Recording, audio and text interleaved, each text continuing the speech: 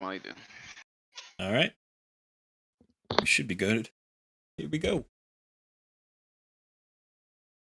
There's always that 10-second delay or whatever when the stream has to catch up and let me know that it's actually working. So good morning, everybody. Good morning, son. Good morning. Good morning. How you doing? And it is another beautiful, fantastic Florida day. Yeah, and the amazing thing, and one of your many talents is that you say that like all the time, and there's no trace of irony at all. Yeah. I mean, woke up for another day. That means it's a beautiful day. Can't complain. It's a good attitude. I'm happy. I'm happy to be here. Ooh, who's barking? Yeah, so we got my sisters. They both went to, I believe they're going to like Halloween Horror Nights out in Orlando. But so we're watching one of the extra dogs. Gotcha. He's a little guy. Yeah, well, I guess he's extra. He's an extra one for me. Yeah. Yeah. Maybe not extra for her, but right. But yeah, he's one of those little tiny little guys. More bark than bite. That's for sure. All right. Well, we love ourselves some puppers. Oh yeah, they're good people. All right. So NOOB versus Pro. It was a big week this week. Lots of moves happening. Lots of big things happening. So we'll get into your account when you're ready. I'll start off with mine. So yeah, first of all, a lot of stuff going on this week. We had the drop of the permanent fusion, Lady Mikage, and cool champion. You should check her out if you haven't already. Very cool kit. I like the design, the little transform mechanic. Even the animation here in the index is pretty cool. But yeah, this is a great addition to the game, I think. But unfortunately, I think the fusion is going to be a little bit tricky. It's not that it's bad. It's in keeping with what we've already seen. So for instance, you look at the Raz and Scarhide fusion, which I have here on my new account still. You have 16 rares that you have to collect, fuse those into the 4 epics. The 4 epics you have to bring up to level 50, and you can fuse Razin. And you can shortcut some of the rares by collecting the epics directly. Like if you get lucky and you just happen to pull one of the epics, like I did, I happen to pull Blood Feather here, whatever her name is, then, you can potentially bypass some of the time and effort it takes to collect all of the rares.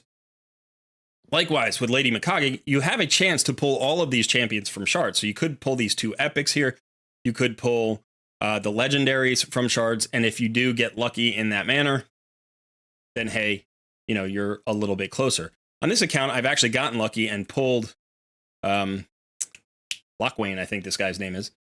So I pulled one of the epics. But, when we're looking at it, this is a long haul for most champions. For most champions. I call players champions sometimes. You're all a bunch of champions in my eyes. That's what it is. You really are. Wow, did you just call us NPCs? Jesus. No, I just, for whatever bunch reason, of bots running around. You know what I think it stems from, actually? You hit the clan boss and give me damage numbers. I like. Do you remember how back in the day, like in League would talk to you and call you Summoner? Like your champions would call you Summoner. Yeah. Do you know what I mean? So it's like you have like a job title or description in these. And I think the first gacha game I ever played was Summoner's War or Summoner Wars. I always forget which one it is. Summoner's War or Summoner Wars. Summoner's War, I think. And they do the same thing there. They would call you Summoner. So it's just like in my head, like we have a title. I'm like, you guys are a bunch of champions. But yeah, it's not champions. Obviously, it's players. For some players, I think this is going to happen very quickly. And for other players, it's going to take forever, just like Razin. I don't think... I mean, it's going to be slower than Razin on average, right? Because we have to collect more epics. So it will be slower than Razin on average. And Razin, I think probably, a fast Razin would be like 3 or 4 months, and a slow Razin would be somewhere around a year. With most people probably pulling him somewhere in the 6 to 9 month range. That would be my guess. And that's just based on my experience. I've fused Razin maybe 4 times. I've talked to other players who've used Razin. People give me feedback about their Razin pursuits and whether they've done it or not. I know some players are 2 years in and don't have Razin because they just never pulled a particular rare or whatever. Or maybe they weren't focused on it for the first 4 months. And so they pulled the rare, but they used them. And then now they realize, oh, there's a Razin fusion. And so they're stuck trying to wait for the next rare. Obviously, there are some void rares here. The good news is I do think this is the best possible use of Amarantine Skeleton that's ever been put into the game. He's an awful champion. But yeah, so, you need 4 void rares. And some people, probably think, and this makes sense. Some people probably think it'll be harder to get the void rares than the regular rares, but that's not actually true. I think it's going to be easier to get the void rares than it is to get the non-void. Because there are only like 40 void rares in the game, and there are like 160 non-void rares in the game. Something like that. I mean, my numbers might be off. Somebody can go and check that, but there are 3 or 4 times, maybe 5 times as many non-void rares as there are void rares. So even though you get 3 times as many ancient shards as void shards, there are 4 times or 5 times as many champions. So I think realistically, you might fuse Weregrin Suncursed as the first champion in this whole fusion. So yeah, that's a little bit, I don't know that I care so much about the void rares. But then we also have the chance of pulling Weregrin just directly from a shard. There aren't that many void epics, so you could pull him directly from a shard.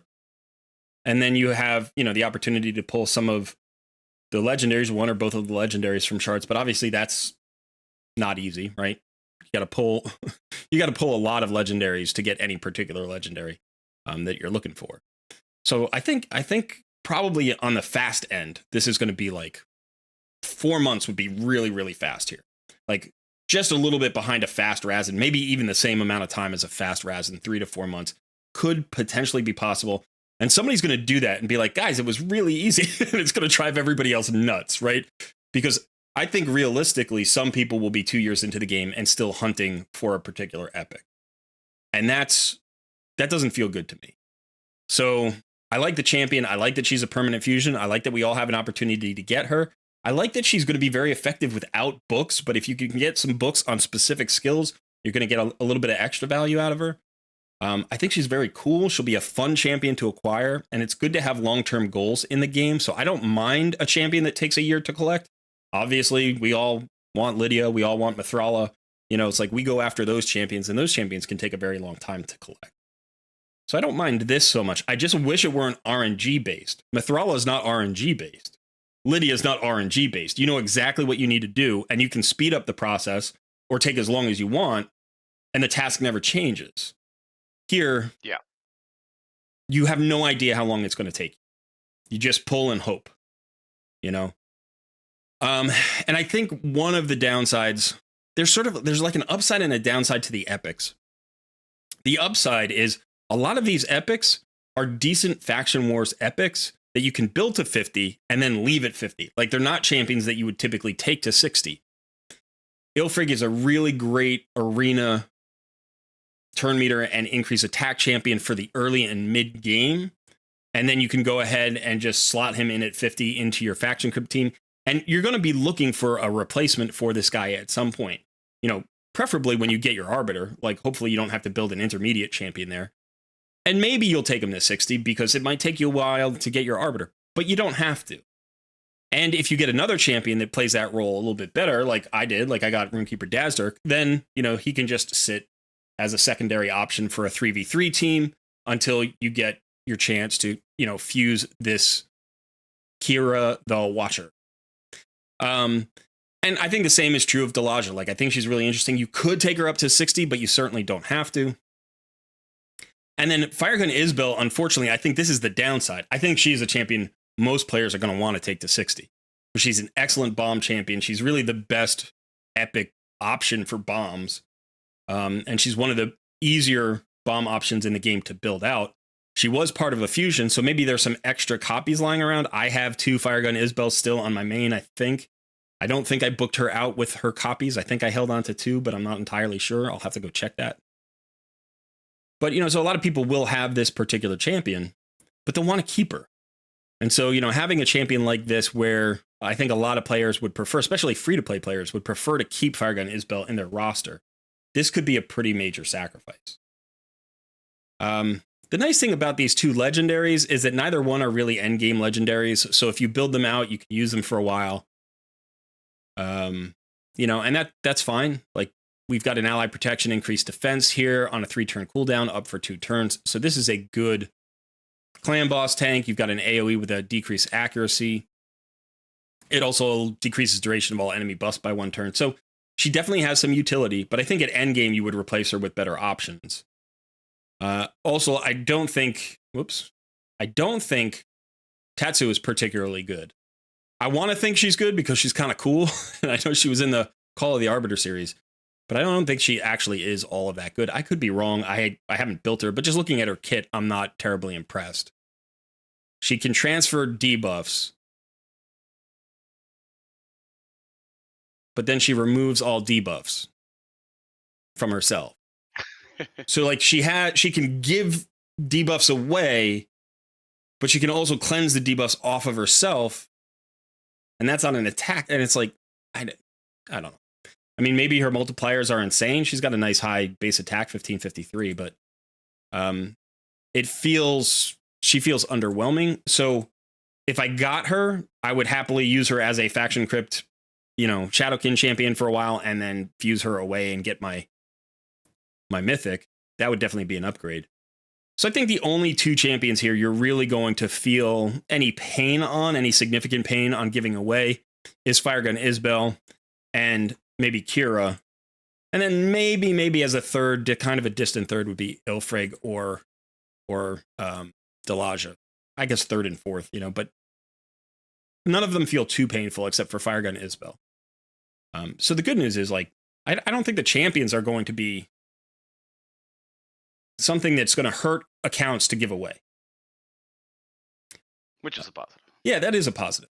And I also like the idea, and this is important, if you haven't watched my video on Lady Mikage, you need to know this. All of these champions can only be fused once. You cannot use this as a permanent fusion the way you can use Raz and Scarhide to constantly make epics and get champion chase points. You can't do that. As soon as you make any of these champions, any of these 4 champions, as soon as you make them once, that fusion part is done and you can't repeat it. So be aware of that. So once you get these 4 champions, unless you really want these 4 champions instead of Lady Mikage, it would make sense to go ahead and get the mythic. So yeah, I'm a quarter of the way there. I'm 50 days in or whatever it is, 55 days in, and I'm a quarter of the way there, just over a quarter, because I have 1 extra epic. So I don't know what's going to happen on this account. I don't expect to get her in the first 6 months for sure, and I don't know if I'm going to play this account much longer than that. So we'll have to see. On my main account, I am 2 champions away. I think 2 or 3 champions away. All right. So yeah, let's go say hi to everybody. Let's see what's going on. Ephemeral, hello. Kieran, hello. Kate, welcome back. Team Sun in the house. Kate, you say that every time. Yeah. She's a member of the Colred Plays Discord community. She's in a Colred Plays clan, but she always shouts out Team Sun. I don't know how I feel about that. I feel like I've created a monster. Kate is in my clan. I know she is. Team And that's Sun. great. And you know what? I'm happy for her. And I'm happy for you. That's great. But I'm just saying, I got good people backing me up, all right? Well, it'd be nice if your good people were, shouting me out every once in a while. No, that's all right. That's awesome. Midi, hello. Tulsi, welcome. Shooter90, hi guys. Icky Ray, Siloth, Alex, welcome back, everyone. Dark the Enigma, hello. Godazord, hello, welcome back. Great Dane is here. Shikarian is here. Good afternoon. Wait, who's going to run the clan if you stop? Nobody's going to run the clan. The clan runs itself. No, of course. In 6 months, if I stop playing, who would run the clan? Well, I have other accounts. So I would either start a new account, probably start a new account at some point. Or I would take my main account and move it over. Because right now, my main account is not in a Colred Plays clan. It's in a clan that I've been in for like a year, probably. And there are a bunch of really good guys over there. I enjoy the conversations we have, although it's a semi-social clan. It's not overwhelming. Sometimes clans are like, hey, you haven't talked in an hour, please chat. And it's like, I'm doing 19 things at once. So, but they're definitely friendly. And if you want to reach out, you want to talk about builds and stuff like that, they're there for that. And yeah, they've got a Discord. It's not super active, but then again, I'm not super active in the Discord. I don't have a lot of time to be active in another Discord. So at some point, I will probably move my main over from there to a Colred Plays clan, which would make sense. Demeril says, Colred, we like you. Thank you. I like you guys too. Packard, hello, welcome. All right.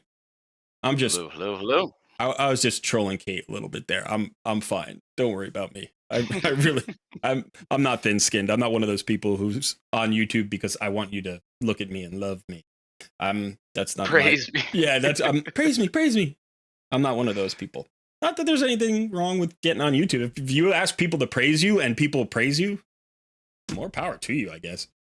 Yeah, so just to note here, my BlueStacks broke and I can't fix it. I've updated my drivers, I've updated my Windows, I've updated BlueStacks, and it won't let me into my raid accounts. So potentially I'm losing several raid accounts, which is a little bit disappointing. They're not really important accounts, but they do have like several hundred gems that I could use, which would be nice, like in my clan stuff. Like I was thinking about this. I was going to bring over an account to like make a bunch of insignias and just mess around with the insignias. You know what I mean? Like every time I wanted a new insignia, I could just spend the gems from one of my other accounts. But I guess I won't be able to do that with these accounts. So I'm losing about like 5 accounts maybe. Unless I can figure out how to fix BlueStacks. If anybody's come across this, it says BlueStacks will not load. That's basically what it says. And I've tried everything that I've seen online other than, reinstalling BlueStacks because I don't want to lose access to all these accounts, which I haven't necessarily all linked to Plarium. But anyway, how you doing, son? Are you back? Yeah, I'm here. All right, let's get you up on stream. I'm just multitasking a little bit. All right, let me get your. Let's see. Let's get everybody. They've come to see you, so we want them to see you. There we go. There he is. There's our sunshine. All right. It is me. Welcome. Another beautiful day. Another beautiful day in sunny Florida. I have arrived. Yeah, all right. So I hinted at this at the top of the stream, but we've had a lot of things going on in our accounts this week. We've made a lot of moves. We've pushed a lot of boundaries. So why don't I run through my account and then we'll take a look at yours. Or we can do it simultaneously. I guess we'll just talk through it. So the big move for me this week has been in the Arbiter missions. Let's see. I might have to. I just brought you on screen. I'm gonna have to take you right off screen. Sorry about that. So I'm up to 235 here. Are you on 235 as well? Yes. If that is the spider missions. Yes. Yeah. So I have caught you in Arbiter missions, which I did not expect to happen. I thought you were like 10 days ahead of me, but you got bogged down here on these clear stage 14 missions, didn't you? Yeah. Specifically just the spider one. Everything else is going to be an easy breeze, easy walk. But I just couldn't get past that one. And I think, I think you sat on this mission for quite a while, didn't you? It's been a week or two. Yeah, because I know that for the last couple of weeks, you've been focused hard on all of these champion training events and tournaments. The way Plarium is now putting out champion training events is literally they're bumping them up right against each other. So you have a champion training tournament, I think, going on right now. And literally, this is like the 5th or something back-to-back-to-back champion training tournament or event that's been up. I don't think there's been a gap since the previous fusion before the previous CVC. So we just had a CVC end. The CVC before that, there was a fusion before that.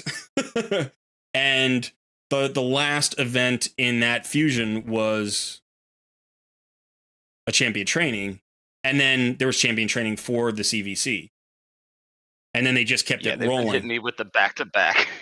Yeah, so it's been like 3 weeks since we haven't had a champion training up continuously. Maybe there's been a gap of a few hours and I've missed it, but I feel like one ends and the next one starts in the exact same minute. And so you've been going after these pretty hard, haven't you? Yeah, I've hit every single one. Yeah. And I've generally speaking, I'm in the top 3 or I win.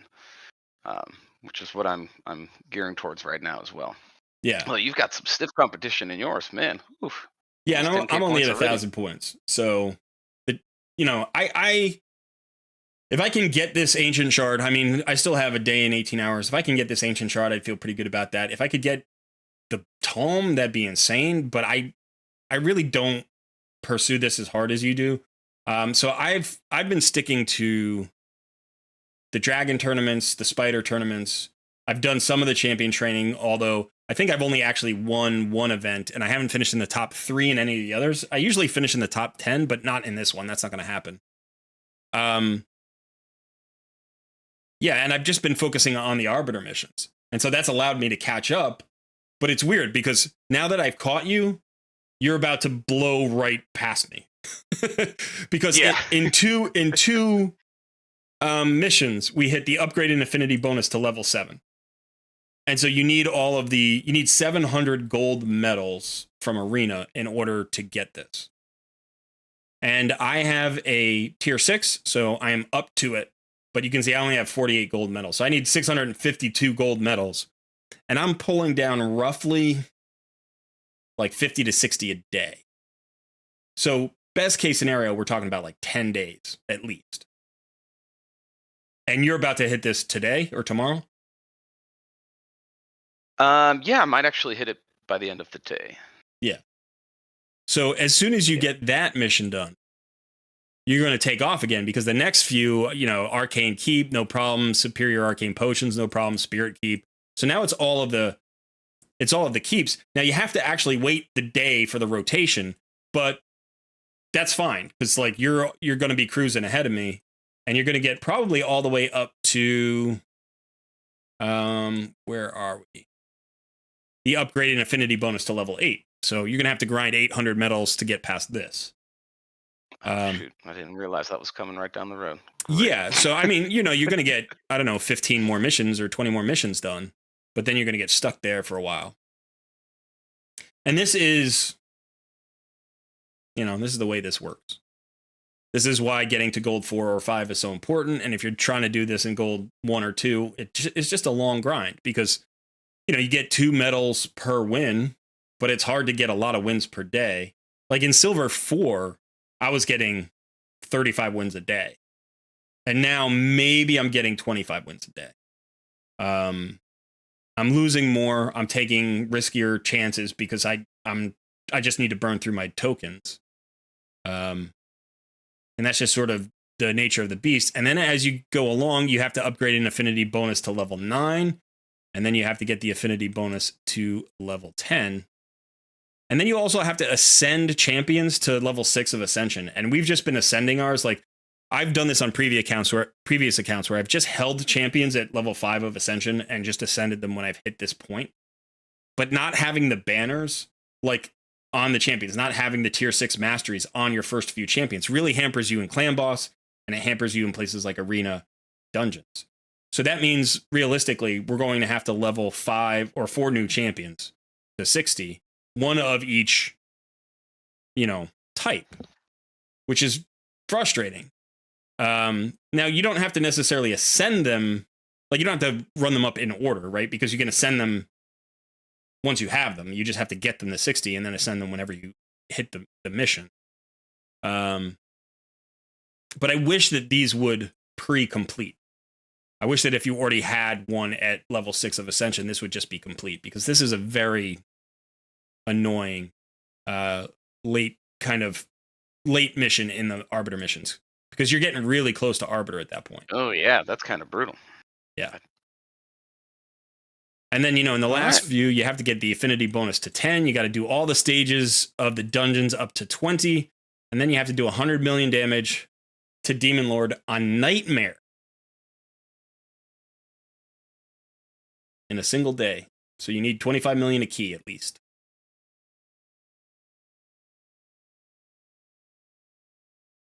So that's going to be tricky. Yeah, that's going to be a big play. I think I'm still a little bit of a ways out from that one. Yeah, and that's fine. We shouldn't be there yet. Do you know what I mean? Like, we're 55 days in on average. I think, like I said, this probably takes 150 to 200 days, somewhere in there. I'd be really happy. My goal is to try to do it in like 100 to 120 days. That's my window, because that's pretty fast for me. So I'd like to see that happen. But I don't know if that'll happen. The medals for the Great Hall are one of the bottlenecks, and then all of the 6 stars that you have to get, that's another bottleneck, and then the level 20 dungeons, that's the third bottleneck. The actual Nightmare clan boss, the very last one, usually, if you have to, you can just save up gems, buy extra keys. So if you can do 18 million or something, you just buy 3 extra keys that day, and you complete it. Now, it sucks that you have to do that, but that is a potential thing that you can do. So that's less of a bottleneck. It's just expensive. Yeah. And getting Arbiter is worth the 400, or 500 gems you would spend on the extra keys. It absolutely is. So, if you're not quite there with your damage numbers on Nightmare, you spend the gems. That's just the way it works. But I think we still have at least, a month and a half before we're looking at those endgame missions. And honestly, if you can clear the stage 20, like Spider, and the stage 20 Fire Knight, like if you can clear those, you probably have champions that can do 20 million damage on your clan boss.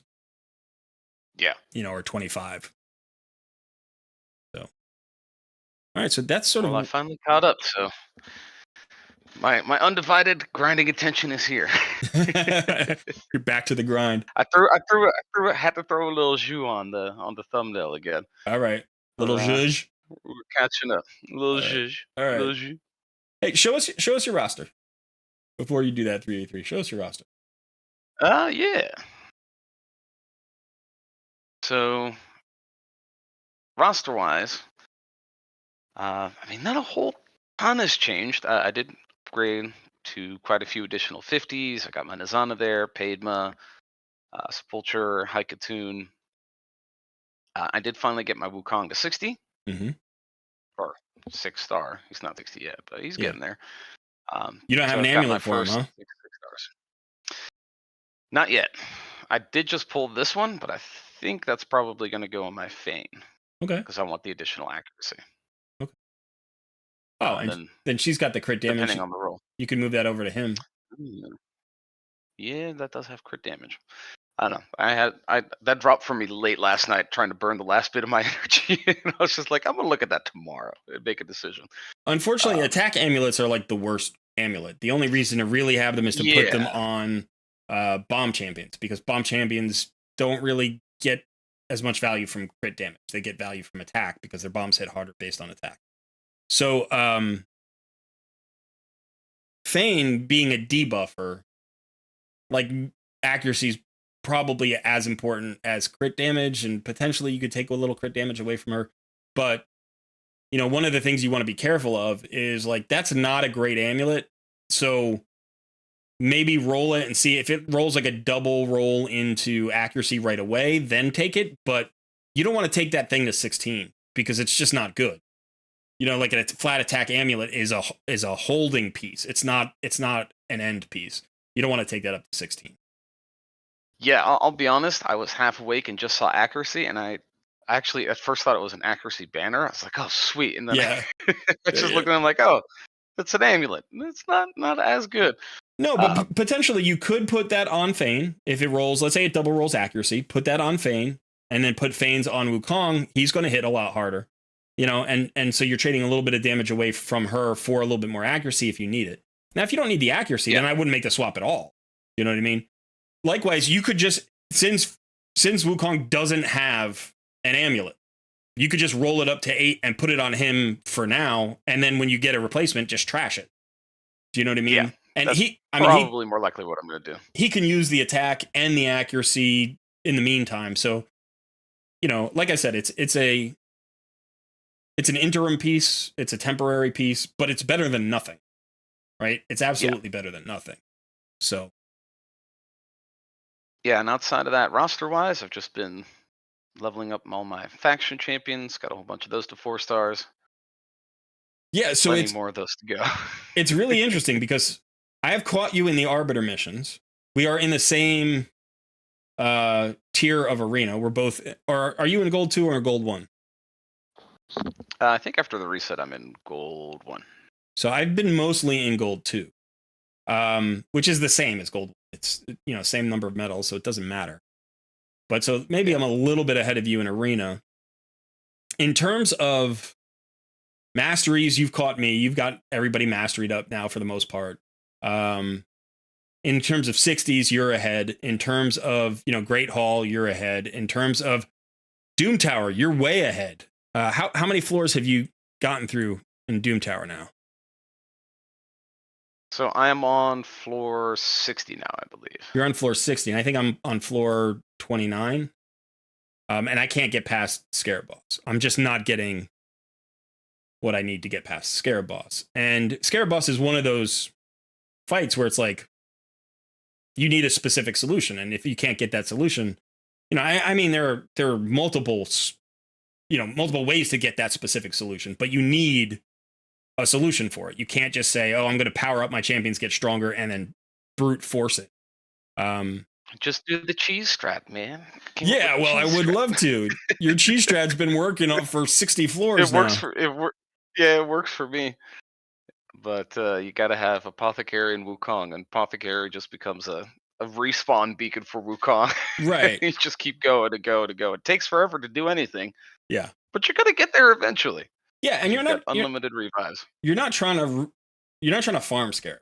You're just trying to push past him to get to the other resources.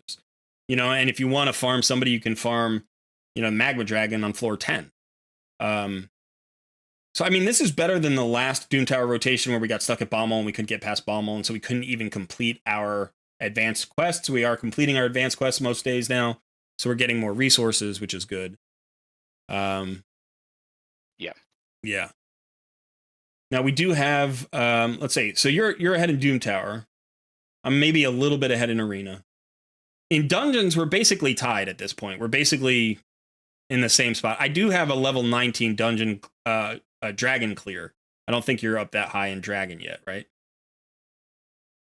No, I believe I'm on 16 or 17. Yeah, so... But I haven't pushed those in quite a while, so... Yeah, and it's pretty close. It's close enough that it's not a major difference. Once I get stage 20 cleared of dragon, that's going to be a big moment, because that's where you can farm... You stop getting 4-star pieces. So you can just farm 5 and 6-star gear there. So that's really big getting to stage 20. Yeah, so I'm trying to think of where else. In faction crypts, you're definitely ahead of me. Although my furthest factions are further ahead than yours. You've got everybody going at this point. Pretty much all of your factions have some 40s at this point, right? Yeah, every single one. Yeah. So that's a nice advantage. And that's going to be just getting you more and more gear and more silver. Yeah, so it's really interesting. It's interesting to see, you know, where the differences are. Your account is 3 levels ahead of mine because you're doing so much champion training. And if you don't know this, basically what happens is you get the most account experience for campaign. I don't know why. I don't know why that's true. But when you're getting account experience, like running campaign is where you want to do it. So if you ever run in a referral account for yourself, like a self-referral account, you're just trying to get those resources. If you want to get to 50 as fast as possible, just get a 6-star champion that can farm 12-3 brutal and farm it with all of your energy every day. That's all you need to do.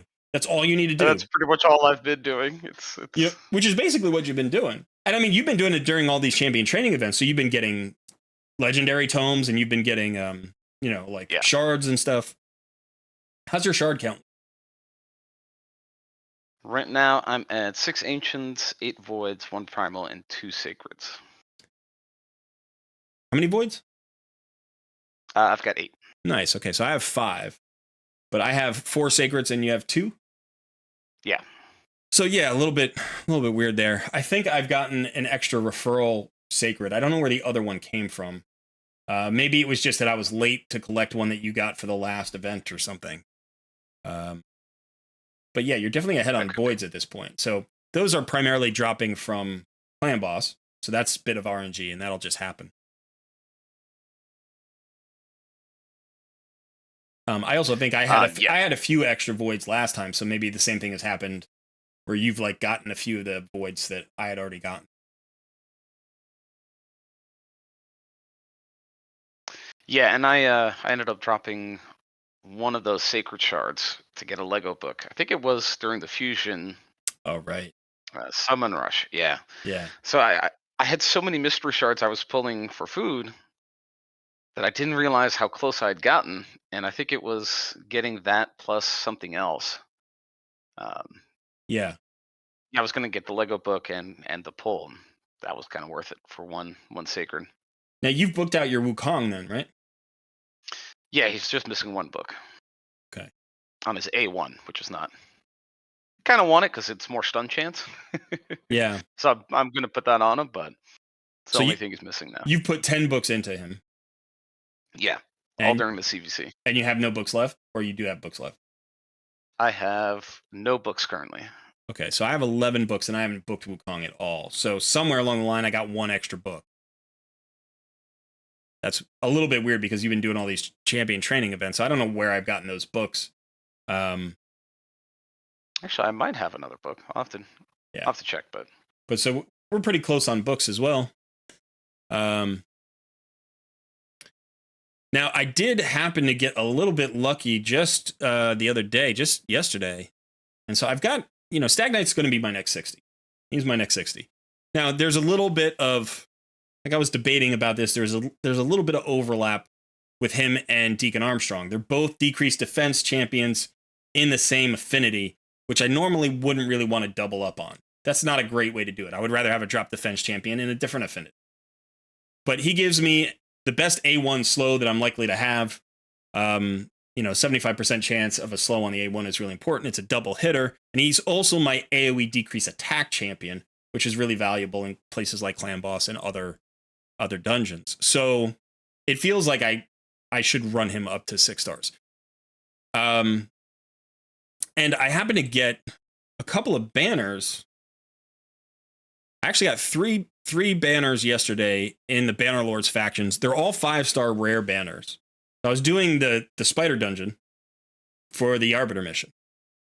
Yeah, I got a resistance banner with attack and speed. I got an accuracy banner with HP and HP, and then I got an accuracy banner with speed and defense. So this one here looks really perfect for Stag Knight, but the one with attack and speed with the resistance could also be good for him. I mean, I would prefer to have the additional accuracy rather than the additional resistance.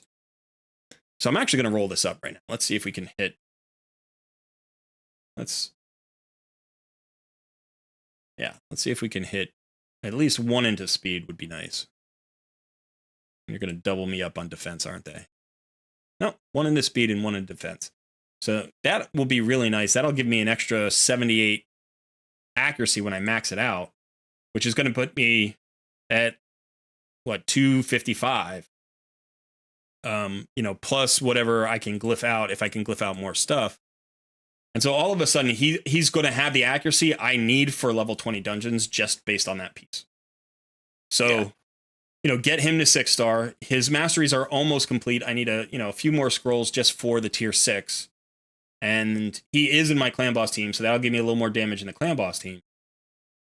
But then it'll also give me, better reliability on his debuffs. So that feels really good. And then I don't have any plans to take anybody else up to 6-star at the moment. So we do have the Sacred Shard event coming in 6 days. So hopefully I'll get him to 6 stars. Probably it's going to take me about 2 days from where I am right now. I have all my 4-star food, or not 4-star food. What I should say is I have all my level 40s that would turn into 5-star food. So itinerant here is a level 40. He's going to be a 5-star chicken. Here's a 5-star chicken. 1, 2, 3, 4, 5. So I just need to get Fury Stoker up to 3 more levels, and then so those are my 5-star chickens. But I need all the 40s to turn them into 5-star chickens. So I don't have that many. I have just these 3 right now. So I need to run up a bunch of 30s, a bunch of 3 stars to 30, and then convert them. And that should probably take me about 2 days. So it's good that there's a champion training event going on. And that'll get me my next 6-star. And then at that point, it becomes kind of interesting. Because with only 4 sacreds, I might not hit. Let's see. Yeah. With only 2 sacreds, I might not hit. I mean, we'll get epics. We're guaranteed to get epics. But we might we might both miss again.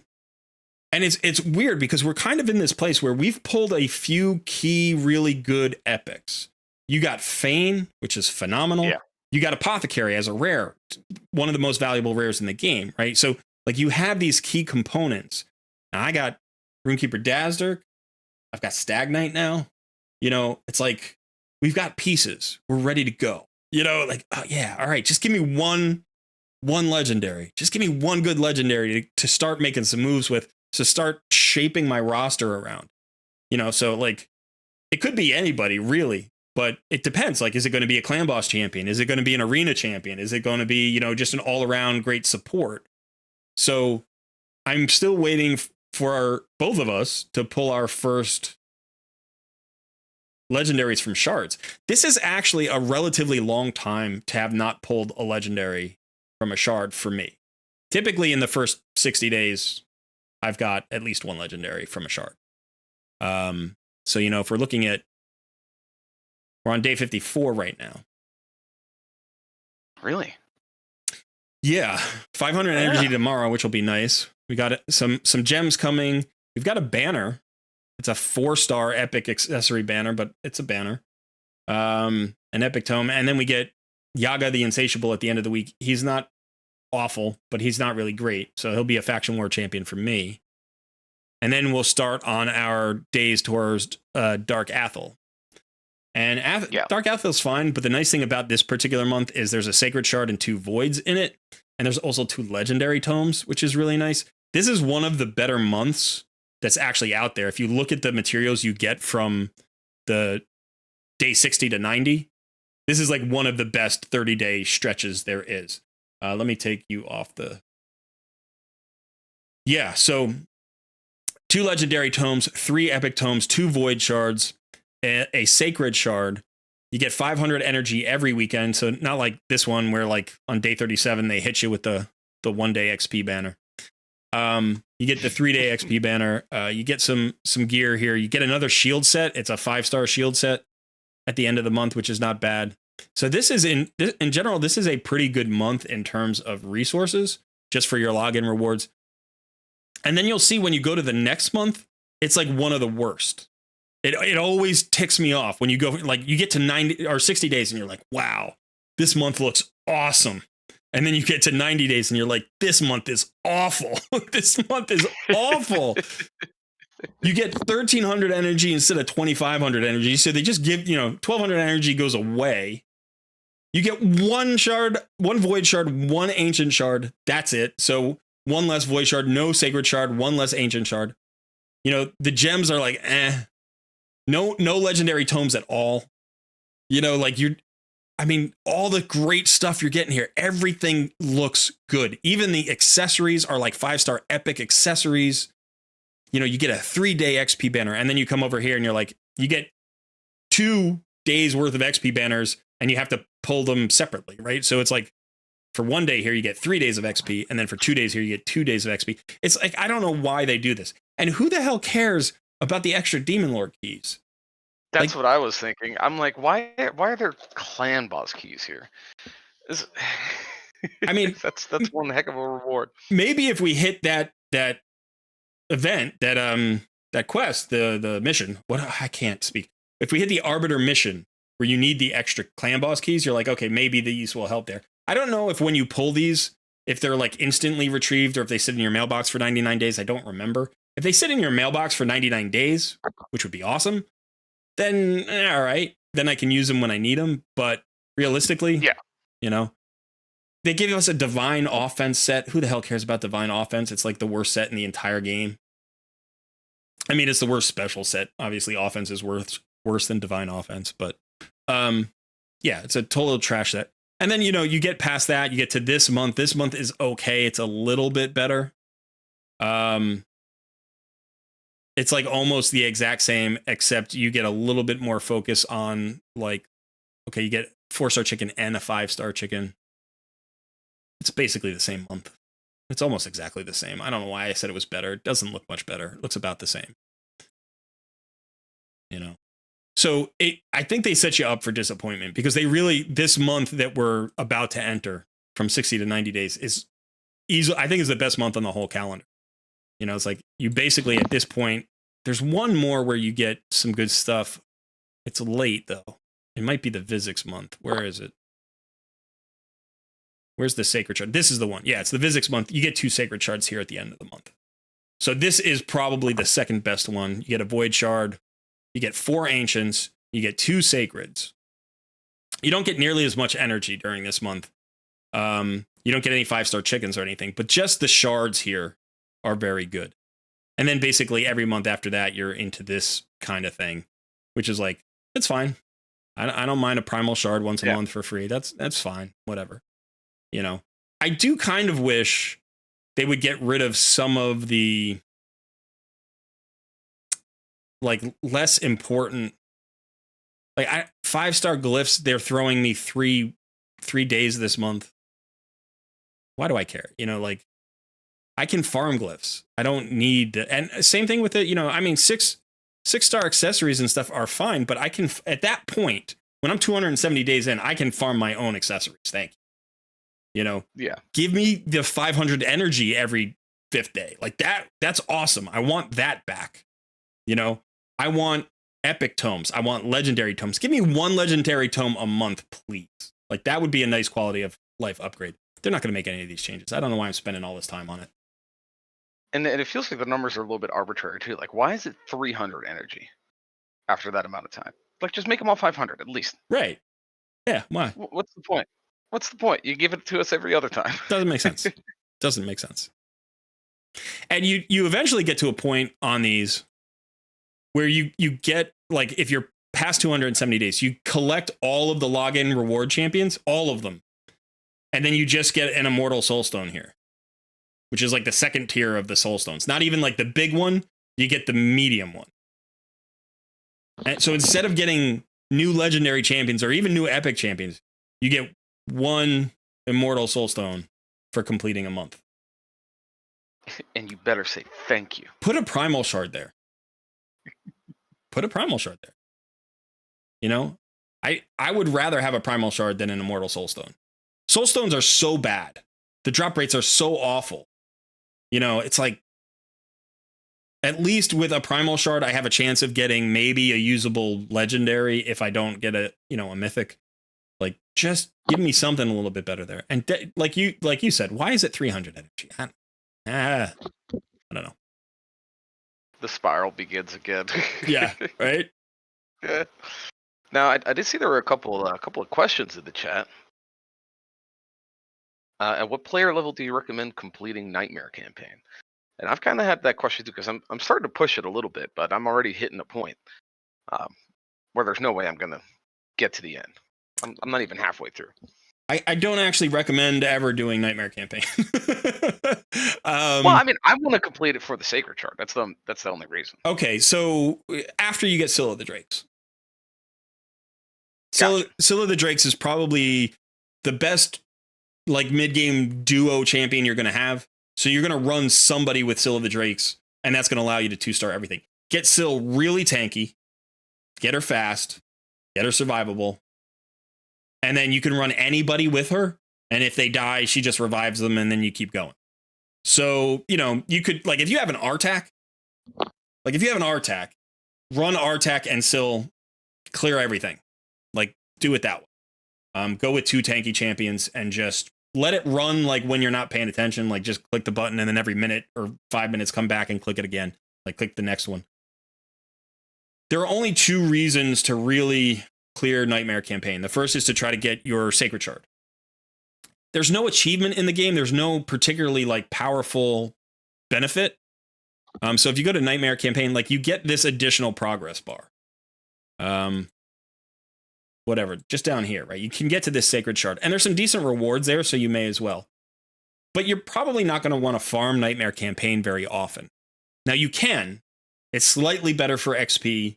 It's actually not slightly. It's a decent step up in terms of XP efficiency per energy if you can farm like 12-3 Nightmare. So if you're trying to level up food champions, this is a very efficient place to do it. But you would only do it during a champion training event because you lose silver. You get less silver in Nightmare than you get in Brutal.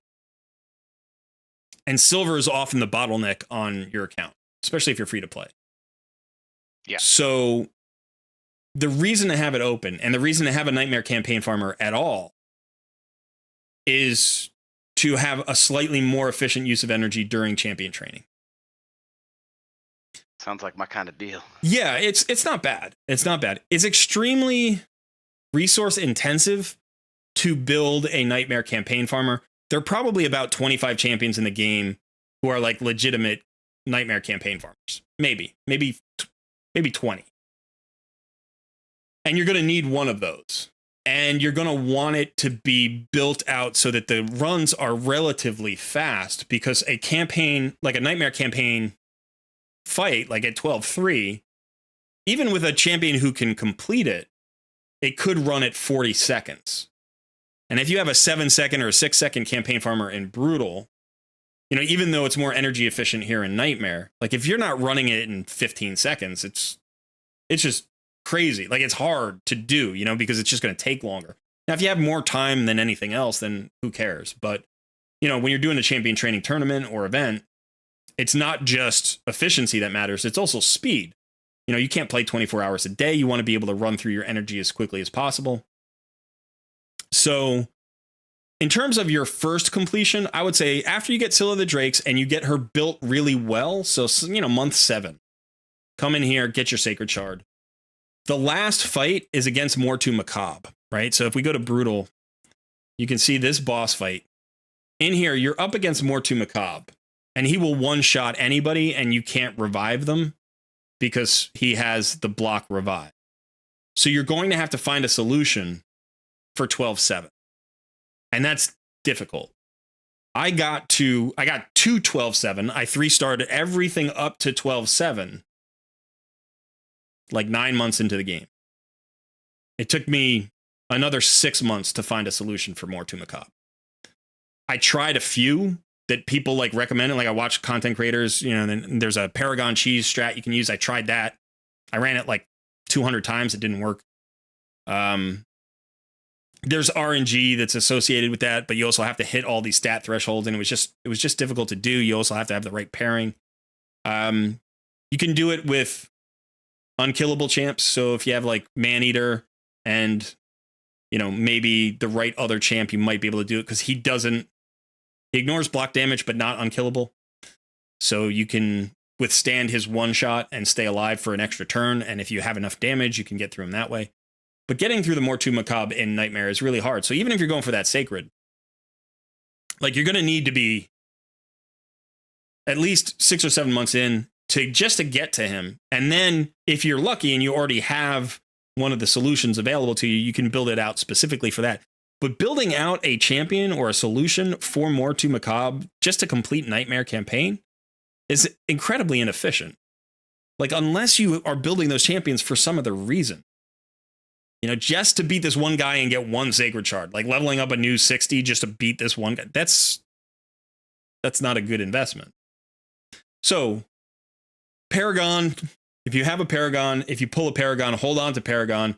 He's the cheese strat here, and he's probably the most accessible strat here, and you don't have to run him up to 60. You can do it at level 40 with him. So a Paragon at level 40 paired with the right champion will get you through more to Macabre. Otherwise, you know. Good luck, have fun.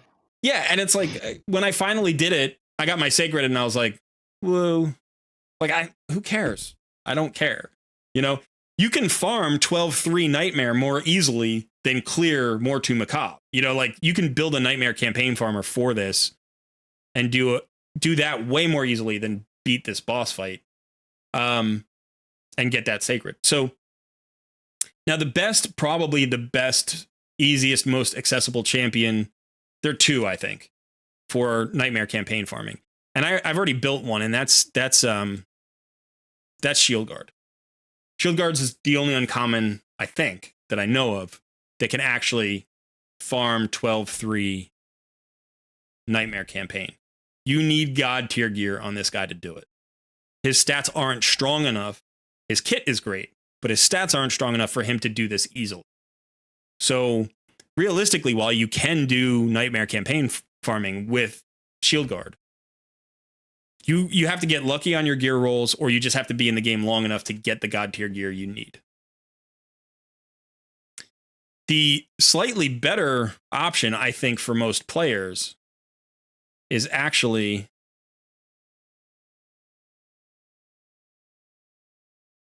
Skullcrown.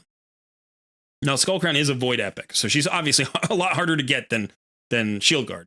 Everybody gets a Shield Guard. Not everybody gets a Skullcrown in a time frame where it makes sense. Like, you might wait a year and a half before you pull your Skullcrown. But if you pull the Skullcrown, the great thing about Skullcrown is she's so versatile, you can use her in so many different places. And you can potentially get her as your Nightmare campaign farmer in a build that works for her in Doom Tower or in Arena. So if you have her built for Arena, or if you have her built for Doom Tower or Wave content, that build might be enough or close enough that you could tweak it and make her your Nightmare campaign farmer. And she can clear Nightmare campaign in like 12 seconds if you have her built strong enough. If you don't have her built super strong, she clears it in like 20 seconds. So she's fast.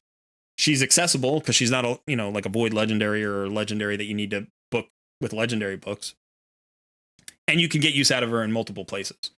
So I'm pretty close, actually, on my main account. I have her in a stun set with a perception set, and she's not hitting quite hard enough to one-shot the waves. Or she actually two-shots. She's fast enough to go twice, but she doesn't quite two-shot the second wave, I think it is, or the third wave. And so she ends up dying some of the time. And the clear for me is slower. It's like 25 or 26 seconds, something like that. So I need another 500 attack on her, I think, and maybe like 15% crit damage. And if I can do that, if I can find an upgrade to her that allow that, or maybe ignore defense, maybe if I could get take her out of the sunset, put her in a savage set, I'm sure she could clear it then. That'd be easy. But I like her in a stun set. So that's sort of my debate. But I think that's a great champion for people that do Nightmare campaign. That was like a 10-minute answer to a 5-second question. Yeah. All right. I'm going to try to complete this mission and actually clear stage 14 of the spider. I got frustrated because I cleared the first 4 attempts fine, and then I lost back-to-back attempts. So attempt 5 and 6 failed. So I went back and I upgraded some gear on Jamarsa and on I re-glyphed Athel. I couldn't upgrade any of her gear, but I got her 4 extra speed and an extra 100% attack, or not 100% attack, an extra 100 flat attack. I got her a little bit of HP. I got her an extra 800 HP. I didn't want to die again. And so far it's actually worked.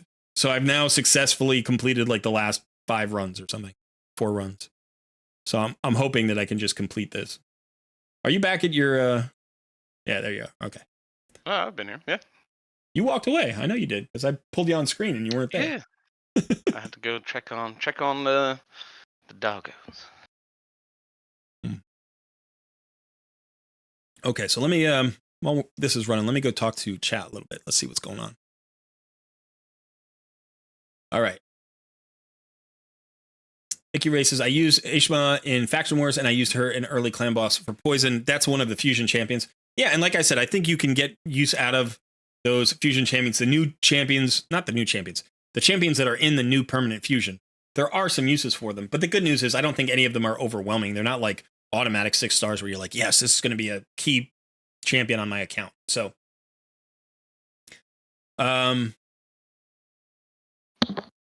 Shukarian says, I had trouble with BlueStacks after updating a while back. Are you running as administrator? I have to.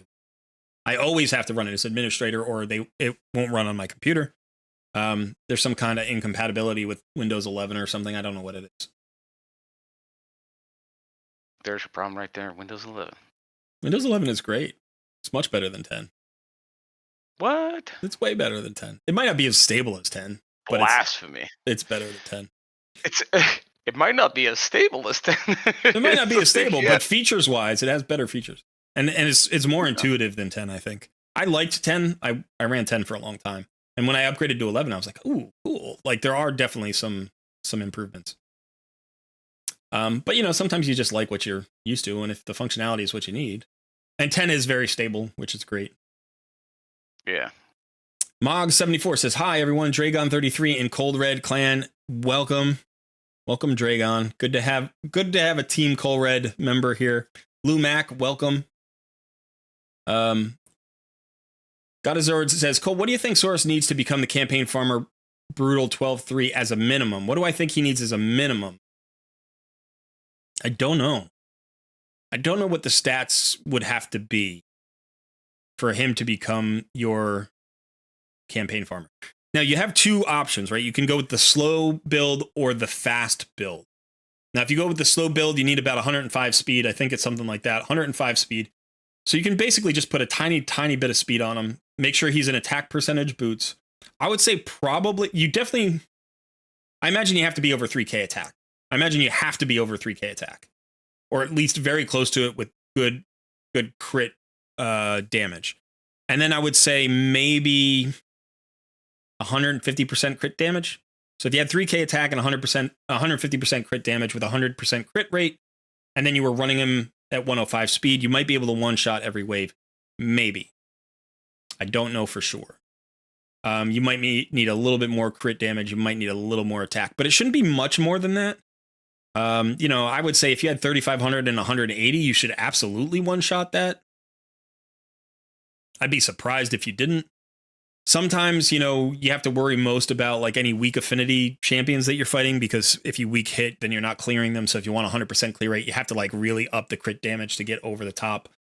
So yeah, I would say shoot for 3k attack, 150% crit damage. That should be enough. You might even be able to get away with a little bit less than that. I'm not 100% sure, but that feels like around the right area for me. Okay. We've had 5 champ trainings in a row, Crashdown says. Yes, we have. And I've done every last one of them. Syloth is going for the top 2 for that legendary tome. That is good. If you're going to do champion training seriously, if you're really going to dive into it, it's one of the best places to get legendary tomes. Because as far as I know, almost every time, either the top reward or the reward just below that, whether it's an event or a tournament, is a legendary tome. So champion training is where you can get the most legendary tomes outside of, or like consistently have available to you. I don't know that you can get them because sometimes the point totals are ridiculously high.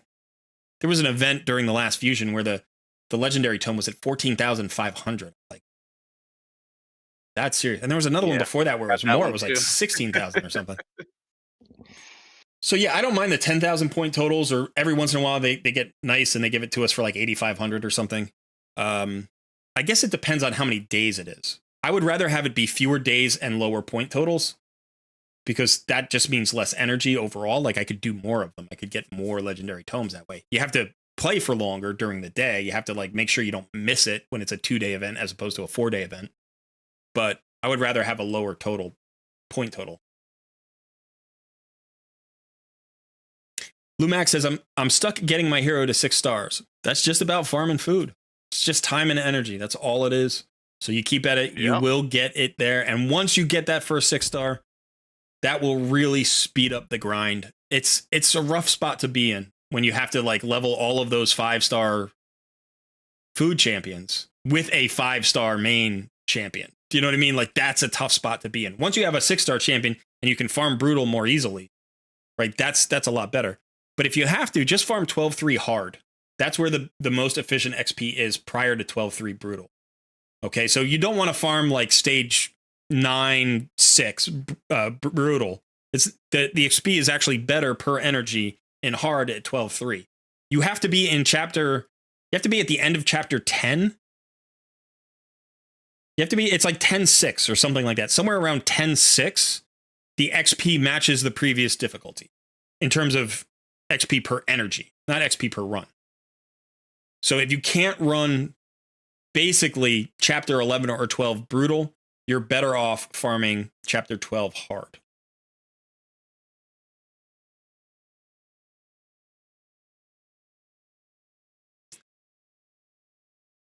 Yeah, getting your 6-star is just a matter of putting in the time.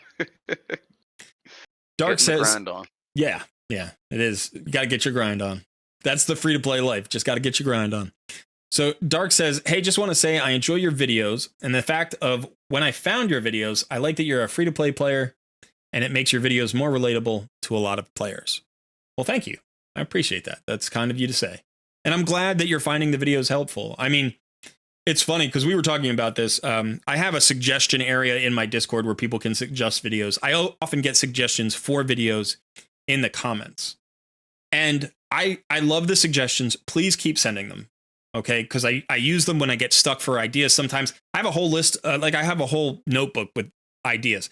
But some days, some of those ideas feel stale to me, or they just don't feel right for the moment, or I'm just looking for inspiration, something that's a little bit more interesting.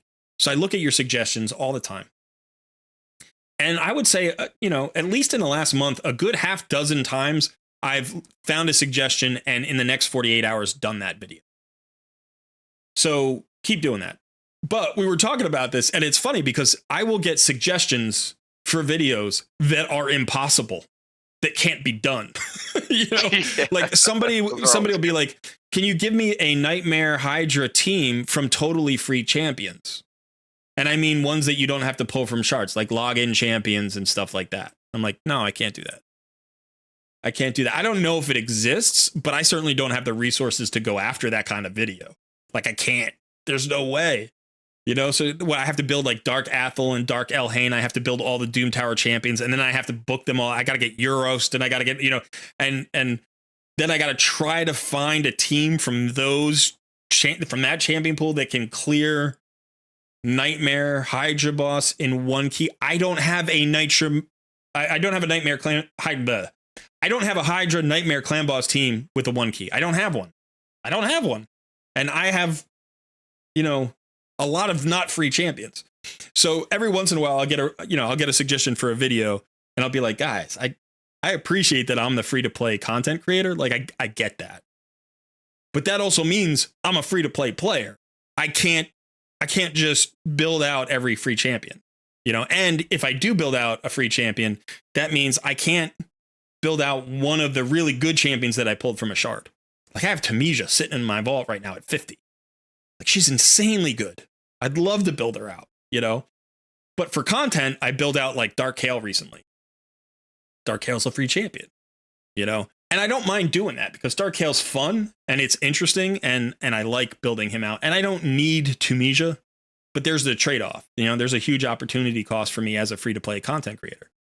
So sometimes if you suggest a video and I'm like, you never hear back from me, or I don't do that video for a while, it may just be that the state of my account is such that I can't effectively do what you have asked for. It's not that it can't be done. Like sometimes it could be done. Like forget that Hydra example. Like somebody might just say, can you build a team for every dungeon, like the 4 gear dungeons that is only free champions, and let's say, before Scylla the Drakes, before you get Scylla the Drakes. Like, yeah. Can you do stage 20 of every dungeon with free champions before you get Scylla the Drakes? And I bet you could. I bet you somebody could. but it would require me to go back and build a lot of free champions that I skipped over because I got better options. I had legendaries that I pulled from shards that I built instead. You know, so it's like, could I do it with an apothecary and a high Katoon and like the right damage dealers and maybe others? Maybe. And maybe I'd get stuck on like Spider, you know, because that's tricky. But I was thinking, you know, I could build up Selenia. I could try her out. She might be a Spider solution. It'd be a little bit risky. I think it'd probably be pretty high RNG. And she's cheap and she's just a rare void. She's not technically free. You still have to pull her from a shard. But investing in that champion just to try it and then potentially fail on it would be awful for my account. Yeah, that would be awful. Go through all the trouble and then it just doesn't work and you can't get it to work. Yeah, and even less than like, or even more than the 6-star, like, you know, booking her out, whatever, she's a rare, and 6-starring her, that's not the big investment. It's the 40 or 50 million silver that I'd have to like put into gearing that team. Maybe 100 million silver I'd have to put into gearing that team, you know, depending on the other champions and where their gear is. And so it's like, I could maybe build out the champions. I could probably book a few extra champions if I had to. But so, and Dark, I know you're not saying this. You weren't like, hey, you know, make these other videos. But I'm just letting you know that like from a free to play standpoint, there's actually a free to play consideration in my content for me. Like, what content can I reasonably do with the roster I already have, or with a relatively modest investment of the resources? And I don't mind investing resources. I've built probably 5 of my last 6-star champions I built for the channel. Not because they would help me in my account, but because they would help me create content for you guys. And I'm happy doing that. But every time I choose a 6-star champion, I invested in it for, even if I do it for a video, I'm like, well, that's another champion that I can't build for a different video. So like, for instance, I really want to build Islan out. I made a bunch of videos on Strategos Islan. I think he's a phenomenal fusion champion. The community was kind of lukewarm on him. I think that anybody's got him who is in sort of the mid game can use him as a huge like boon to their account and just push progress in a whole lot of places. And I haven't been able to build him yet. You know, and the idea of dropping 12 books or whatever into Islan at this point is like, that's one of the things holding me back. But I've got to mastery him. I've got to level him up. I've got to gear him out. And then I've got to practice with him and then figure out the video, script out the video, shoot the video, edit it, put it out there. Like that's, you know, it's a ton of investment for one day's work. That's all. I'm going to get one video out of Islan. Do you know what I mean? And it's like, it'll be satisfying. It's going to be an Islan channel now. But yeah. What am I going to, you know, it's like, I'm going to give you Strategos Islan week, right? Like on day 1, we're doing solo work. On day 2, doing Spider. We're doing Hydra. Just Spider. Yeah. 30 minutes of just Spider, Strategos Islan.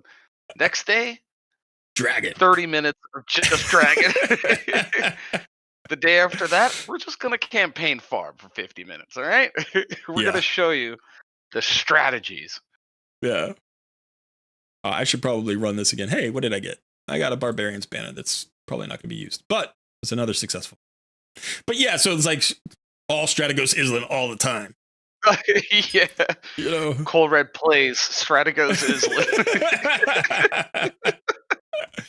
But yeah, so you know, I love the suggestions, and if I can fulfill a suggestion, if I think it's a good suggestion that's going to help the community, I'm happy to do it. And I don't mind investing in it, but I do have that consideration, which is just, you know, part of it. Okay, I noticed a couple of other comments here. Wait, I just lost it.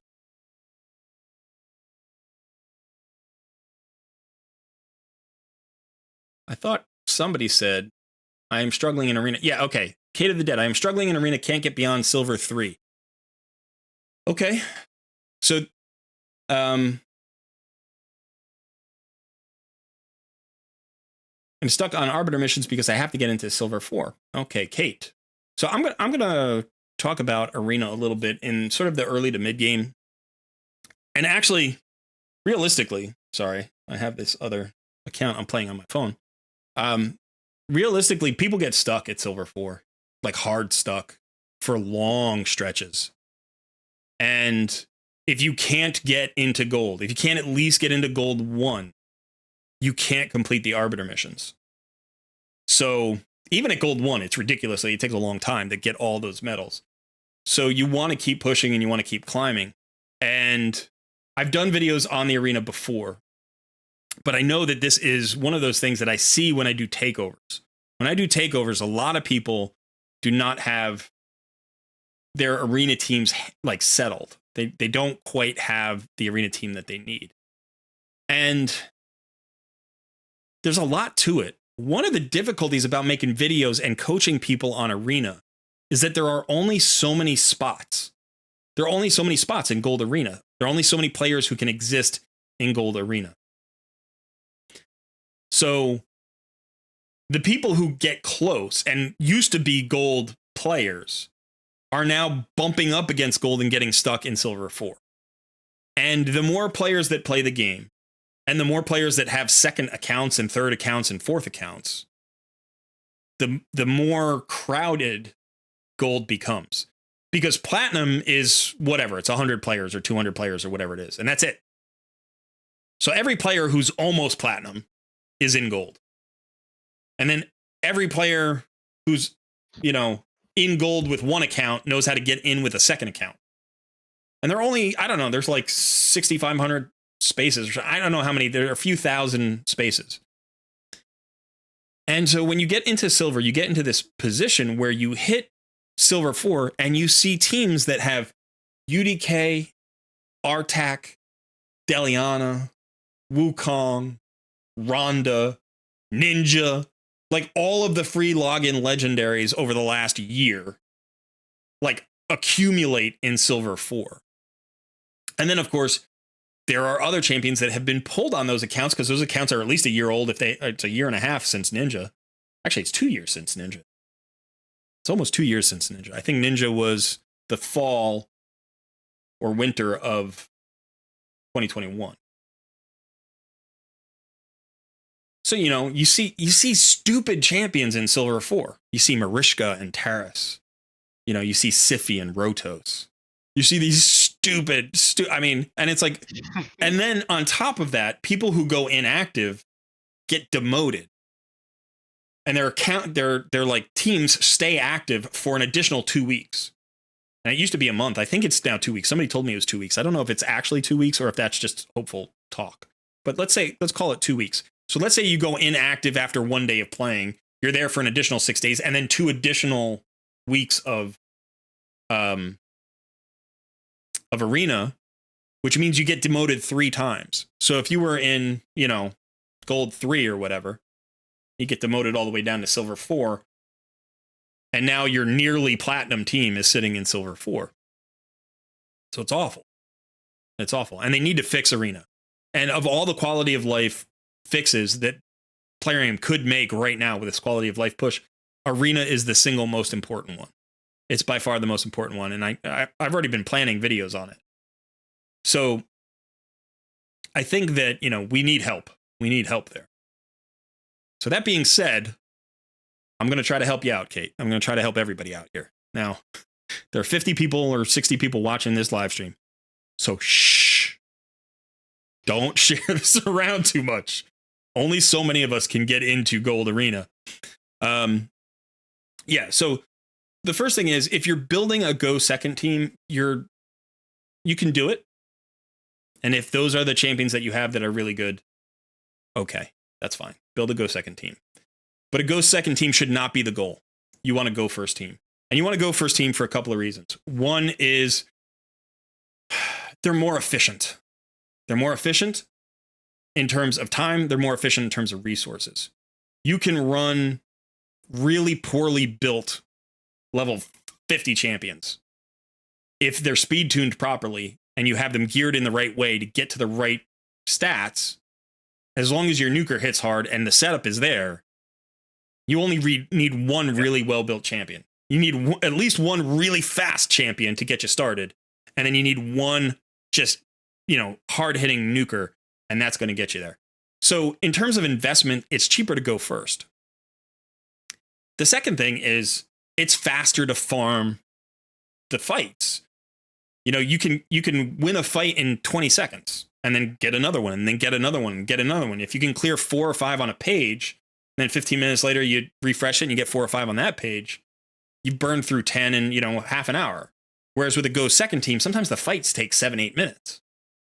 And it's like, sometimes they're faster, sometimes they're 1:30 or 2 minutes. It can also be trickier to predict who a good target is for a Go second team. So I think the learning curve on a Go second team is a little bit trickier. So building a good Go first team is important. And then there are 3 additional steps you should take, especially if you're struggling in high silver. One is you should manual as many fights as you can. Like realistically, you know, the only ones you want to auto are the ones. Yay, I got my spider. The only ones you want to auto are the ones that are free. Let me just go ahead and check all this stuff up. All right, so I'll take you into arena here. All right, this is a good time for me. You're officially ahead of me for the first time. Officially ahead of you where? Oh, on Arbiter missions. Yeah. All right. Woo! The pro doesn't suck completely. All right, that's great. I feel pretty good about that. Yeah. Yeah, I mean, realistically, I'm never going to catch you. Like, I'm just not going to catch you. But it's nice to know that I can catch you somewhere and maybe give you a little push. But yeah, so I'll look, you know, I'll look at this page. Here I am in gold 2. And it doesn't matter. Like, I'm in the same boat that you're probably in silver 3 or 4. Okay. So I'll show you my team. I'm sorry, son, I'm going to have to take you off the screen again. All right, and let's actually move me over there. Okay. So you can yeah, now I'm going to be looking in the wrong direction. But anyway, so this is my team. I'm at 101k power. Okay. Now look at this page. 240, 188, 167, 161, 147. All right, that's almost reasonable. 255, 191, 217. There are arbiters here. These are all four legendary champions, 4 legendaries, 4 legendaries, you know, 3 legendaries, 3 legendaries, 4 legendaries, 4 legendaries. And this is my team. It's a rare 2 epics and a free Wukong who's at 50. So clearly I'm giving away a lot of power. So you take your freebies. Obviously you take your freebies. That's not hard to like understand. Everybody does that. You take your freebies, right? Now, one thing is, like I was saying, you want to manual as many fights as possible. And you need to do that for a bunch of reasons. One is you need to learn about all of the champions and how they operate in arena and how people build. So the more fights you take on and you manual, the more you see the skills and the skill combinations and how they work. And so what you can begin to do is decipher which teams counter your teams most effectively, right? So for instance, I could look at this team and I could say, okay, you know, this might look like a scary team at 167. This is another scary team at 161. Which of these is a better team for me to take on? And I might say to myself, well, Duchess is just too hard to counter, whereas Arbiter is not, especially if she's not the speed lead. Now, this looks to me like a trap. This is now I'm on the wrong side again. Jeez. Okay, so this team here with the Arbiter at 161 looks like a trap to me. Why isn't Arbiter in the lead? Why wouldn't you have Arbiter in the lead? There's got to be a reason. So you're trying to get people who have go first teams to think you don't have a speed lead. So it feels like a trap. And that's another thing. You just, you know, you learn the arena, you learn what people do on defense, you know, and you learn what your champions do, what they get countered by and what they counter. And so you can begin to pick your enemies more wisely. You begin to know the stat, like the power numbers, the team power numbers that are reasonable, which ones are stretches but potentially possible, and then which ones are just outside of your reach, depending on the champions. Because it's possible, for instance, for me to take on a team that has a significantly higher power than I do. I probably don't want to take on this 240. That's bridge too far for me right now. But, potentially I could say, okay, I might want to take on, let's say this team. Let's say I wanted to take on this team at 183K. I don't, but let's say I did. But I might take that 183 team over this 161 team, right? Or this 167 team. So I'm like, this has, 16K more power. They are more powerful. Their team power is higher than this Duchess team. But the Duchess team is scarier for my team. They counter me better than this Demitha team down here at the bottom. And so I'm only going to learn that by fighting all these fights. Another thing that I would suggest is I want to show you my Great Hall stats here. My win rate is 71%, which, by the way, has come up 4% since last week. I'm doing a little bit better this week. I know that sometimes content creators or just people get stuck on the idea of like being good being a matter of your win rate. It's not. The only number that matters here is total wins. That's it. How many wins did you get this week? Because wins turn into medals. Medals turn into Great Hall bonuses. So I don't care if the win rate's 50%. If I could have gotten 75 wins by now based on the number of tokens that I had, and I had a lower win rate, that still would have been better, right? The win rate's about ego. The number of wins is about farming medals. So if I look in my, mailbox here, I've got this stack of 10 tokens that's going to run out in 3 hours and 4 minutes. I need to get that done. I'm going to pick up another 10 stack here that I'm going to have to get done by tomorrow. This is going to be on a 24-hour timer. And then if I go over to my quests, I've got the 5 stack, the half stack here that I still have to get done. And then if I go to my advanced quest, I also have these extra 10 additional tag team tokens plus the 10 tag team tokens I get every day. So I have all of these arena tokens. Now, the tag team's not going to help me with the Great Hall, but it can get me energy, it can get me other resources, right? There's other stuff there. So if I want to go in here and check the tag team arena, go to the bazaar, and you're like, okay, I could get a shard. I just picked up an ancient shard. You can get fragments for a legendary champion. You can get the fusion champions, these rare void champions. You can get a chicken. You can get a 300 energy here. So, these are resources that can help you in other places of the game. And Tag Team Arena is another opportunity to get in there and see more champions and more tag team or more arena battles, because each battle is 3 arena battles. So again, you get in there, you manual them. You can experiment in Tag Team Arena with a bunch of different compositions, which is great because the impact is lesser, right? It's just lessened. Like if you come in here, well, first of all, yeah, okay, I'm going to come in here and crush everything. But if you come in here and you have real battles, you can practice messing around with your different team compositions. Maybe you have 5 or 6 different champions you could rotate in to see which is the best 4 combo group against specific enemies. So it may be that when you are in arena, when you're in the main arena, again, I come up against, this team here, this 183K team, and I might say, well, if I make one swap, if I make one champion swap, I can actually do really well against this team. And I can figure that out in 3v3 arena. So, there's a lot to arena, and a lot of it's about learning what's going to work for you and what's going to work for your roster. But the best thing that you can do, honestly, to just speed up the process is manual as many fights as you can. And then as far as a team is concerned, build a go first team. And it doesn't have to be a crazy powerful team. Look at my go first team. All right there. It's my starter champion. By the way, in speed boots. She's not in attack percentage boots yet. I haven't specialized her for the arena. She is my all-around nuker. All of these champions are in PvE gear.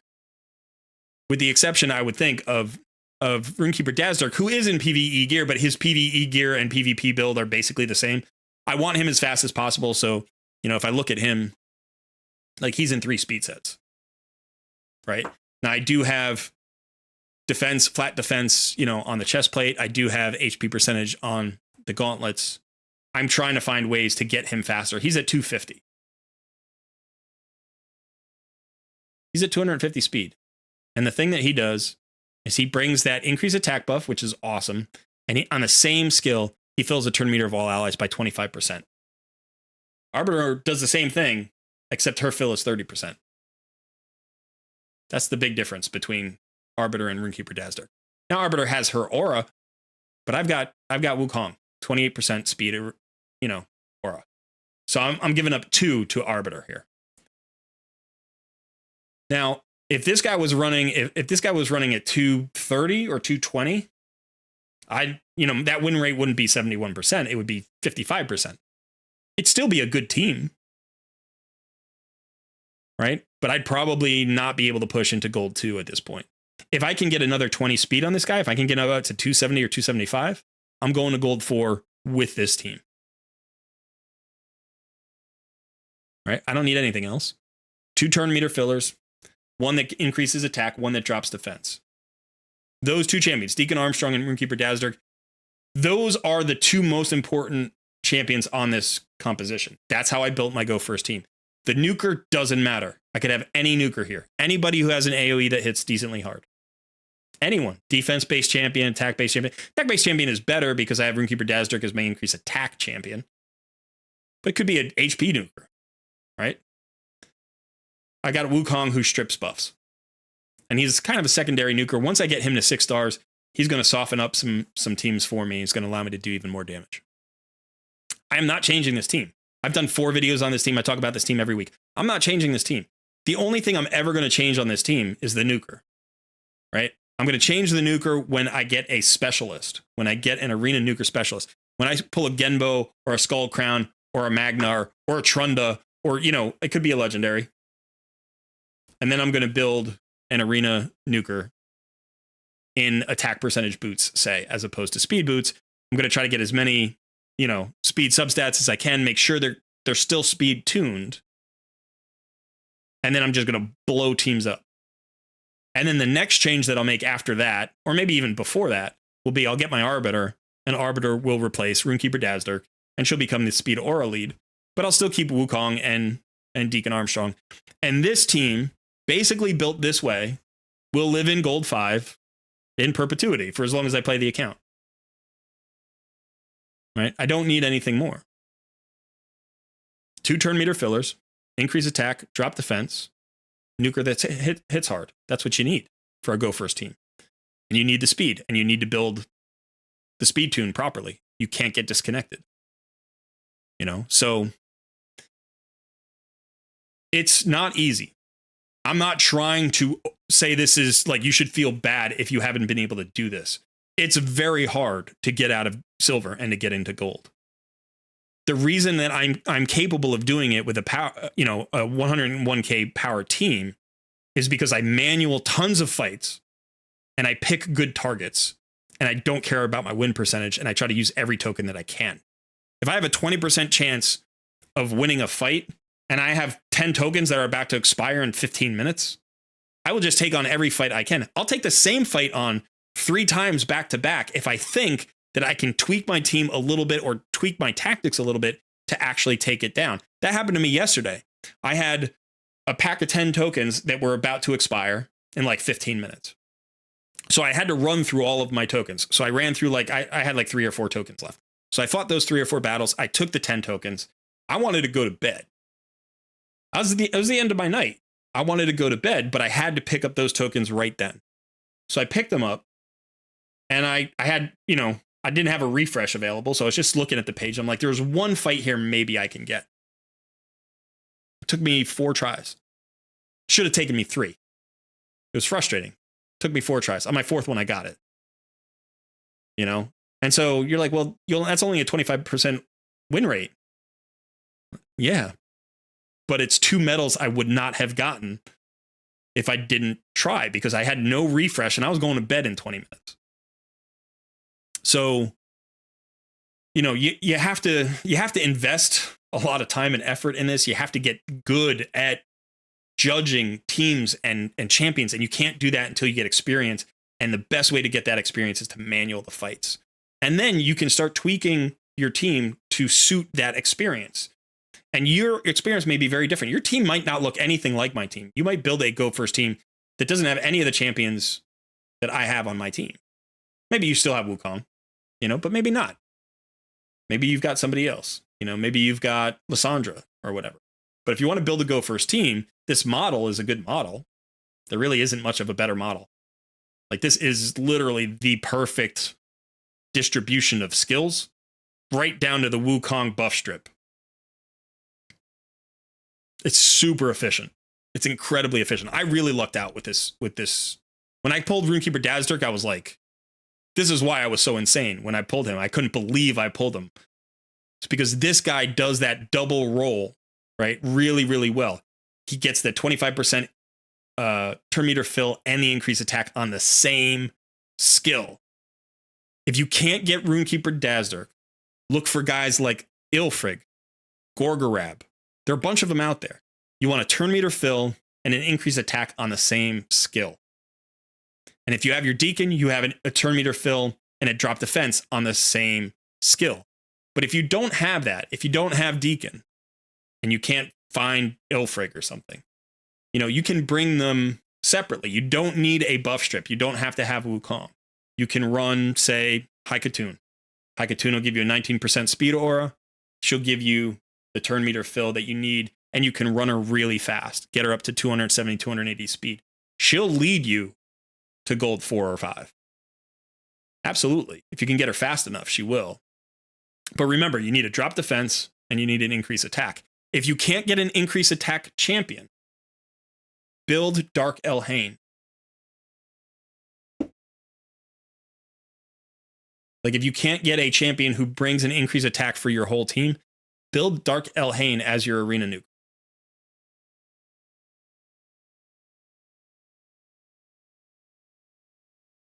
Dark Elhain brings an increased attack buff on her A2 for herself, and then she nukes. And this is her nuke. And it's a hard-hitting nuke. She's got good base attack. She's got good multipliers. She's got decent speed. She's a little bit slow, but that's not a huge problem, right? So if you have no other options, if you can't find an increased attack champion that works with your turn meter fillers or whatever, build Dark Elhain, and you don't need an increased attack champion because she brings her own. You can probably find another nuker. I don't know all the nukers like perfectly. I don't have them all memorized. But if you can find a nuker that brings their own increased attack, Athel does that. Right? Athel brings the lesser increased attack. And so prior to getting Runekeeper Dazzdirk, I was just using Athel because, well, one, she's my starter champion, but she has this, places a 25% increased attack on her. So she's going to hit hard because of that. She can always bring that herself.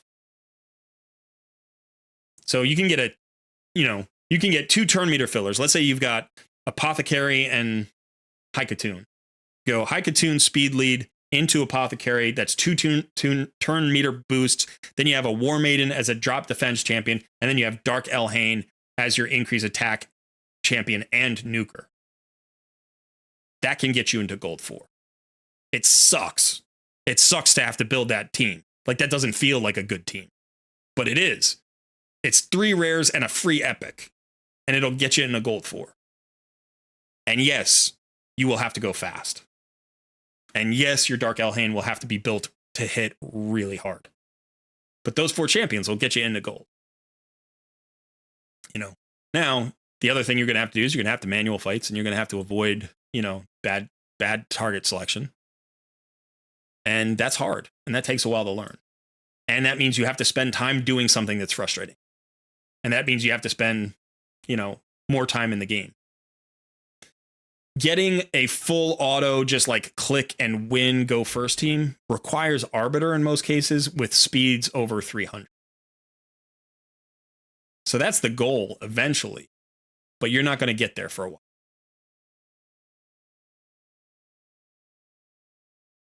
So anyway, I hope that helped. I hope that gave you a little bit of insight into, how to do this. Now, Sun is in gold 1. He's gotten up to gold 2. He's gotten pretty high in gold 2. I'm sitting here in gold 2. I got here later than he did, and I have arguably the better team. Right?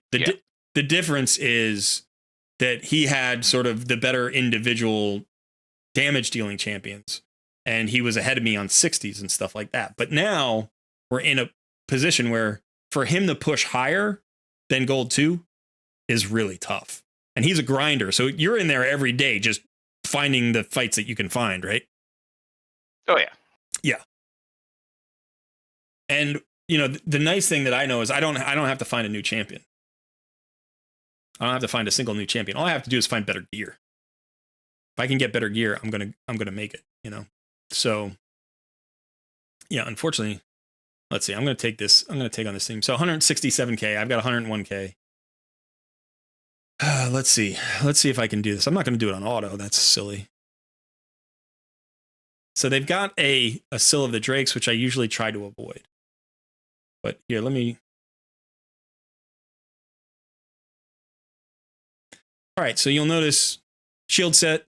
By the way, shield sets and bolster sets. Bolster sets, if you can get them, are really strong right now because everybody's got a Wukong, and bolster sets can't have their shields removed. So if you're on a go second team or you just want some extra survivability, think about putting somebody in a shield set or a bolster set.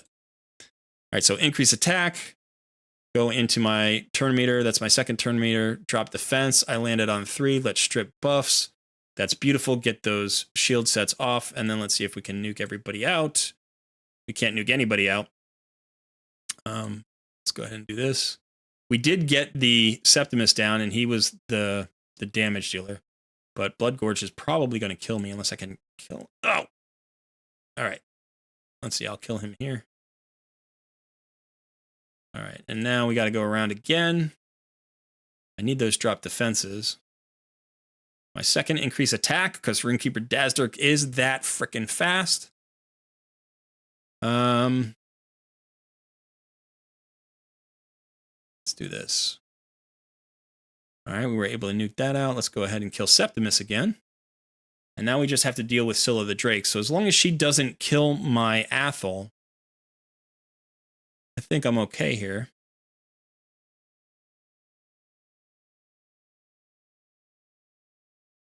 There we go. All right. 100K. 100.54 into 167. 4 legendaries on their side. Good legendaries, by the way. 2 epics are rare and a level 50 Wukong take. And it's because I manualed, because I picked a good target, because I had an expect. This wasn't a 100% chance that I was going to win this, by the way. It wasn't like, oh, hey, I'm just too smart for this game. It's not like that.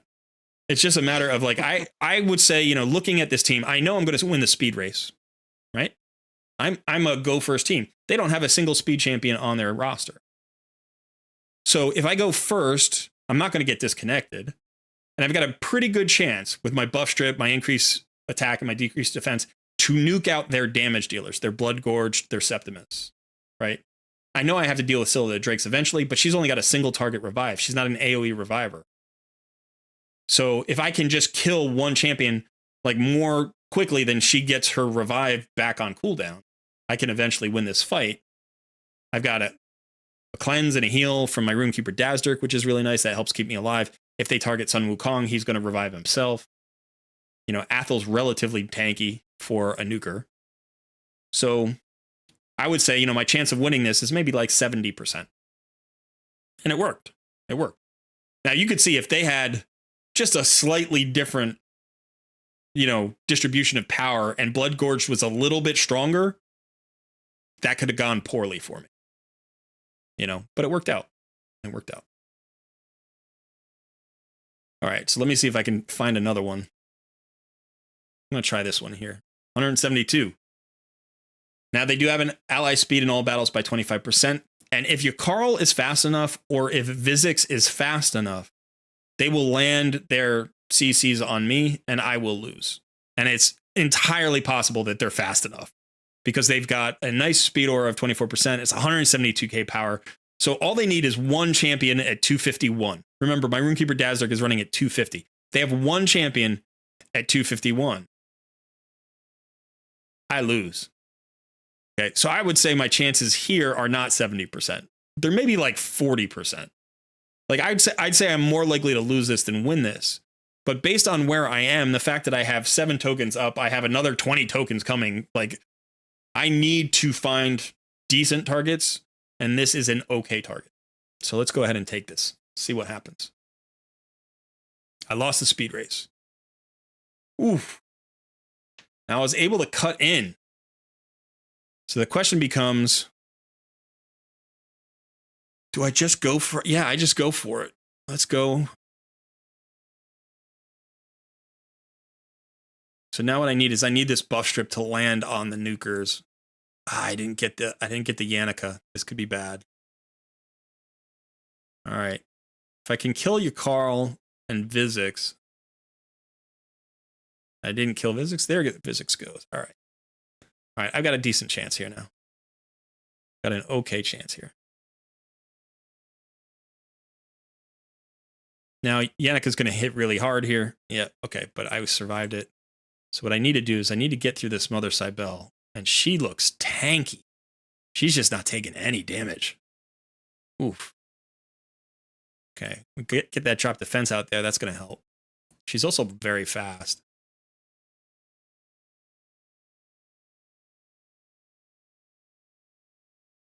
Yep, not enough. Not enough. So, like I said, more likely that I was going to lose than win. I had a shot there.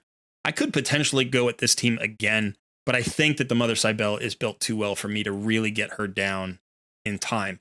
And Yannicka gets that veil, which means I have to target Mother Cybele until I get back to my nuke, which maybe I could do with the extra turn mechanic. I could maybe try that team again.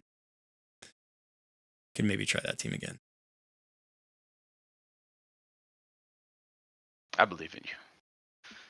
I appreciate it. I'm going to try it again for the content. Do it for the content. I got to do it for the content. All right.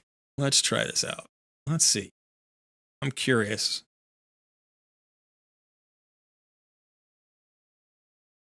Yeah, okay. Now we got the buffs off of her, so that might help a little bit. Now, if we could just nuke the Vizix out this time. We didn't kill her last time.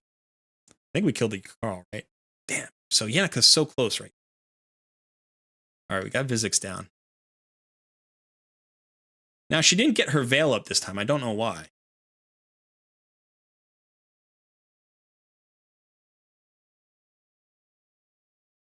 Oh, God.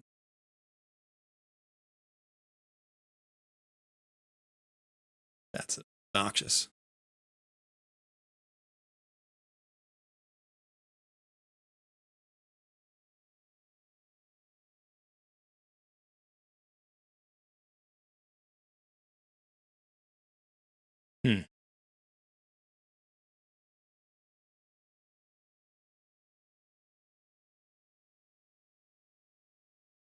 My stun's kind of cool. I'm just going to kill her, though. I was thinking about hitting Mother Cybele, but I think I'm just going to do this. We'll see if we can get her now.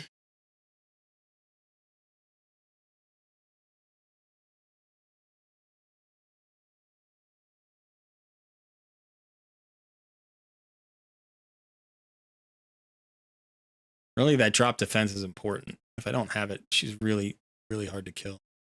She heals herself when I hit her, which is annoying. Strip that. Can we strip it? Nope. Can't strip it.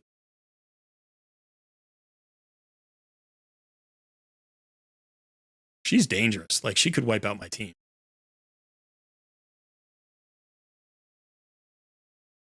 All right. So, like I said, maybe a 40% win rate there. I went 1 for 2 there, which is 50%. That feels pretty good to me. So I think my assessment was pretty close.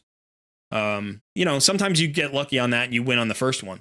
Sometimes you get unlucky and it takes you 3 or 4 tries. Sometimes you never win. But, having an idea of where the wins are possible, like I'm looking at the rest of this page. This is a tough page. Right, 195K with an Arbiter lead. I can't take on that team. I can't take on this Arbiter team. No way. Right here, I've got. I mean, this is crazy. We got a Martyr lead, so I'm going to win the speed race here. But I would have to kill the Hefrak, right? Because the Hefrak has that revenge passive where whenever an ally is killed, he instantly activates his Scorn ability, which is this AoE, and just destroys your team. So you would have to kill him around a UDK. You have to get around the UDK and kill Hefrak before you kill anybody else. Everybody else is pretty tanky, so that wouldn't be like overwhelming. But potentially, they've got a bolster set on somebody, probably, which means I got to deal with UDK's passive and a bolster set. And if I don't kill Hefrak, they're going to get the counter attack up with Martyr, potentially, depending on how my, whether my Wukong can block their buffs or not. And then they've still got the Reviver and they still got UDK. And I'm giving up 92k power here. So this is a bad call. I'm not going into that. Right? This team is 229k. And Kyoku and UDK. And no, I'm not going into that. Here I've got a Mithrala with 2 Revivers and a UDK. I'm not going into that. That's just, I'm looking for a headache if I walk into that, right? Like I could fight that for 10 minutes and never come close to winning and just, keep going with that forever and ever. Here's a UDK with a bunch of defensive teams. Sometimes you just got to walk away for 15. Sometimes you just got to walk away. UDK lead defensive nuker. I'm getting crushed here. I'm getting crushed by all of these teams. So going twice against that team that I just beat, right? This team here, the Mother Cybele team, was my best option. It's my best option for getting a potential win on this page. There were only 2 wins available, and this was the second one, and it was the harder one. And now I just have to wait another 2.5 minutes for the next refresh, and then do it again. That's the grind in gold, right? Especially early game. It's a nightmare. Or it's fun. It's a fun nightmare. I love it. I actually really enjoy like beating that second team. Beating both of these teams was really fun for me, right? Learning that I can beat a team that has 70% more power than I have, right? Just by making sure I make the right tactical moves in the moment, make the right judgment call about trying the right enemies. That's fun. I like it. If you don't like it, it's a nightmare. If you do like it, it's just slow. Like I don't have access to a lot of fun here. I had access to 2 teams in 15 minutes. Okay, so that was a 30-minute answer to a 5-second question. I'm getting good at this. Man, if you're looking for content, I can stretch the content. Kevin C. Morning, Colred, Sun, and chat. Morning, Kevin C. Tuan Duke. Morning, Kevin. Welcome, Tuan. Gioti's here. Welcome back. They should give Syl and Vizix 60 days and 90 days. It's so long. I feel you. It would be great. I think the 180 days for Syl feels about right to me. And maybe that's just because I'm used to it. But I think if it were like at 150 days or even 120 days, that might be okay. But she's so strong. She's so strong. That would drastically change the way accounts progressed, and it would change the learning curves of players. Right? It would change the way you interacted with the game. And I think like the gear that you need for her and the understanding of the game and where you are in terms of progress, it makes sense that she lands at 180 days. I would really like to see her at, I would like to see her at like 150. I think 150 is the right spot. I think the Dark Athel and Dark Elhain double up is a waste. I don't like that. I don't mind the champions. Give me either one. But take the other one out. Right? And move that champion to, move it off the list, really. You don't need both of those champions on the list. Give us another decent champion. You know what I would love to see is I would love to see like a good epic who filled a different role. Give me a cleanser, right? Give me an epic reviver. Give me a turn meter filler or an increased attack champion or somebody, give me somebody who can fill a different role than another nuker. I don't need another nuker on that list. Right, that doesn't make any sense. Oops. Yeah. This has always annoyed me. I'm like, why Dark Athel and then Dark Elhain? Why? The first 2 champions make sense. We got turn meter fill and speed lead, and then we've got a poisoner for clan boss. Okay, he's not great, but it makes sense. It's a different role. And then you've got a nuker. Okay, cool. You've got a nuker. Then you get another nuker. All right. And then you get Lordly Legionary, who's like, whatever. He's nothing. And then you get this amazing champion. You know, and then like you get a healer way down here at Grush the Mangler at 240 days. Give us a healer at 90 days or 120 days. Move Grush up into this spot. Say, drop Dark Athel off. Give us Dark Elhain at 90 days. At 120 days, give us Grush. Right? And then at 240 days, give us somebody new that does something else. Give us, I don't know, give us a cleanse champion. Right? Give us we've already got our reviver in Scylla the Drakes. Give us a tank. Give us a shield champion. I mean, Vizix is a shield champion, so maybe not. But give us something new. Give us something different. Don't double us up on nukers at 90 days and 120 days. That just feels like a delay tactic. All right. What do I need to do here, son? Get your grind on. That's right. I don't know. What are you working on? Well, now that I've gotten through this mission here, I've got 250 energy, and then I'm stuck on the affinity bonus to level 7. So I think it is, in fact, just basically champion training from here on out. So let's see. Where do I stand on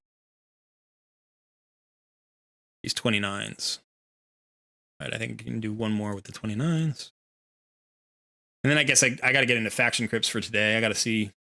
I think it's Orcs and who's the other one today? Orcs and Barbarians. What? Barbarians.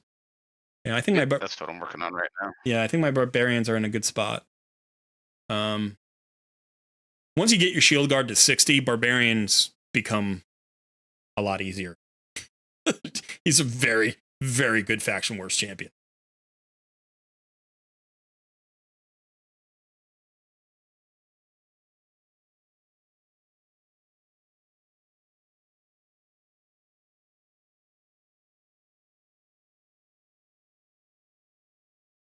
All right, we'll get some orcs in here. Wow, I'm gonna get lucky with the 3-star on this one.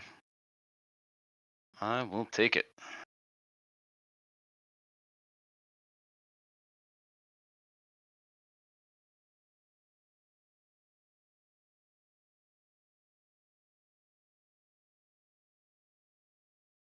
You got a 3-star on your... Yeah, on stage 11, I believe. Nice. My Jamarsa just happened to revive everybody when there was like 2 hits left on the last guy. That's perfect. Yeah. That's why revivers are so strong. That's why you want one in every faction. Because you can literally do that right at the end. You can even manual the last, few hits. Just be like, I just need to waste another cooldown.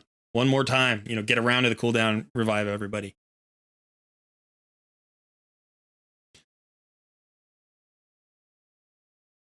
So this is stage 13 you're going for? Or 12? I believe this is 12.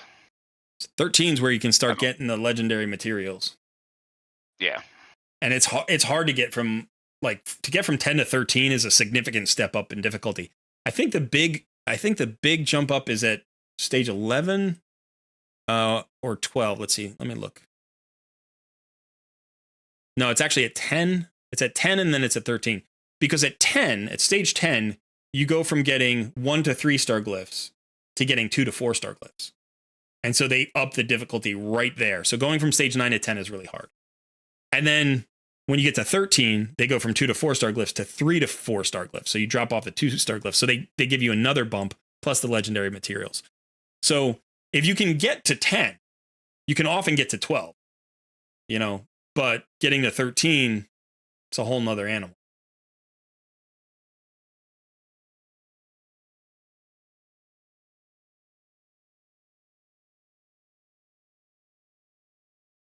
Yeah, that's what it's looking like right now.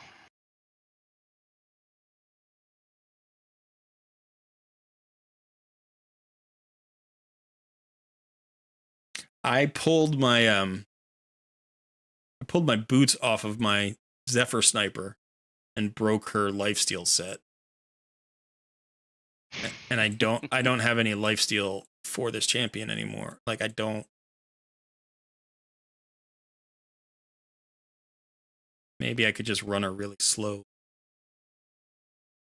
Yeah, I should probably complete the set.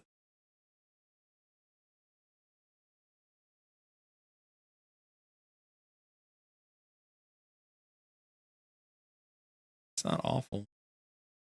I'm only losing 6 speed to get lifesteal back. I think.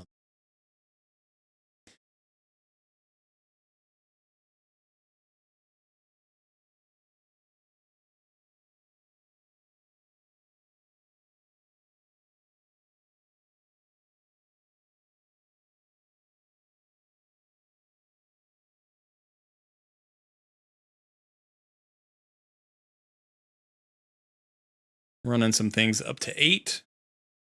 I'm getting there. And now you're in arena. You're jumping all over the place. Yep. I'm just taking my easy W's.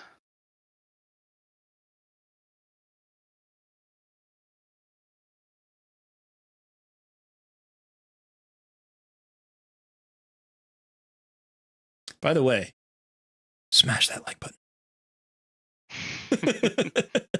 And hit the subscribe. Hit the subscribe. Just a reminder, everybody out there in YouTube land, do us a solid if you would. Make sure we like that stream. Let's get that algorithm pumping.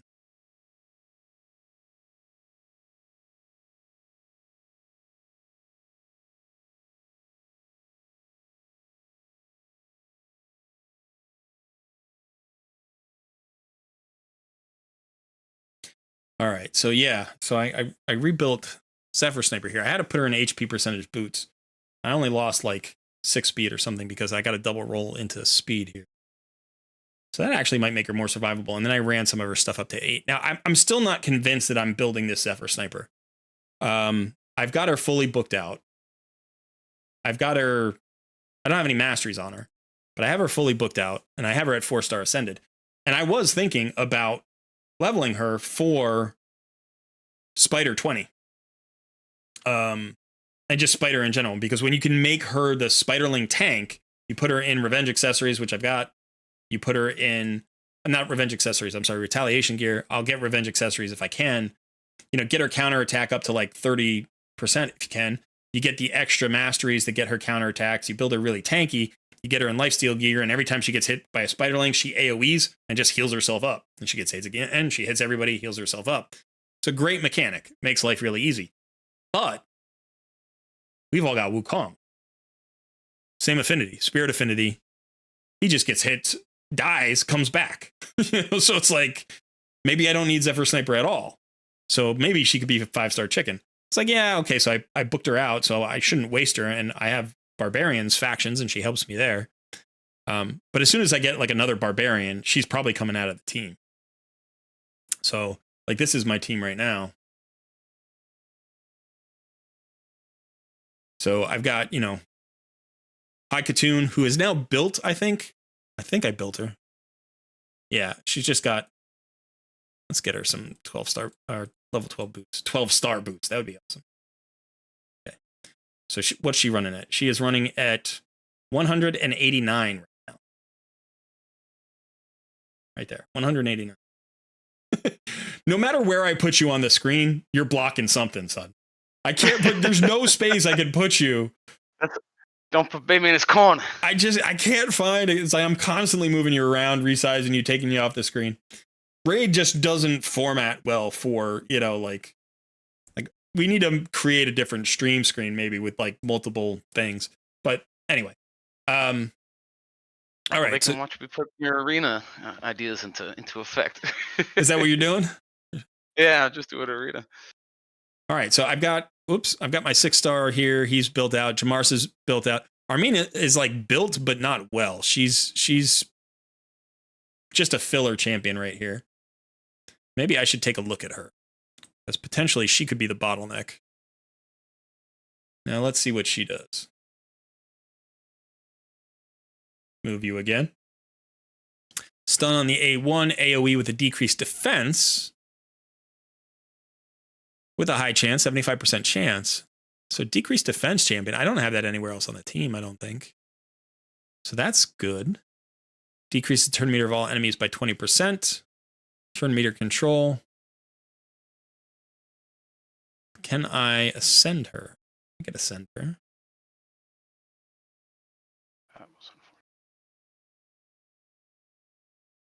All right. So we just got her up to 3-star ascended, which opened up another skill. This passive fills this champion's turn meter by 10% each time an enemy receives a stun debuff. All right, so that's not really going to do much, but a little more in terms of stats. Now, she's in lifesteal and accuracy, which seems like a bad idea. She's running at 105 speed. So, where am I in the faction? I'm at stage 13. So I have already successfully completed stage 13. So the question is, if I build Armina, could that get me through stage 14? Because if I could get to stage 14, now I can start getting 5-star glyphs, can get that epic tome, maybe get up into stage 15 or 16, where the chances of legendary materials increases. That would be huge. I don't think I'm going to get past stage 14, but we're going to take a look, see if we can't do this. Spend a little bit of time here. It is definitely worth the time. There's a artifact enhancement going on right now, right? Yeah. All right, so let's start looking at getting Armina some speed and accuracy. Let's build out a champion. I always love building champions. It's one of the things I really enjoy.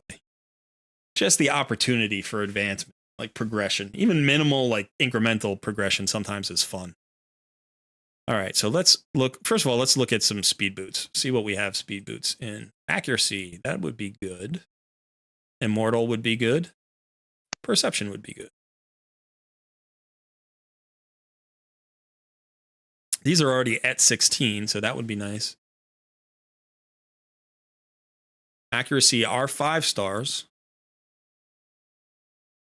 But let's go ahead and just try on the perception boot for now. All right, now let's go ahead and look at substats. We want speed and accuracy on a piece if we can get it.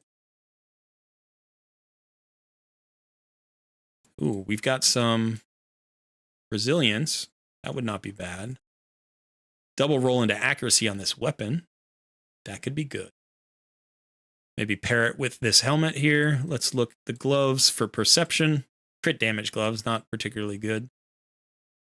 Bolster set. Bolster set could definitely help. But now I got to start thinking about a full bolster set. All right, I gotta look at something. Here, I want to pull my barbarians.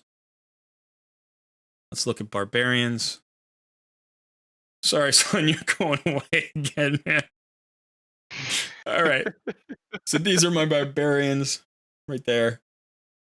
So let's just look at the, do I have a shield set? I have a shield set. Okay, so the bolster set's not going to matter. It's not going to give me like additional survivability. So I don't need to worry about the bolster set. That's good.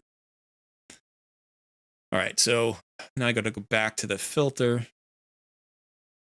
And the speed boots were, I think, the perception boots, right? Let's try those on.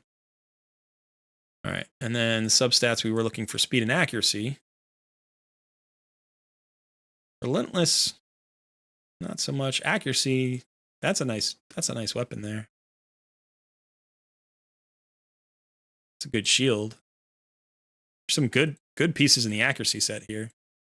I do have those accuracy 5-star boots. I could get her going even faster. Potentially. I mean, it's a trade-off. You get 5 additional speed for getting out of perception, which gives you 5 additional speed. So you may as well take the 4-star boots that are already rolled up and not invest in the accuracy boots, unless you're trying to complete an accuracy set instead of a perception set, if that makes sense to everybody.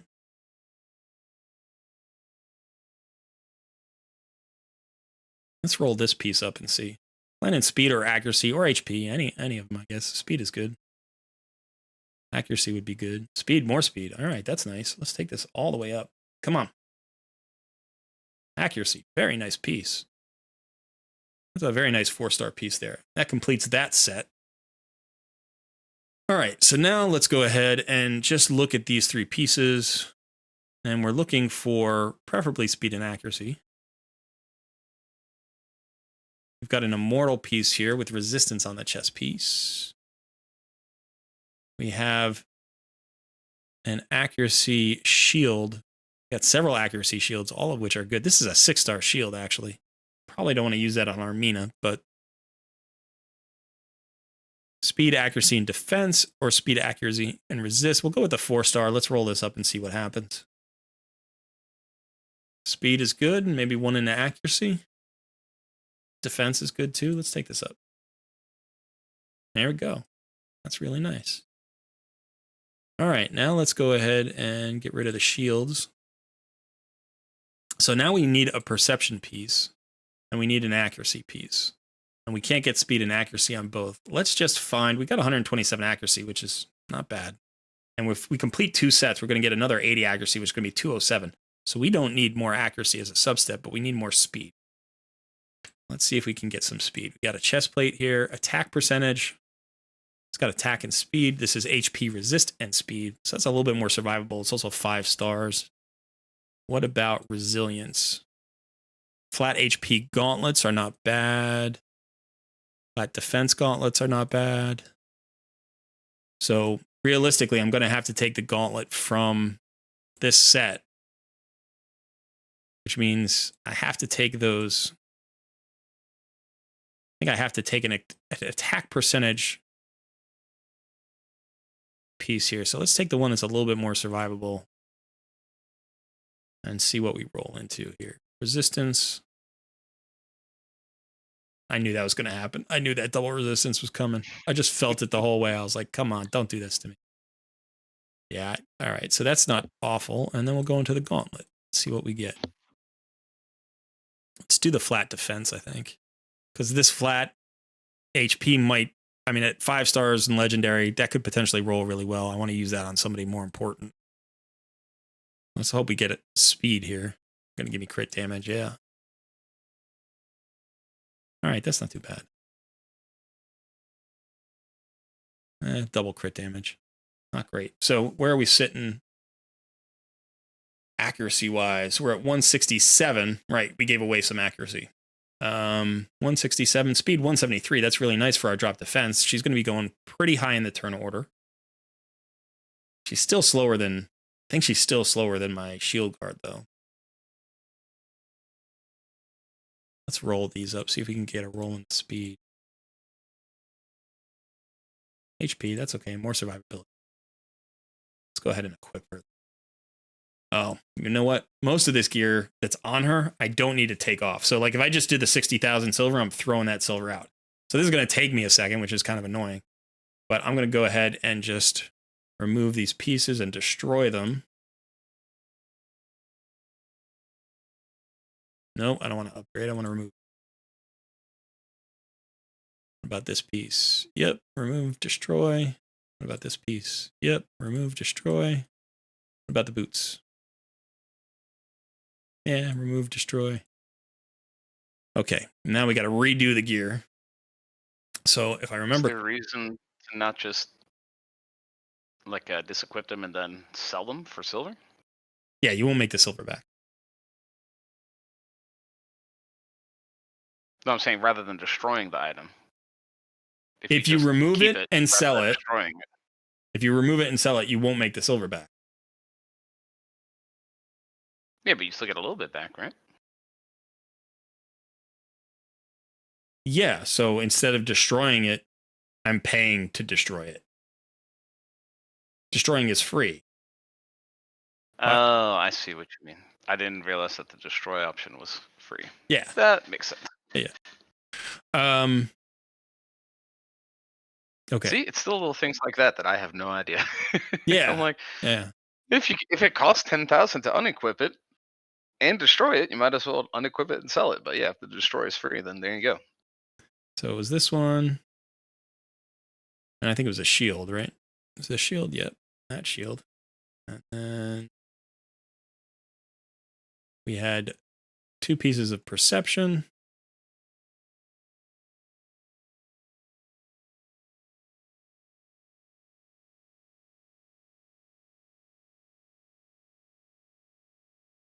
I think it was this piece. I don't honestly remember. It was the boots, right? We did the boots. They were level 16. Oh, it was the gloves. It was the gloves. Right. They didn't roll great. It was that. And then I don't remember. Oh, it was the resilience set. Yep. Double roll into accuracy. And then this helmet, right? Yep. That was all right. That's good. Let's get a ring on her. Got to put a ring on it. Did like I should have put a ring on. Yep, that's exactly. All right. So that's a significant improvement over where I was last week. Kate. Is Kate leaving? Yep. She was actually in the clan chat. She's like, I ended up grabbing dinner, pausing the video, coming back. I definitely got my money's worth on that arena question. Yeah. The next half an hour was all for that arena question. Yep. All right, so let's see if I can actually push this boss here. This is going to be interesting because I could put more into some of these champions. I could definitely build a little bit more. Okay, she didn't drop the fence. I'm going to probably have to manual this. What is she doing? Oh, why are you targeting the sleeping? All right, well, I do have Jamarsa here, who's going to have to bring her back. So apparently building her tanky doesn't matter. Like, I have attack percentage chest plate on her, but everything else is fairly tanky. That doesn't matter. That's why I think I didn't build her in the first place, because I just know that Armina is like, she looks more impressive than she is. Like, you look at her kit and you're like, oh, this could be really cool. And then you build her out and like, oh, she's impossible to keep alive and her passive doesn't ever hit. And like, she's not awful. She's definitely not great.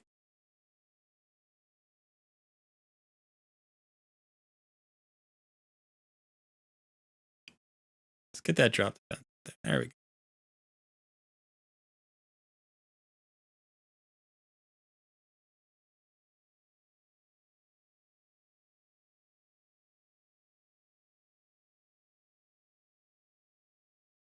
All right. I think I have to do this wave differently. Let's see if I get through here, actually.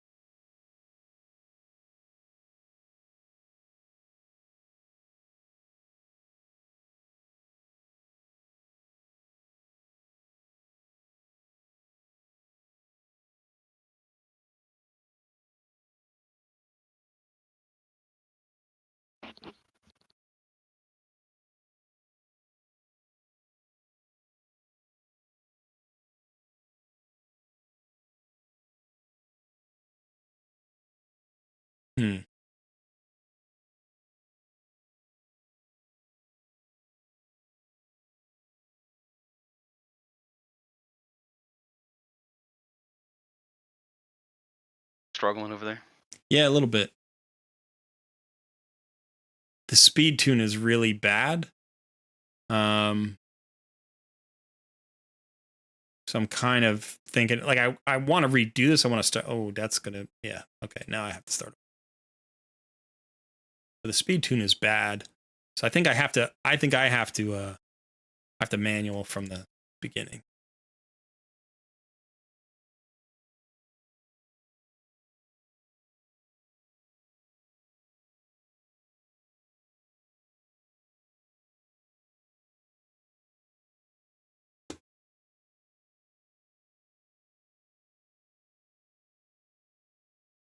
So yeah, what I'm trying to do,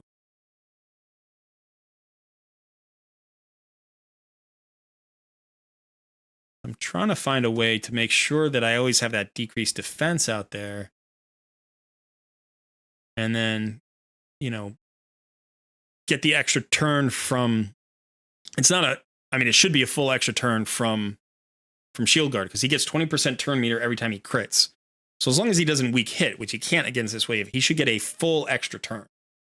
Should be 5 crits. I think he has 100% crit rate. He might have like, might be like 95%. So maybe that's why he wouldn't get an extra turn. attacking the wrong target here.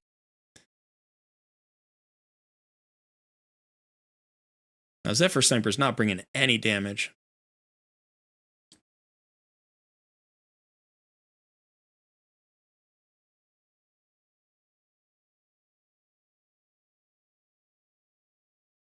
I want an A1 cycle. I need to heal up Mina. This was like kind of a challenge that I enjoyed. The puzzles of this, like trying to figure out how to get one more, you know, just one more stage. Can you get one more stage with what you've got? I enjoy that. This is actually something I find really fun. It's also frustrating. I'll come in here and I'll run this 10 times to see if I can find the solution to it, you know? Sometimes that is the solution. That is, just yeah. Run it 10 times. Yeah, it can be.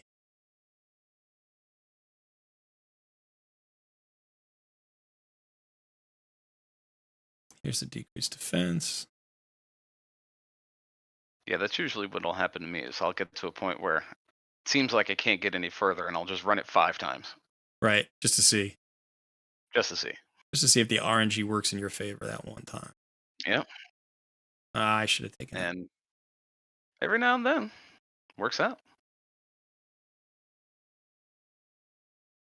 Every now and then I fall apart. Every now and then I get a little bit closer.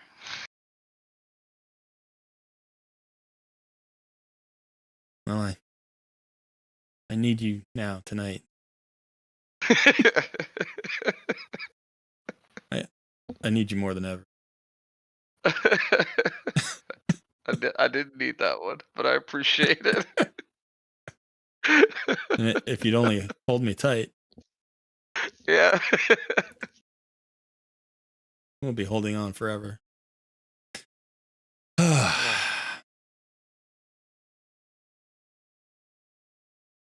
That's still a weird song. It's a great song, but it's still weird. Yeah.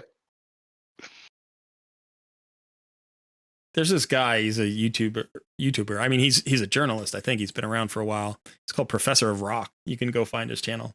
And he does profiles on songs or sometimes on artists, but usually like he'll take a song, like a famous song, you know, from 1982 or 1990 or whatever, and he'll just like cover the background of that song, the song of its genesis, how it was created, you know, like what happened with it, where it went, like, you know, did it spawn, you know, various covers and all sorts of stuff. It's really interesting. He's kind of a, you know, he's a music nerd, like in the best way. And I watched his episode on that song. I feel like I've seen that guy before. Does he wear like he's Bull wears a hat, right? Yeah, and he wears glasses. Yeah, yeah. He's I've about my watched age. Yeah, he's Gen X. I think he's a little bit older than me, but you know, he's about my age. Yeah, and so he covered that song, and I was just like, I forgot. I mean, I remember the music video, and I remembered it as soon as like I saw it. I was like, oh yeah, I remember that music video from when I was a kid. I forgot it was like a 9-minute video or something. You know, it's like the song's 6 minutes long, and the video's like 9 minutes long or something. And it's just like that used to happen sometimes back in the day. You could do that with MTV. You can't really get away with that these days. You know, it's like people don't do that. Where you're like, yeah, I'm just going to have 3 minutes of video where like she's running through a haunted mansion, crying and throwing herself around. You know, you're like, well, why is she doing this? Because it's artistic. Oh, okay, cool.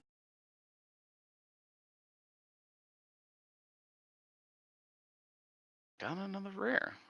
Finally a new one. Doesn't look all that great. Bone Knight. Yeah, not that great. I need to somehow beat this. I need to beat this guy without using any cooldowns and before he kills my team.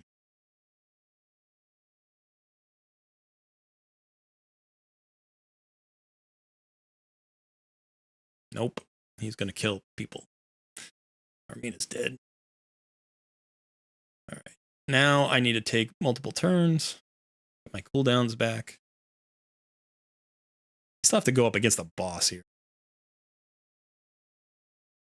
Watch, I did all this work to get to the boss with as many champions as I could, and she's going to just one-shot my team. Like, it's not even going to be close.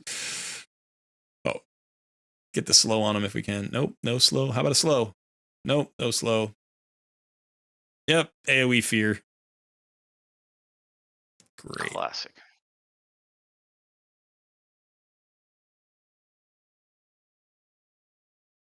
Oh. This could be a long fight. Get the slow on the boss, please. All right, get the slow on the minions at least.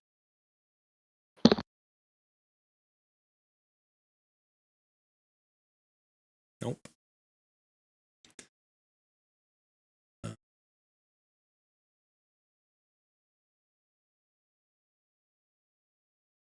Sleep one of the minions? Nope. Thermometer control. Yeah, we got some.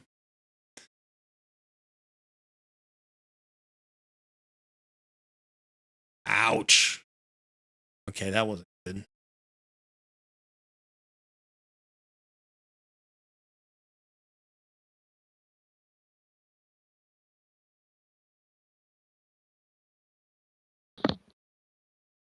And I lost my cooldown.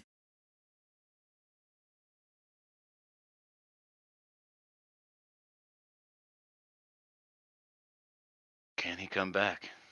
No, I don't think so. I'm already starting to think about rebuilding. It's like, I'm just going to put this on auto and see if he can just live for a while. I'm already thinking, like, maybe I pull Jamarsa out of her shield set, put her in regen.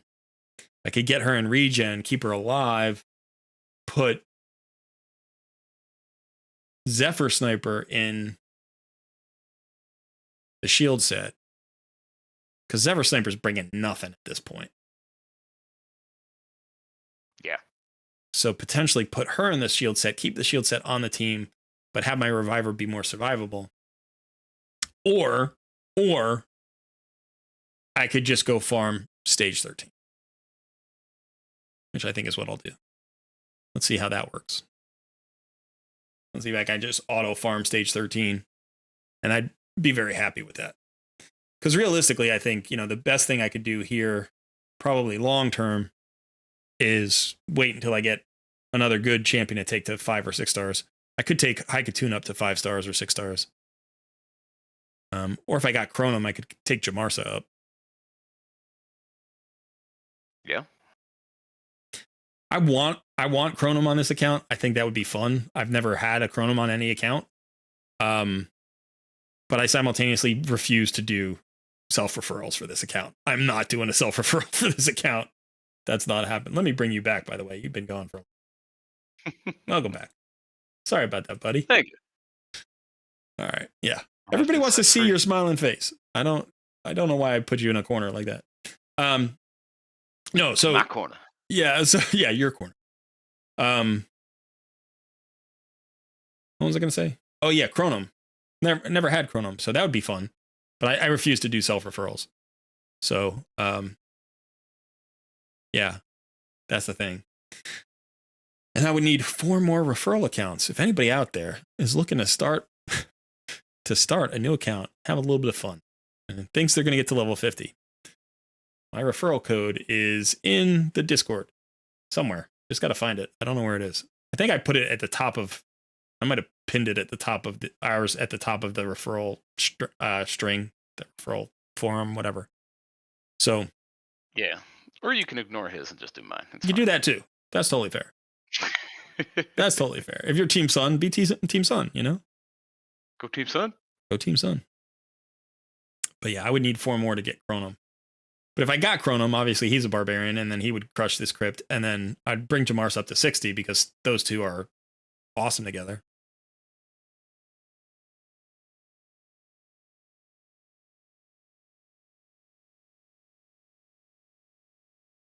Oof. All right. I got to remember every once in a while, look down on my phone and click my other account. Yeah, so I just got some legendary materials there. That's not too bad. Honestly, I'd prefer epic materials.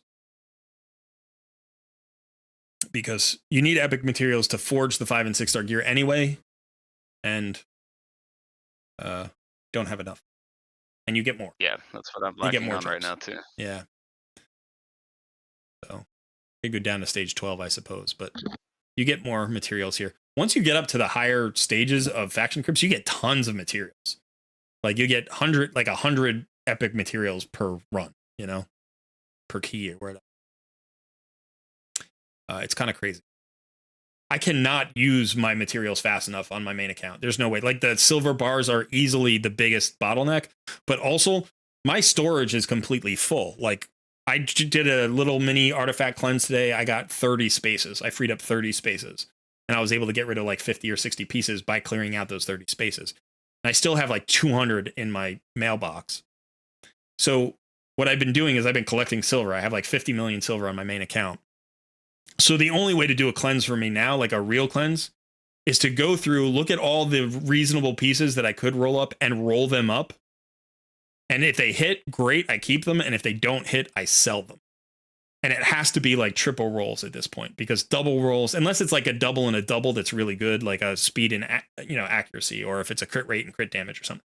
Like unless it's something like that, double rolls just aren't worth it at this point. I can't wait for the 200 additional slots they're giving us for gear, because that'll actually allow me to do like make some moves with my gear. But what I need to do is I need to go and make like 1,000 pieces. I need to go make 1,000 pieces of gear in the forge and start clearing out some of my materials, because it's ridiculous how many forge materials I have. CVC points. Yeah, I did that once about 6 months ago. I did that. I sat there for like 6 hours, I want to say, in forged gear. I forged 5,000 silver worth of gear, and I had like 100 gear spots to do it with. So I would forge 100 pieces of gear, you know, sell most of it or whatever. Like, but I would end up collecting, you know, gear, and then I would like go in, roll it up, sell it, whatever. And then, you know, every time I kept a piece, it created more of a backup, because it like took away my free storage spaces. So by the end of it, I had like, you know, 30 spaces or whatever. And I was just making 30 and then clearing it out and making 30 and clearing it out. But I made like 5,000 silver worth of pieces. It took hours, which is hours.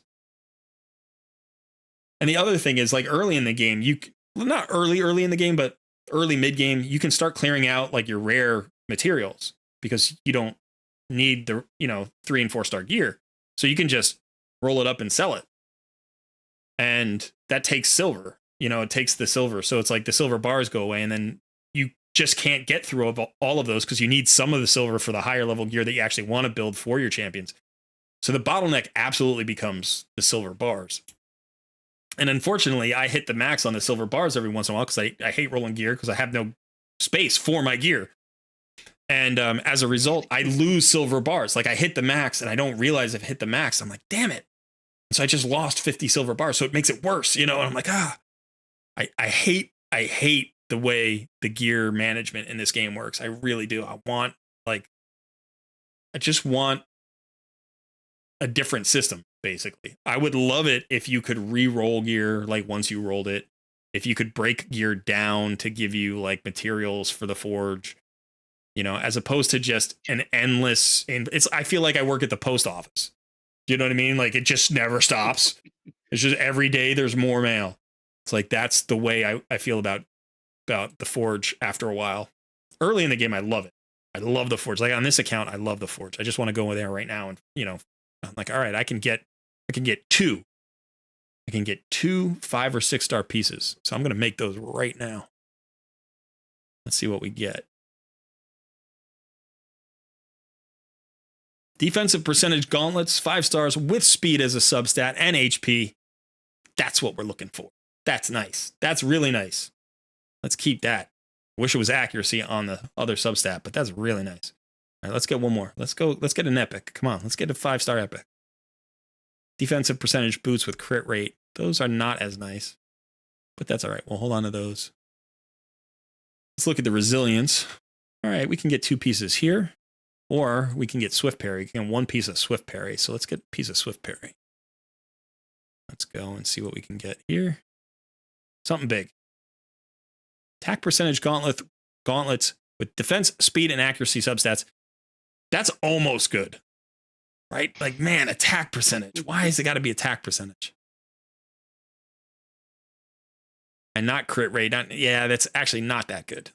Like, the best champion that I can think of that this could go on would be maybe like an Allure, or maybe, yeah, somebody who needs, but Allure needs crit rate. So somebody who needs speed, accuracy, and attack. It's a bomb champion piece in a set with crit damage, and bombs don't get crit damage. So that's like an unfortunately weird piece. What I could do with this is I could roll it, and I could see if it rolls double or triple substats, and then I could use a, whatchamacallit, I could use an ore on it. So let's go take a look at this. Like, if we roll this up, but then I'd lose, I mean, potentially I'd lose my substats.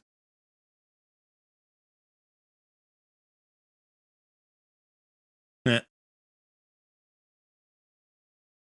All right, so I could rework this.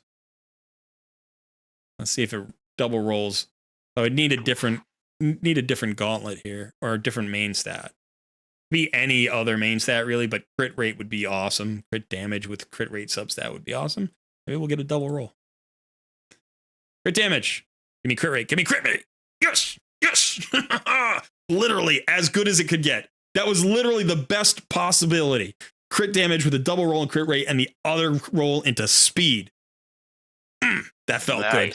That was good. That was really, really good. Oof. Now let's look. We got to look at our Swift Parry gear. Speed and crit rate here. Let's roll this up. Let's hit in some crit rate. HP. Come on. Get me speed or crit rate. Crit rate preferably. That's not nice. That's not friendly. All right. Let me take a look at all of my...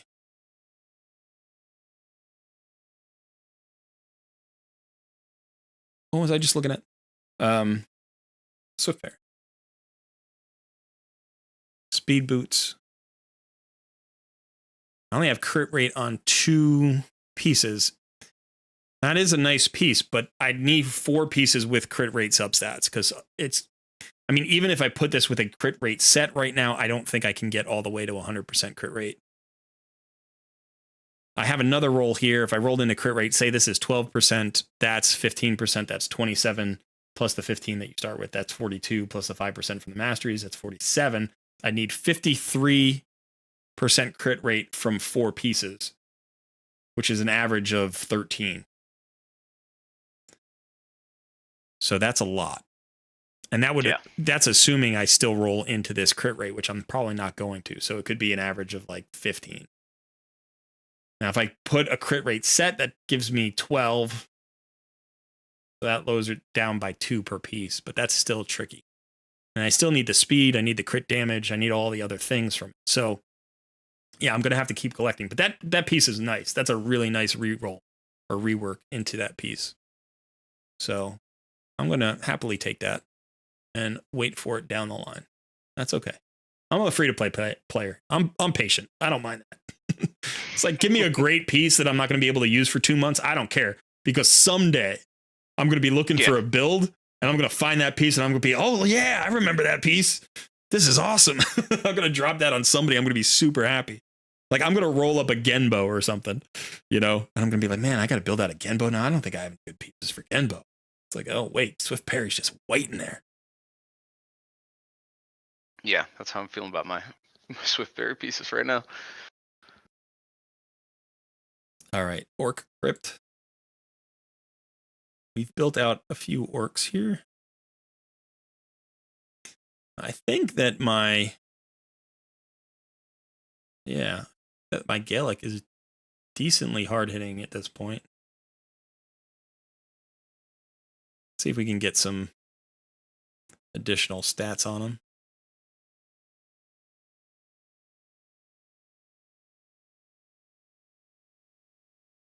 Chance to counterattack when hit. Do I have another orc that even matters? I don't think I have any orcs that matter. That's not what I want. I want this. Let's go and look at orcs. You know, you always have that debate. Like, I have a good piece here that I would like to put on a good champion in this faction. It's a revenge accessory. Like, yeah, I could put that on a good champion. But then I don't have any good champions. You know, so like I have an okay champion. And now the question is, do I make that okay champion a little bit stronger for right now, knowing I'm going to have to spend, you know, 50,000 silver to get that piece back later? Or do I just not do that and just give them a slightly worse piece? And it's always about the state change. Like, can I change the outcome? Can I get to the next boss? Can I push through the next tier if I you know, invest more right now? I'm not sure I can, but I'm going to try it anyway.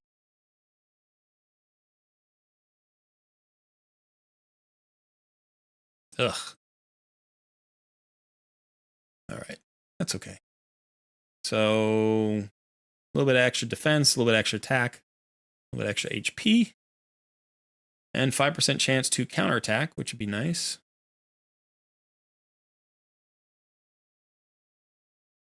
I don't have any gear on anybody else, so I'm going to need to put gear on somebody here. Let's get some gear on Bloodfeather. Now, I forget what Bloodfeather does. Damage dealer.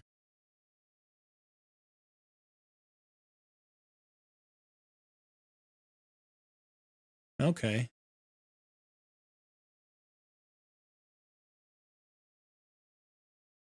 Ascend her. Let's get that ability up. We have to ascend her anyway for the fusion. So I may as well have her ascended now, get the tournament points and the extra value. Yeah.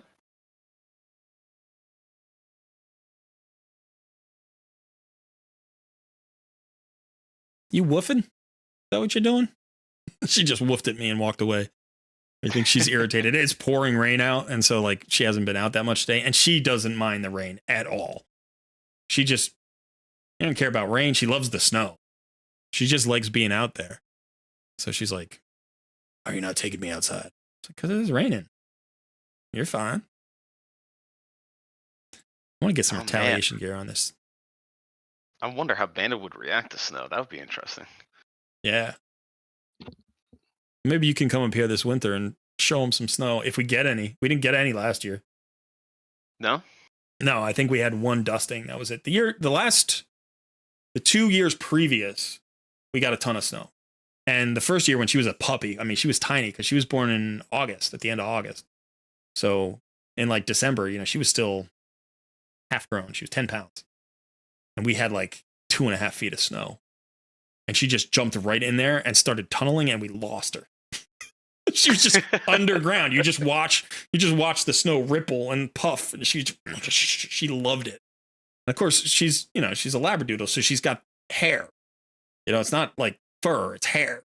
And so it gets wet and it clumps, and she came out looking like the abominable snowman. She had clumps of snow everywhere, all over her face. She's got a beard, you know, and she's got it on her beard. She's got it in her ears. She's just like super excited. She does that thing. You ever watch like those nature channels when they film like how wolves hunt in the snow, where they do the thing like they track like mice under the snow and then they jump up and land. You know what I mean? They like, yeah, they do that thing. She was doing that. She loves doing that. She's jumping up and landing on stuff. You know, it's like she's not hunting. She's just practicing. She's playing. You know, but you throw the ball into the snow and she jumps. Pow. So she loves it. And I don't mind her in the snow. Like, even if she gets all the snow all over it, like, that's fun for me. I'll spend an hour out there with her running around. But the rain, no, I don't want to be out there for an hour in the rain. She's like, let's play. I'm like, no, go pee. We're going inside. You know, it's like, I don't want to be out here. All right, let's get this built. See what we can do here. That's not bad. We're looking for crit rate. If we can find it. There's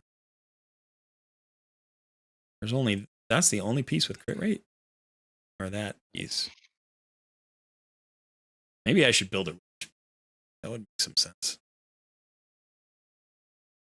It's got turn meter decrease. I want her to be alive. Ooh, nice. Crit rate roll. Get another one. Crit damage is okay.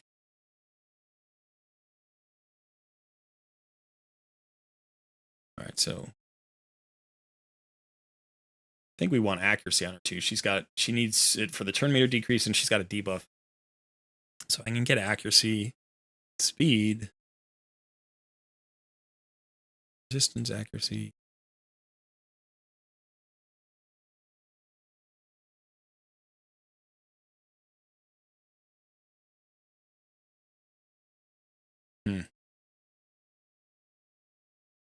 And we'll do this.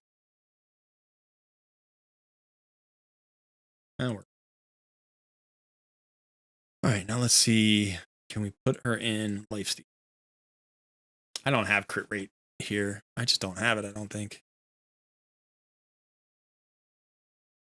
Accuracy and crit rate. HP boots. Just going to be slow. That's okay. We want her with retaliation.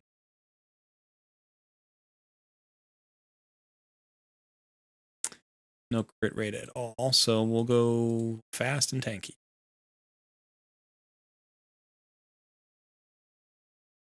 Nice. Crit rate. Speed, crit damage. Crit rate and resistance.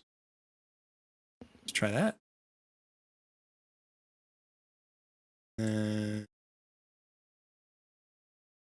Accuracy and attack. Accuracy and defense. Let's go with this. There you go. What's her accuracy at? 47. That's awful.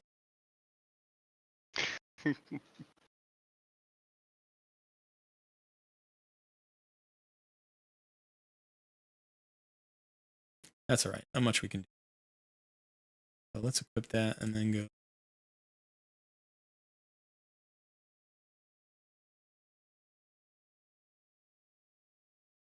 Oh, man.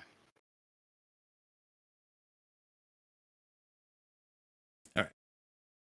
Let's see if this is enough to do any kind of work here. If these two can do a job.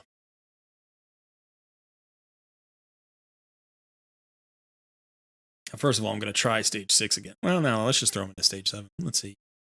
See what happens.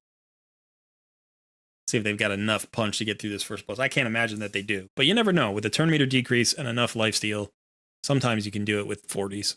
Typically, you need 50s. At least 150. You still working on barbarians? Yep. I'm just trying to get my last key done. All right. I'm going to check in on chat because I haven't done that much today. I usually like to do that. The Fatal Virus says, I might have taken all your luck with 3 Legos from Ancients. Maybe 80 Ancients in total. 3 Legos. That's very nice. Yeah. That was probably like half an hour ago. Yeah. Live Wild is here. Liv, welcome back. Bill is back. Keys is back. Welcome, welcome. We've got someone. I don't know exactly what the first 8 letters of your name are, Nikki, but I'm just going to call you Nikki. Nikki says, I hate Hydra, but building Shamiel really paid off last couple of Hydra clashes. Absolutely. Shamiel, or however you like to pronounce it, Shamiel. Fantastic champion against Hydra. Really just like a perfect Head of Torment solution. I've got 2 built. My second one's only level 50. And I have a third one in the vault. Quintus being trash. And I don't know about Quintus. Damage headpiece. What was that? 6-star epic crit rate and crit damage headpiece. In Perception? Perception, yeah. Not bad. Not bad. Be a good piece for like Wukong, maybe. Yeah. Live Wild says, I love my job. I got my laptop here and I'm getting paid to raid and watch Colred. Life is good. That is good. Yeah. You know what? I'm getting paid right now. I'm not getting paid much. I'm getting paid very little, actually. I'm getting paid like pennies per hour, but I'm getting paid. So this is fun for me too. We get the big bucks, the big pennies. Captain Volcano, hi, welcome back. Yeah, I think a live stream on average earns us total like $12 or something. So 6 man hours to 8 man hours for about 12 to 15 bucks. So yeah, you know, but that's okay. That's okay. That's part of the deal. We're just grinding. We're just grinding. All right, I did not win that fight. I don't know how close I was. I wasn't even watching. Let's see. Can we 3-star some of this stuff? Maybe we just do that and get a few extra stars here. If we can't, then we'll just take our materials and go home.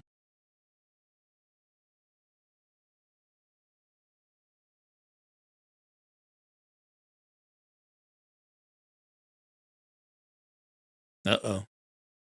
Getting close. So Bloodfeather, whatever her name is, she hits decently hard. She seems to do some work. No. Okay. No 3-star. So let's just go to stage 6 and get our free materials and go home. That's what we're going to do. I always find it weird that faction crypts give you XP. And it's like, it's awful XP. It's the worst XP in the game, but it is some XP. Yeah. You know, and so sometimes I have like a level 29 champion and I'm like, should I run them up to 30 or should I just run them in faction crypts at 29 and get some extra XP and maybe get them to 30 that way? But I almost always take them to 30 because it's like, it's so little XP. But the weird thing is if you take somebody in at level 1 and you do all your keys, you end up with them at like level 3 or something.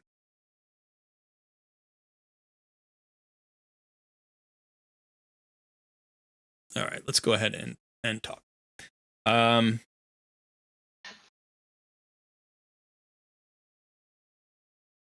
use this in live arena gold. Works okay. My wall will be max speed. My arbiter is only 320. 320 is good. I mean, live arena is less about the speed of your arbiter and more about if you can get your arbiter onto the field, which you rarely can. So you need a second speed lead champion and maybe a second turn meter filler to make arbiter like, and then you need the right damage dealers to make arbiter not the primary ban.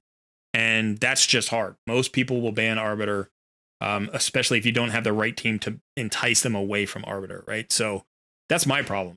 So I don't have a Kymar, I don't have a Lysandra, I don't have a Duchess, I don't have, you know, some of the other really powerful speed leads. I don't have Siphi, and I don't have a champion that can like fulfill that sort of primary support role that makes arbiter feel like not the instant ban. So I can't actually run a go first team in live arena, like at all. I can't run a go first team. The only time I can run a go first team is when I'm fighting the bots. And then I know I'm fighting a bot and I can take my go first team. The best thing I can do with a go first team is that if I bring Skull Crown and I bring Deacon and they ban my arbiter, I can have Skull Crown as my speed lead, and then I can have Deacon as my turn meter filler and drop defense. And that's not so bad. But then I need an increased attack champion. It's like, so at that point, I'm not bringing enough nukers, and they can just ban out my Skull Crown. So it's a little bit wonky. It's hard to run an arbiter in live arena unless you have the right team around.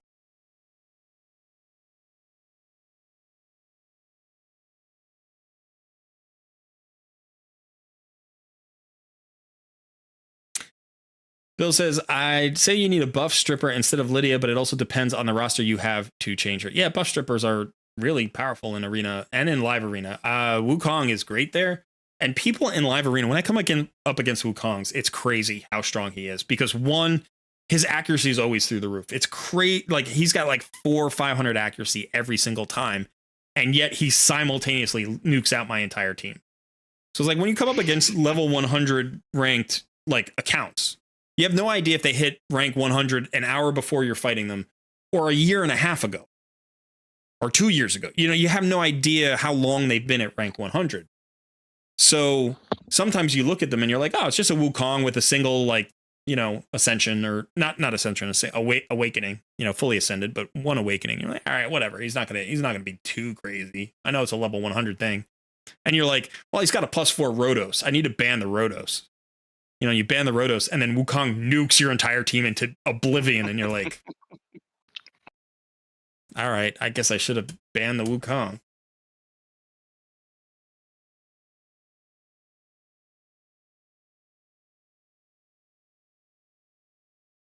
Nari the Lucky I use versus Leo and Skullcrown. Nari the Lucky is one of those champions.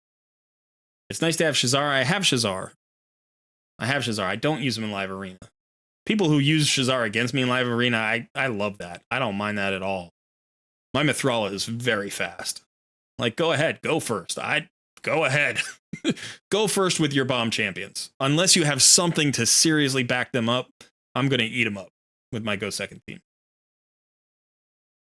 Are you banning Arbiter or Marishka first? Usually I ban Arbiter depending on the team. Because Marishka you can fight around, but Arbiter you can't fight around, you can only beat. Right? You can be faster than her.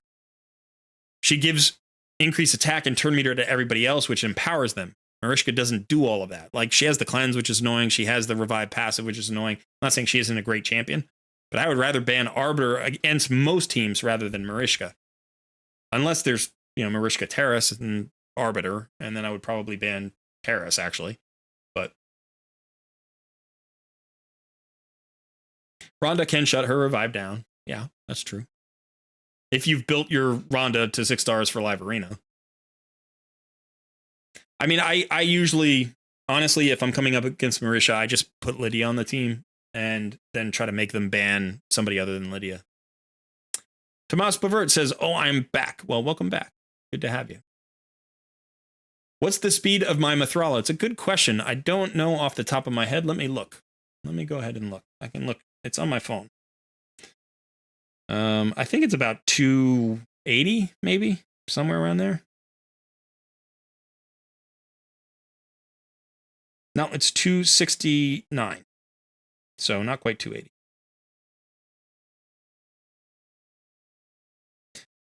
But I think that, getting your cleanser very fast is a good idea, especially on a Go second arena team. Your cleanser should be your fastest champion on your Go second team. So I would love to get her up to about 280. That's about where I would like her to be. I mean, if you could get her faster, the problem is if you get her faster than the enemy team, then she's not a cleanser anymore, right? Then you can't cleanse the thing that they hit you with. So you need to be in sort of a sweet spot. And I think probably somewhere between like 265 and 285, like for where I am in a live arena, that's about right. Every once in a while, she's too slow. So 269, every once in a while, she's too slow. So if I could get her up to like 280, I think that'd be really, really good spot. I think if I got her up to 300, she'd be too fast. But then again, maybe not. Like against Arbiter team, she wouldn't be, because Arbiters are running at like 350 and they're getting their team to go. But against like a Marishka, she might be too fast. Or a Duchess team or something, she might be too fast for that.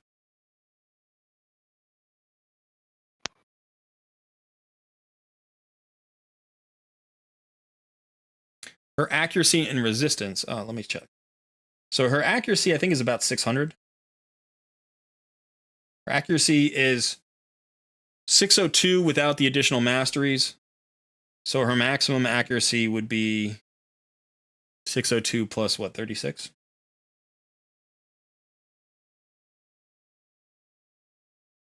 Yeah, her maximum accuracy would be immediately said, Jesus, 600? 638. Yeah, and then her resistance is higher because she gets resistance for every point of accuracy. So her resistance starts at 736. Starts at 736 and works its way up to 772, I guess. She resists most, but not all in live arena.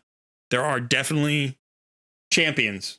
There are definitely players out there who have 800 accuracy, 900 accuracy on their builds, on some of their debuffers and buff strippers and stuff. Wow. Yeah, it's just a matter of time, and it's a matter of where you are in the game. Like, if you are in the first 6 months of the game and you're thinking 600 accuracy is insane, you're not wrong, but it's also manageable. It is actually, I would say accuracy, in some ways, accuracy is the stat you can pump the most easily as a free-to-play, relatively new player. You can get an accuracy chess piece and an accuracy banner, right? If you get 6 stars on each, that's like almost 200 accuracy right there, right? You get accuracy substats. Let's say you get double rolls on most of your pieces, plus the accuracy on an amulet, another double roll there. So now you're talking about, say, what's that? That's another 140. No, it's another 210 accuracy. So now you're looking at 400 accuracy. You've got 400 accuracy just from those pieces. You do 6 perception pieces. That's another 120 accuracy. So you're up over 500 at this point, 520. You get accuracy from your Great Hall. Maybe you can get another, 40 accuracy there, right? And then you can get accuracy from your masteries. So you get at least 10 more onto your base stat. So you could get to 500 or 600 accuracy like 4 or 5 months into the game. You could probably do that. Getting to 600, like the next 100 accuracy is harder, and the 100 accuracy after that is even harder, because now you're talking about triple rolls and quad rolls into accuracy substats. But yeah, the first 500 accuracy is a lot easier than the next 200 accuracy.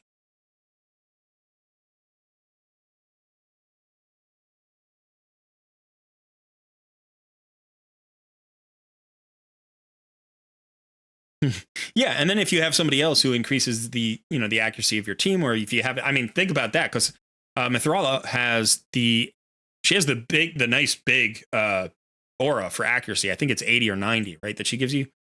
So it's a very nice aura. So you can always use that if you needed even more accuracy. And the nice thing about Mithrala is that accuracy also gives her resistance.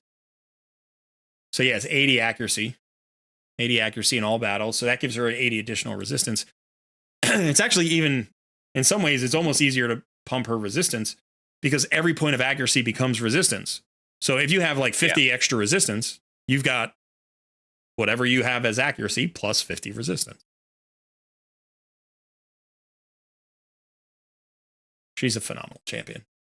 Get your Mithrala. Get her now. It's hard to do. It's hard to get into Hydra. I don't have a Hydra team yet. Have you been hitting Hydra? Like, just to use the keys when the mission comes up, you've been hitting Hydra? Yeah. How hard? Like, what's your best key so far? I don't know, like 200,000. Yeah. Something like that. Maybe. So I ran it like 4 times, I think yesterday or the day before, just to see. Like, I just kept refreshing it and doing it. And on one, I got like 90K. But my average was like 250 or something. And then on the last key, I got 497,000. I was like, ooh, that's nice. The first chest is 6.7 million.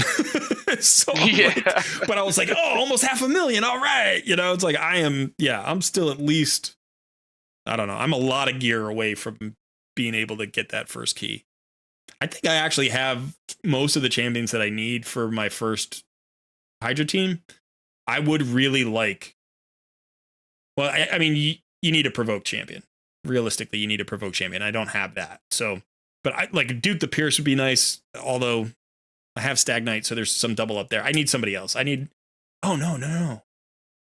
I got my provoke champion. I got Burn Geary, didn't I? Or was that a fever dream that I had on some different account? I thought I got Burn Geary. I did. I got Burn Geary. Let me show off Burn Geary. Okay, so this guy is gonna be one of probably he's in line after Stagnite for my next 6-star if I don't pull a legendary from next week's Sacred Shard event. So yeah, Burn Geary. So he's got a provoke on his A1. It's not an awesome chance. You need to book it out. It's 40% chance. Defensive base champion though. He is Force Affinity, which I think it's the neutral affinity, right? I don't know. The rotations are different. It's different every time. But I think the head of... What's the head that we're trying to do? Not Pestilence. What, the head of Decay? Whatever he is. The guy that can be provoked. Got an AoE here. He got a Strengthen and a Shield.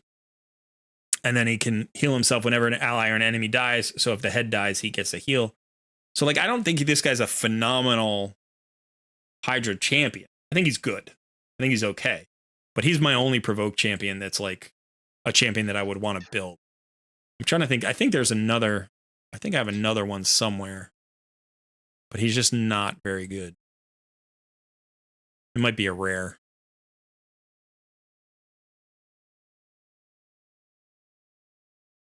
Since you took me Yeah. off, I'm gonna grab a drink real quick. Okay. So yeah, I have Spymaster who has a chance of provoke. I think that's my other guy. What about this guy? Longsword Torx is kind of interesting for Hydra, isn't he? 100%. 100% increased defense. I'm sorry, 100%. He has a lesser increased defense for all allies, and then he has a 45% chance of placing a provoke for 1 turn on all enemies. And this actually books up to, it looks like, 65% chance. So this guy may actually be a better provoker than Burn Geary. It's not on an A1, right? It's on an A2. It is on a 3-turn cooldown. But the question is this provoke linked to the hit? I think it is. So he could weak hit. Could weak hit. But he's got a leech, increased defense, provoke, and then he's got this block damage passive, which is kind of interesting. So this guy could end up being, you know, like a low-level provoker for Hydra. For some people. I might mess around with him depending on what happens. Probably going to run up Burn Geary, though. Because he's better for other things. Good for wave content. That AoE stun, 60% chance. That's really good in Doom Tower. All right, now I think I'm just on the grind. Let me see what my quests look like. Beat a campaign boss 3 times. All right.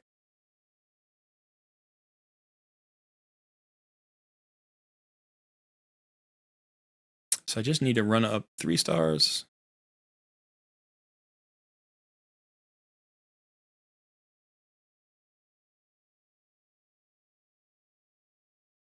So I've started doing this. I used to do this periodically, like a long time ago, and then I just stopped doing it because I don't know, it irked me. I got lazy. I didn't like losing the XP. But whenever I get this mission for 3 boss fights as a daily on this account, not on my main account, but on this account, I come in here to Palace of Aravia and I just run the boss. I'm just hoping for a rare drop with a speed substat, like a 5-star rare with any drop. Doesn't matter what it is. Boots would be awesome. But like if this has substats of speed substats. I was going to say subspeed stats. Like if this piece had speed, you know, just by itself, that would be useful. So you can get the rares from the bosses. So may as well try it. It's like there's nothing in 12.7 that I'm ever going to use. I'm never going to use the curing set for anything ever. So, you know, when I think about my healers, it's like, who would I put curing set on? If I put it on Runekeeper Dazzler, he'd lose all his speed, and I need him to be super fast, so I'm not going to put it there.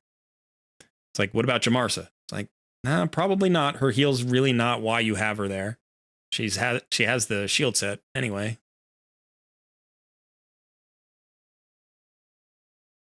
I can sell that. And then, you know, Apothecary. Apothecary's not bad, but you want him super fast, so you don't want to lose that speed. You know, Scylla the Drakes. Yeah, she's not really there just for the healing. She's got so many things that you need. You need tankiness and speed and accuracy on her. It's like, who do you put curing sets on? I don't put curing sets on anybody. I mean, Rector Draft? You want accuracy and speed on her. You want tankiness. It feels like there's no champion in the game that I can think of where I'm like, perfect curing champion right there. Maybe Doom Priest if you need to speed tuner at like a lower speed than you would want for like clan boss, and she's not going to help you in clan boss with curing because you don't need her there, but then you can run her other places with the curing set. Get a little bit more of a heal out of her. Maybe. That's the only champion that I can think of. I'd still rather have her in like a relentless set or all speed or, you know, like pure tanky or shield or something. But you could run her potentially in a curing set. I'm gonna look at chat in a minute and see if anybody's like, oh, you should totally run this champion in a curing set. I'm like, I'm curious. Oh, hey, let's go do a brutal clan boss. Did we get a key into here? No. All right, so Sun, are you there? I'm almost there. Okay. We were talking I'm always here. We were talking about Clan Boss. Like, I actually got to my 2 key like 2 or 3 days ahead of you in terms of brutal. And I think I can. It's actually 1 day. Yeah, you did not the next day.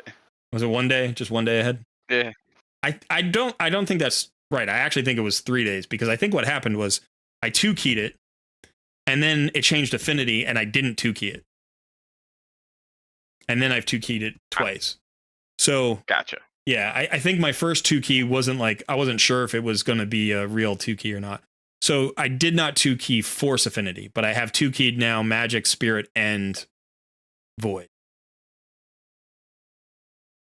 But we're basically tied now. We're exactly the same point with this. Although I don't know, can you 2 key? Do you think you can 2 key 3 of the affinities, or just the neutral affinities? The only one I've done so far is the Spirit. Okay. So you've done it when your damage dealer is strong. Because Fane is strong. Neutral affinity, and Kale is strong affinity against the Spirit buff. Yeah.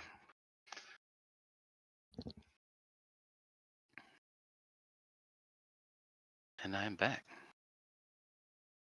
Colred, you should have another provoke. Use the filter. That's a good idea. I should have used the filter. Sorry. I think the second I start actually pushing masteries again, I'll be able to 2 key just about everything. Hopefully. Yeah. Yeah, well, the only one who's left who needs masteries is Wukong, right? No. The only ones that have full masteries are Kale and Fane. Oh, okay. So Deacon needs them. So Deacon, Apothecary, and Wukong. Gotcha. So with all 3 of them having full masteries? Yeah, you'll have your 2 key on every affinity, probably. Yeah. Yeah, and it's interesting because I debated pulling out Wukong from my team because the buff strip plays, right? He blocks the buff. That means the boss doesn't get the increased attack. Like, the affinity bosses have an increased attack, right? I don't think the Void affinity gets it. I forget. But so you reduce the incoming damage by having that buff strip and that block buffs up there. And then he does decent damage. And once you get him to 6 stars, he'll have his War Master. So that'll be more damage. But I feel like he's the champion that can come out of the team, right? So if you get a tank who has like a decrease attack, a reliable decrease attack is better than stripping the increase attack. And then, you could bring potentially something else and still have War Master. So, direct damage against the bosses as they scale up just gets worse and worse. You need an ignore defense or a max HP hit in order to have direct damage mean anything. So, if you just have a hard-hitting regular nuker, their damage just goes down as you go up in difficulty. Whereas poisoners, their damage goes up as you go up in difficulty, right? So it's like, it's a percentage of the health pool, and the health pool gets bigger and bigger. So every poison, like Frozen Banshee, will just do more work at Nightmare than she's doing at Brutal. And at Ultra Nightmare, she'll do even more work than she does at Nightmare. So it's kind of crazy, but that's why they're so valuable, those poison champions. And it's why Kale, as the starter champion, is the best starter champion because of those poisons. He's viable all the way up to Ultra Nightmare Clan Boss. He's not great up there, but he can get you there, if you don't have another replacement for him. This guy has 2 pandas. What's going on here? He pulled one during the fusion and then fused. That's what happened. Yeah.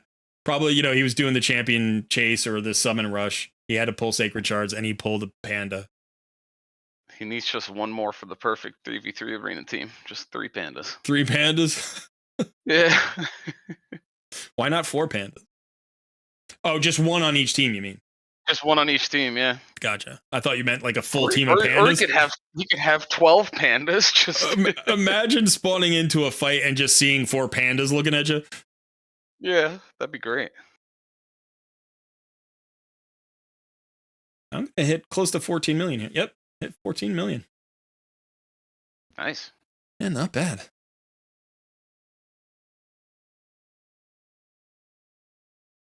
So that's a nice, solid 2-key brutal here. I get such a kick out of Great Danish or Great Dane because he's in our Discord. He's in the stream. And then he's in my clan chat. Then he sends me DMs. So I got 4 ways to contact me. He's like, Colred, you need to use your filter in your roster to find your provoke champion. I'm like, thanks, Dane. Yeah. That's great. No pun intended.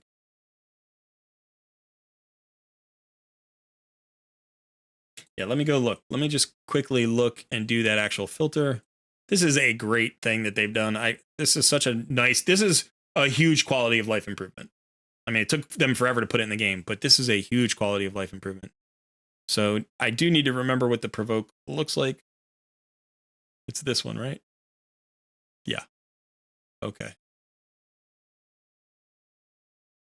All right, so these are my provoke champions.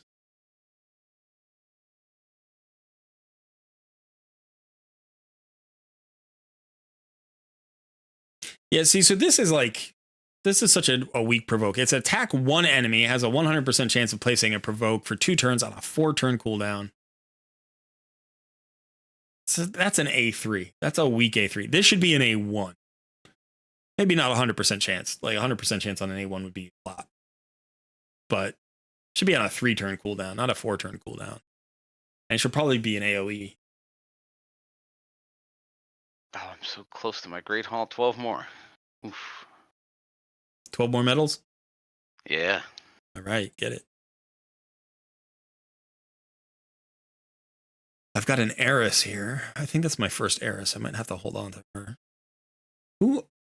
Who's tomorrow's faction crypts?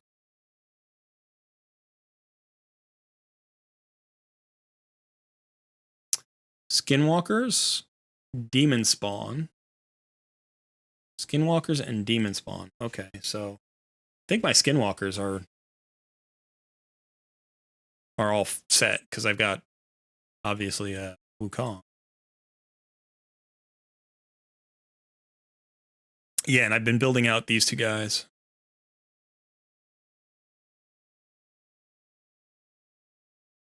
So I could keep building them up, I suppose, but I want to try to get my next 6-star. And then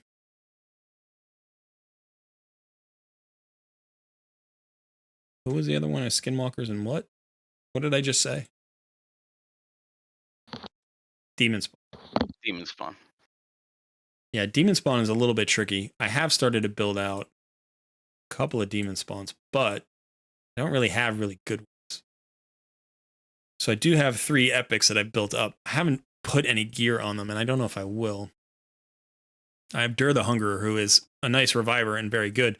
I've started to build Abyssal, but I need to turn these into food. And I was thinking about Hellborn Sprite, but she's 4 stars now. But I might just go with Diabolists. Get a couple of Diabolists going, or at least one with Abyssal. That would be good. Abyssal's really nice.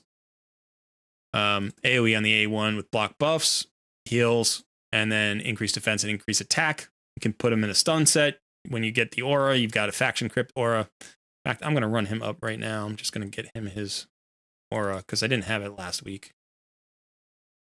The only problem is I have not gotten back into the Spirit Keep for a while. And like I have potions in every affinity except Spirit.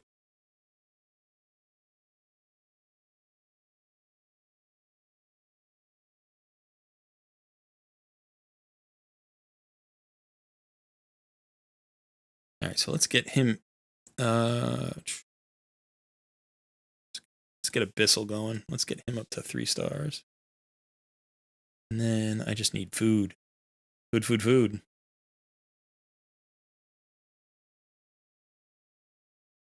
Oh, my Abyssal's in the... He's training. Okay. I'll use these. So I think I'm pretty close, actually. I'm pretty close. I might have to run up some 2 stars to 20 to get food for my 3 stars to turn them into 4-star chickens to level out my 40s. To get my 5-star chickens so I can get my 6-star champion. Just a whole chain of crazy, ain't it? Yep, the usual. All right.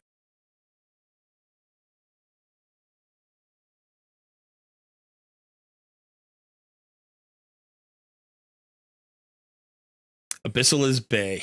Abyssal is good.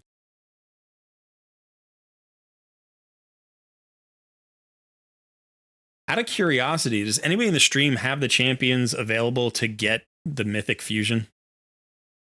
I'm like 2 champions away on my main. I'm just curious if anybody's going to go after it.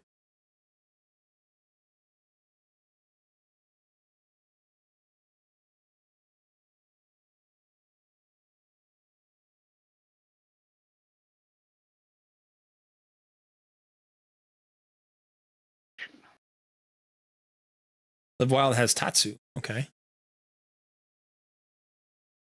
Shooter says, I have all, would need to sacrifice my dupe Kira.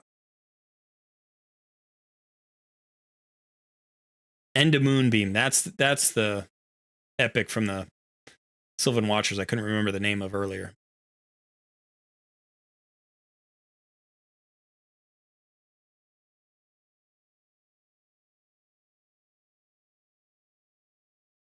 Yeah, it's interesting too to see how close people think they are depending on what they have. You know, some people will be like, "Well, I'm only missing 3 epics, so I'm pretty close," and other people, I'm like, "I'm missing 3 epics. I'm really far away."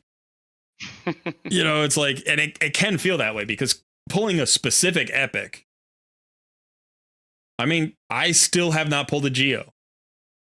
I've still not pulled a Geomancer on my main account. And if I counted up all the shards that I pulled in the 900 plus days that I've been playing on that account, my guess would be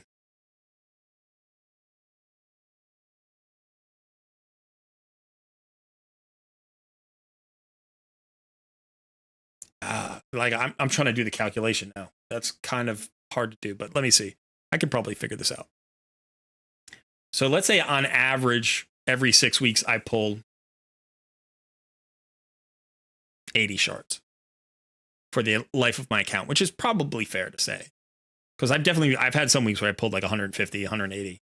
And then on you know, sometimes I only pull like 60. But yeah, it's probably at least 80. And 900 days is what? It's 130 weeks. Right? So 130 weeks divided by 6 would be 22. Call it 22. So 22 times I pulled close to 100 shards. So I pulled at least 2,000 ancient shards. That actually seems really low. I feel like I pulled more than that. So I pulled at least 2,000 ancient shards. And then sacred shards, I probably pulled several hundred, maybe 400 sacred shards.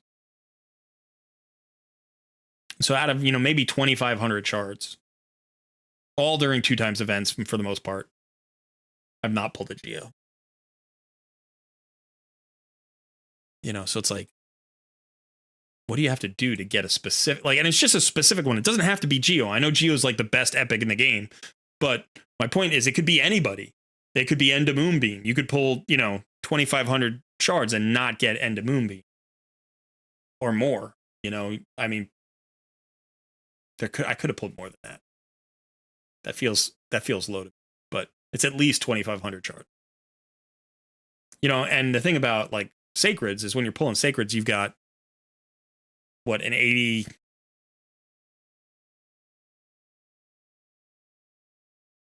What's the chance on the sacred? It's 12%. So it's 88% chance of pulling an epic if you're pulling during 2 times events. You know, so you're talking about 400 shards at least. It's got to be more than.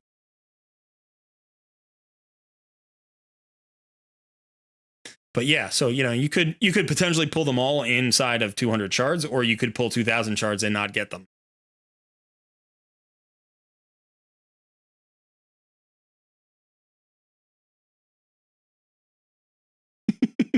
Son? Yeah, sorry, what happened?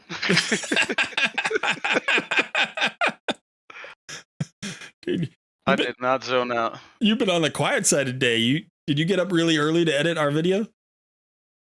Yeah, it was a combination of I couldn't sleep last night and I got up early, as early as I could. You know what's interesting? I haven't even checked the video today. How's the video doing? Oh, shoot. It's doing all right. 4 out of 10. They were wrong. They were wrong. Stats versus sets. So wrong.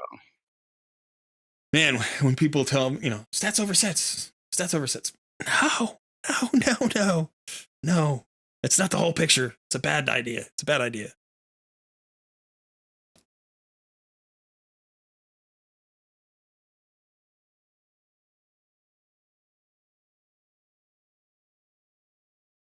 Yeah, we'll see. The comments are always interesting. And when I do videos like this, I got a comment the other day. It was actually in the video suggestion section of the Discord.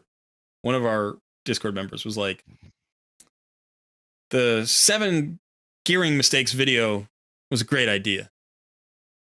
The new mythical champion review, not interested. I was like, fair enough. You don't have to be interested in every video. It's like other content creators do that. I'm not interested. Okay. I am personally interested in that kind of stuff. I recognize that, like, I'm not the news guy. You know what I mean? If people want news in this game, they go to Hell Hades or somebody like that, and it's like, okay. They come to me for, like, tips on how to get out of the mid game, or, how to build a particular champion, or how to take on this fight. Like, I get that.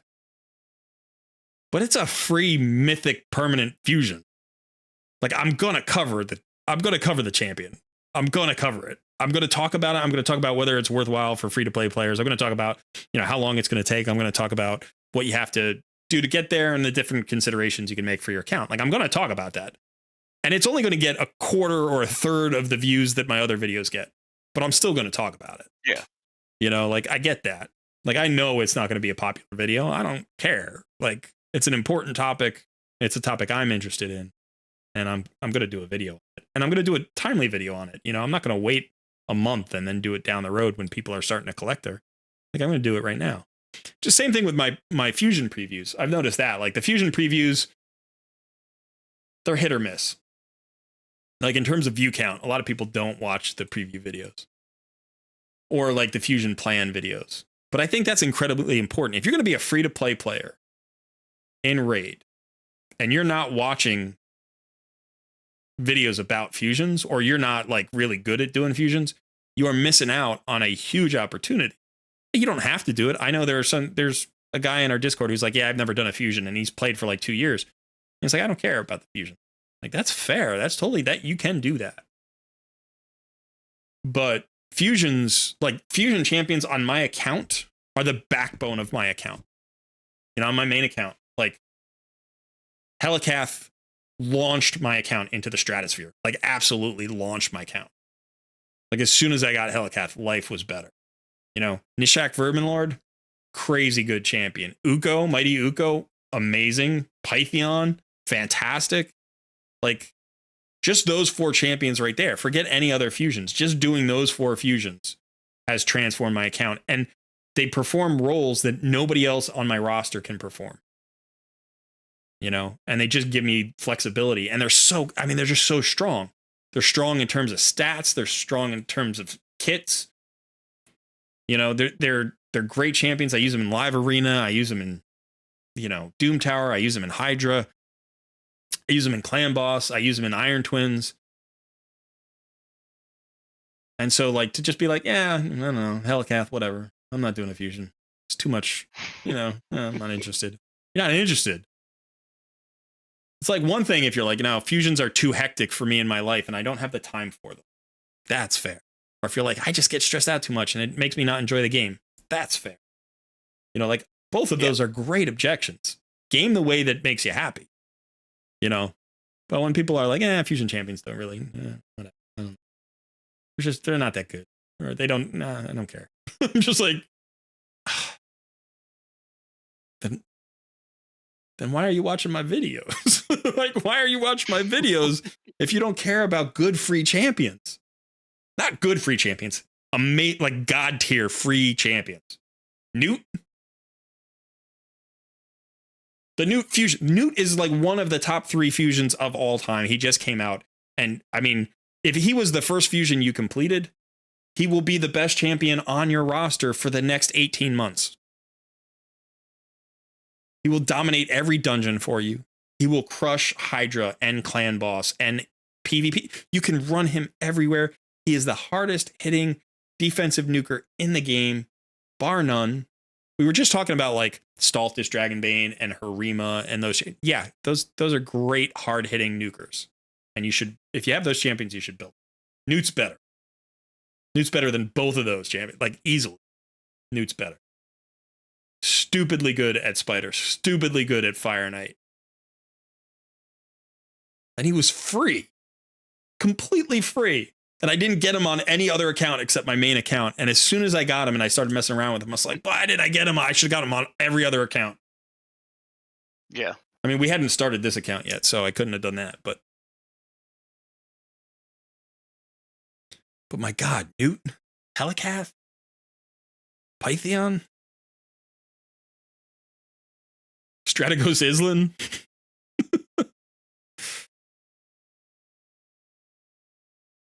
I still want to do my videos on Strategos Islan.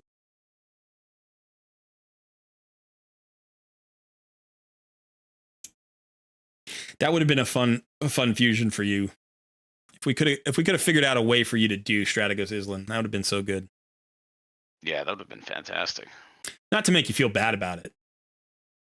No, I'm not trying to make you feel bad about it. I'm just saying there's power in these fusions, and like when you come across a fusion like that, who you're like, wow, this would really suit my account, you know, then you want it, and then it's disappointing if you can't get it.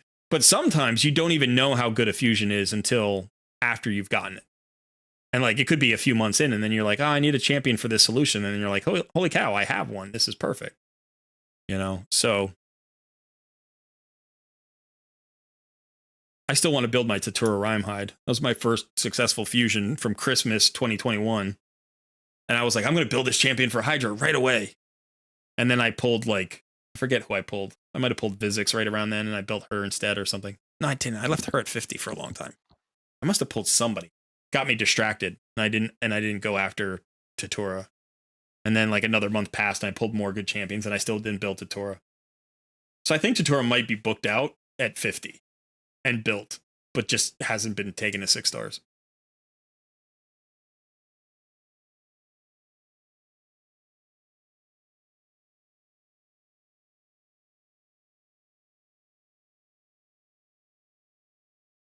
All right.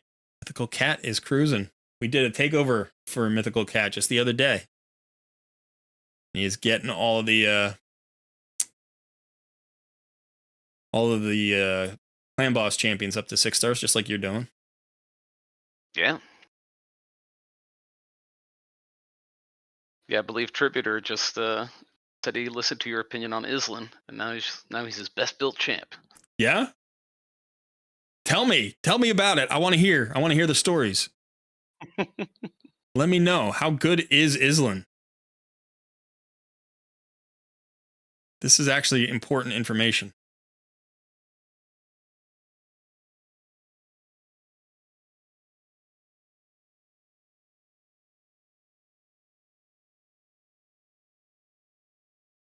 Where is it? Tributor, I listened to your opinion on Islan when he was being announced. I'm very happy to have listened. He's my best build champ with over 5,000 defense easy. That sounds fantastic. I got a lot of pushback for my opinion. A lot of people, I mean, not a lot of people, but enough, like more than I normally get. I don't get a lot of pushback on my videos. Most people are just like, hey, that's a great video. Thanks for, for the help.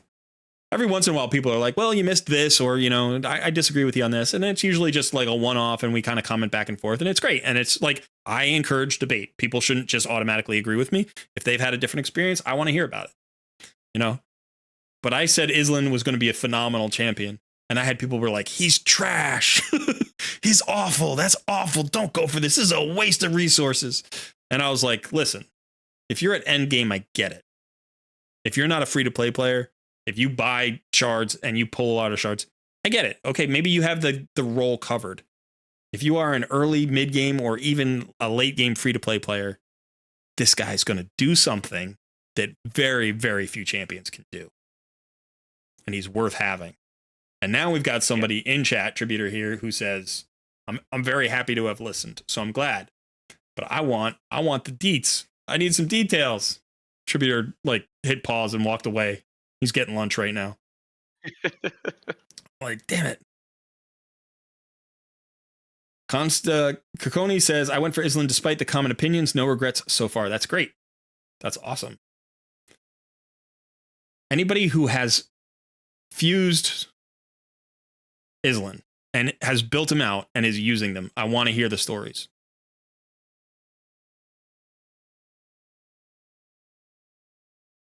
Tributor says, I've been playing for less than 2 months and he is so fantastic. He's won me live arena battles and I have no business winning. And then Liv says, it was the best grind decision I've made in Raid. Changed my account for sure. Absolutely. That's what fusions do. I mean, we're talking about two completely different fusions here, right? Like Newt is a nuker, turn meter controller, like crazy good single target champion. It's got a weaken debuff, whatever. Then you've got Island, who's just pure tank, defensive, protector, healer, right? Lives forever, can't be killed. Completely different champions. But we've got two people being like, oh, this is a great decision. This is helping my account tons.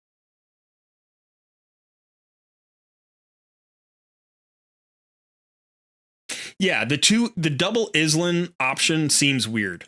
I've thought about that before. Like if you had two Islands on your team, you know, that could that, like, what would you do with that? You know, because it's like, all right, let's say you had a team that just couldn't die forever. You know, like obviously in Clan Boss ramps up, it's going to kill you. But like, could you build a double Island Hydra team that's literally an infinite team? You know, it's like, could you build it so there's enough damage so that when you get down to the 2-turn devours, you are still fast enough and hit hard enough and tanky enough that the one Island is enough, you know, right? Because you got the provokes out there, you've got the ally protect and all that stuff. Can you, I mean, do you have to build 2 mischief tanks? Like, is that the way that works? I don't know. Maybe you have to build 2 mischief tanks, but could you create an infinite team off of that guy? I don't know if you could. It'd be interesting.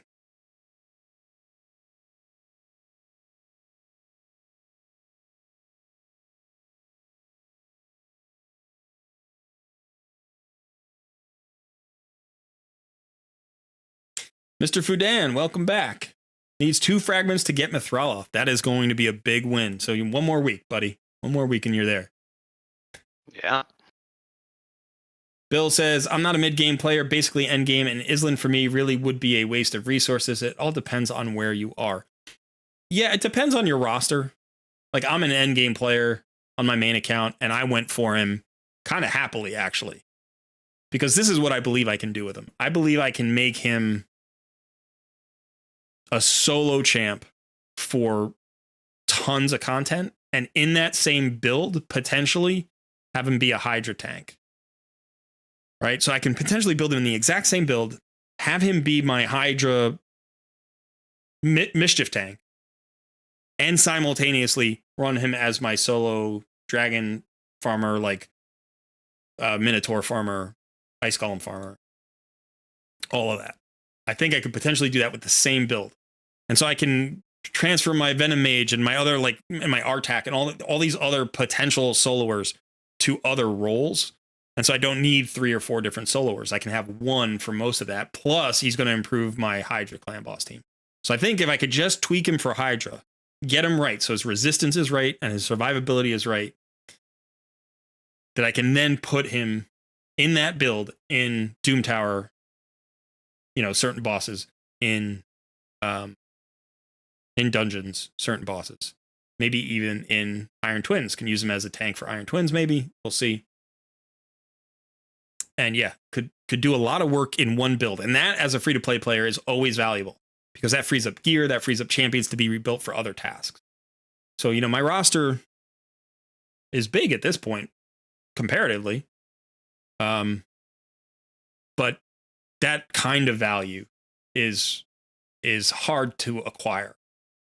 And so, you know, like, if I can do a dragon tournament and farm it with 4 food champs, you know, and do great in the Dragon tournament, and then take the same champion that just did that, you know, go do Hydra Clash, get my 1 key Nightmare, you know, or at least 1 key Brutal, and then take the same champ and go into the Spider, well, not the Spider tournament, but the Ice Golem tournament, same champ, food, you know, like that's crazy value.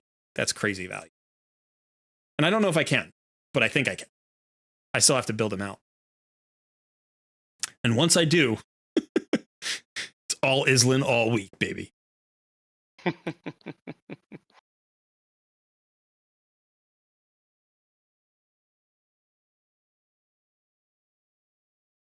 Yeah, so they said they were going to patch his heal.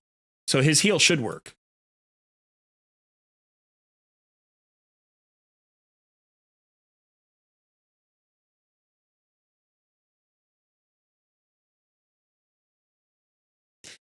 So Bill, the problem I have with what you're saying, and it's not really a problem, but as a communication to the community, you can say that argument. You can make that argument. I have his roles covered. You can say that argument about every single Fusion champion, depending on the roster you have. You can say, I don't need Helicath. I have Roshguard the Tower. Or I have Demitha. I have my unkillable champ. I don't need him. Right? You can say, well, what about nukes? It's like, oh, no, I've got my nukers covered. I've got Harima. I've got a defensive nuker. I've got single target nukers. I've got AoE nukers. I've got HP burners. I have all the damage I need on my account. You know, I've got a Rhodos and a Kandrafon and a, you know, Trunda and a Herndig, and I've got everything. That's fine. You can say that. Doesn't make him not a good champion.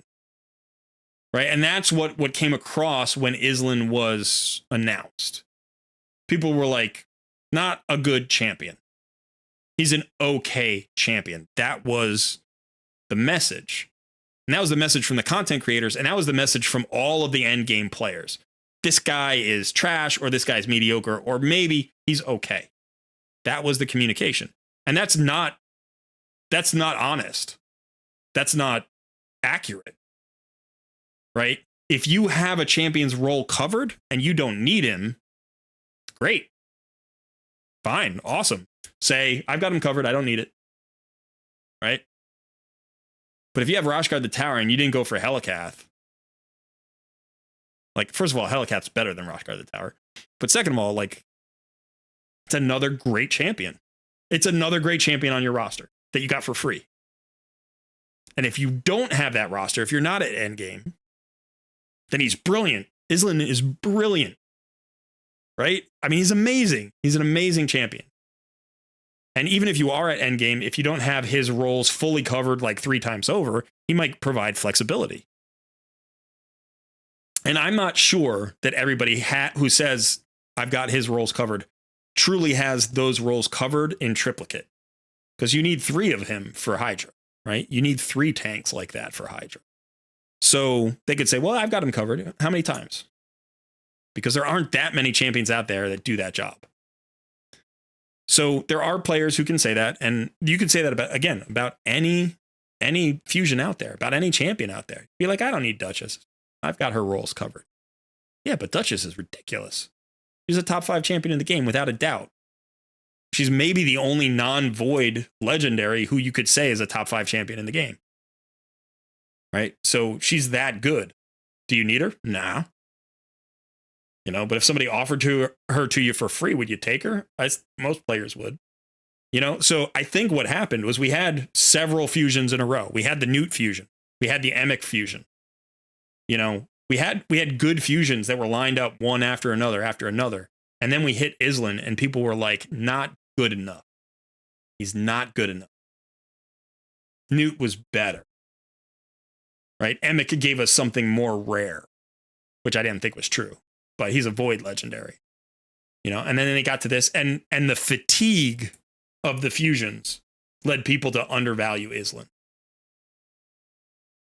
So I'm just like, I feel like the CC community and the endgame community and the whales and everybody who was talking about it they were all saying the same thing. And I'm looking at this kit and I'm like, this is an insanely good kit. And if you go back and watch my video, when I first reviewed his kit, I did it live in the video. I'm looking at it, I'm like, okay, this is good. Okay, this is all right. And then I got to the passive and I was like, I think this is stupid. I mean, I distinctly remember it turning the corner. And then I started to look at the kit again in regards of the passive. I'm like, you know what? Like, people were complaining that his A2 or whatever it is was on a 4-turn cooldown instead of a 3-turn cooldown because there's an epic who does it on a 3-turn cooldown. He's like, yeah, but the synergy matters, right? It's a skill doesn't exist in a vacuum. It exists with the other skills around it. So the same skill can be more powerful on different champions depending on the skills that are in those kits with that particular one skill that you're talking about. And I looked at it and I was like, if this skill that everybody wants on a 3-turn cooldown was on a 3-turn cooldown, this champion would be broken. You know, and I watched the other content creators' videos. I watched Nubs, and that's the other thing. I told Son, do you remember me telling you about Nubs' video on him? I do remember we. So Nubs like I think you said he was. Go ahead. No, go ahead. I thought you said he was just kind of over it. Well, no, he's over, like, he's over the whole raid drama thing. Yeah, he's definitely over that. But this was earlier, right? This was before he was totally over it.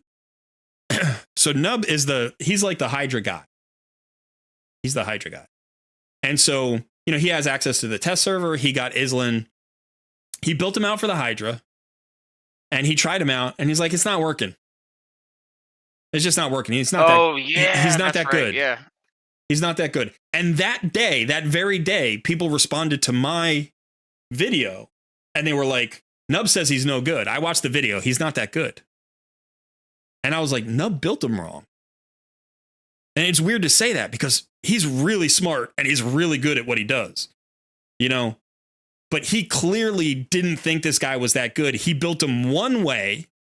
The one build he tried didn't work. And he was like, not good enough for Hydra. I think you can pass on this guy. And I was looking at the build and I'm like, you got him in reflex. That's an awful idea. He's a provoke champion. You want him to use his A1. Put him in relentless. Don't put him in reflex. Reflex makes him skip his A1. If you want him to go faster, get more turns, and get his ally protect up more often, put him in relentless. He'll have more A1s, get more provokes out, and simultaneously have more uptime on his buffs. You know? And you need a manual of his first provoke. And he didn't do either of those. Instead, he built him this other way that didn't seem great. The champion, by the way, survived like 10 rounds. Like, he had to be devoured to be killed. Right? On Nub's video. The whole team died. And by the way, this was before they supposedly fixed the heal.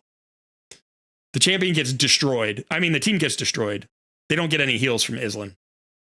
Islan survives like another 5 rounds or 8 rounds or whatever. It has to be devoured in order for it to end.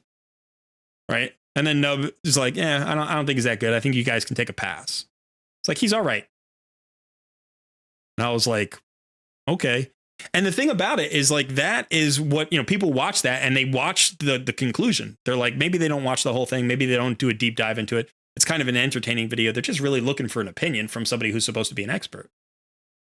And I think Nub missed. And sometimes we miss. Sometimes I miss.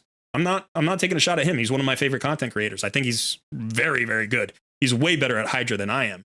But in this one particular case, I think he took a swing and he missed. And maybe he did because he didn't care about the champion that much, or maybe the buzz wasn't that good about it, or maybe he didn't have the time and energy to really research the champion all that much in the build that he was doing. For whatever reason, I think he swung and missed. But the result was I took heat from people who watched his video and were like, nah, Nub says he's trash. I think he's trash. I think he's trash and Nub thinks he's trash, so you're probably wrong. And yeah, I just don't. I'm still convinced. I'm still convinced he's a fantastic fusion. Now, again, if you've got his role covered twice, covered 3 times, he's useless to you. That's fine. That's great. But when people blow off a champion and they're like, yeah, this is not a good champion because they don't feel a particular need or they don't have the energy to do it, I think that's a disservice to the community. And it's especially a disservice to the free-to-play community. Right? Because the opinions of, like, spending players don't they're not accurate enough for free to play players. They're just not. If you spend, like, if you're a really low spender, if you spend like, I don't know, like less than $50 a month, if you spend $20 a month, if you spend $10 a month on raid, the free to play mentality applies to you, right? Because that is a drop in the bucket in terms of raid progress. But if you've spent $1,000, $2,000 on this game, you're already outside the realm of what free to play players have to deal with. You know, and if you spend $10,000 or $20,000 on this game or $100,000 on this game, your opinion is it's like a pro, like it's like a Major League Baseball pitcher telling a little league catcher how to catch. Do you know what I mean? It's like, oh man, you're not doing it right. It's like, dude, I'm 7. What the hell are you talking about? I'm doing it wrong. My dad says I'm doing it right. My coach says I'm doing it right. Like, get off my back. You know, it's like, and it's not really that, because we're not 7-year-olds. Like, we know what we're doing, but like, it's like the game is completely different. You know, it's like, yeah, he's an MLB pitcher and we're playing T-ball. You know, it's like, it's a very, very different task. And so you need to be aware of that task. And like, we're talking about the same, you know, general sport. But being a Kraken, and that's the thing about a lot of the content creators. They're, you know, because this is a business for them, they've spent $20, $30, $50,000 on the game. And no matter how many free-to-play accounts they build, and no matter how much they try to focus on early game stuff or stuff for the mid-game players, and they do a great job, by the way, and they try hard. I mean, the group of content creators we have for Raid is phenomenal, and they're really good people. Like, they're genuinely interested in helping the community and helping to build community. They're really great. I enjoy pretty much every one that I've ever watched. But most of them just can't get into that mindset anymore. And here's another thing that happens to content creators. Imagine you've been around for 2 years as a content creator and you've done 600 videos. Now, if somebody asks you a question about a topic, you're like, I've got 3 videos out on that. I did one 18 months ago, I did one 12 months ago, and I did one 6 months ago.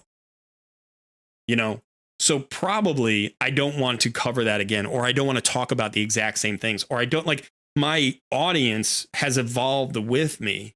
And I don't think, like, if I was the new guy and then I'm now here 2 years later and the audience is still with me, they've also been playing for 2 years. So my echo chamber, you know, the opinions I hear are going to be opinions from endgame players, you know, and the new players who are coming in are like a minority of my viewership. And so I've got resources out there. I've got videos out there for them. And I might occasionally say, you know, in a 20-minute video, I might say 3 minutes of stuff directed at them. But my mentality is no longer about the new players. It's about the endgame players. It's about my viewership. My viewership, they're all players that have been playing for 2 years. So, yeah, you know, sometimes, like, a lot of times I watch videos now. I used to watch videos a lot more than I do now. I used to watch at least 2 raid videos a day for probably a year, you know, and now I maybe watch like 4 or 5 a week. And I watch them at 1.5 speed. I don't watch anything at regular speed anymore. I don't have the time for it. I want all the information, so I have to watch it fast. I don't want to skip. Do you know what I mean? I don't want to skip. So I watch it at 1.5 speed, or for some of the guys who are a little bit slower, I watch it at 1.75 speed. So I like Deadwood Jedi. Deadwood Jedi I like a lot, but he just ambles through his conversation a little bit. And I'm like, all right, so I need you at 1.75 speed. Some of the fast talkers, I have to slow down to 1.25, like Ash. Ash moves pretty fast. So watch him at 1.25. But I watch Hell Hades at 1.5. And by the way, if you want to watch me at 1.5, that's fine. Go ahead, do it. You know, as long as you watch, I'm happy. But yeah, so I watch, you know, 4 or 5 videos a week. I do kind of scan the titles and I look at the subjects and stuff because that impacts me as a content creator. I want to make sure I'm not missing something. I need to get this moving again.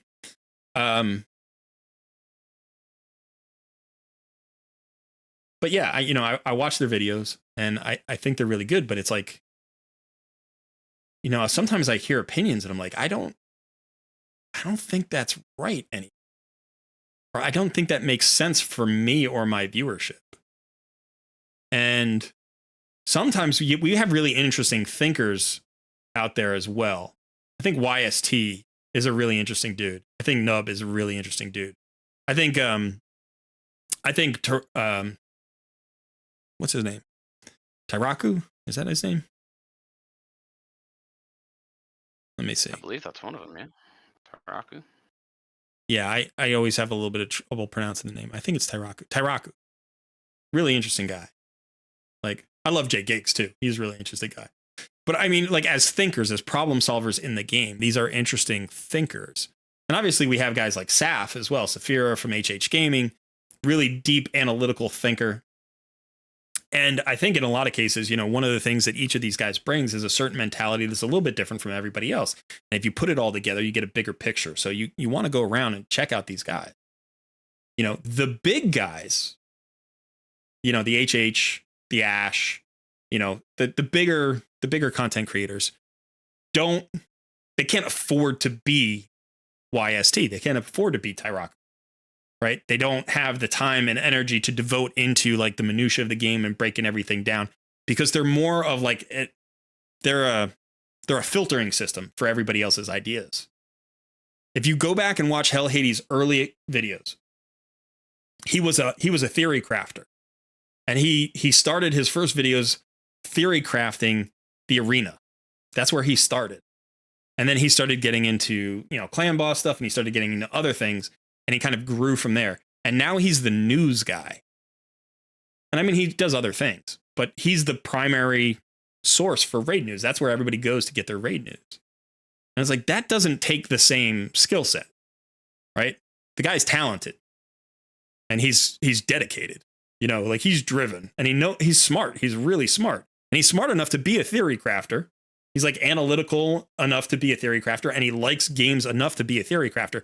Guy doesn't have time. He's got 17 employees now. He's starting a gaming company. Like, you know, how much time can he dive into stuff and really theory craft?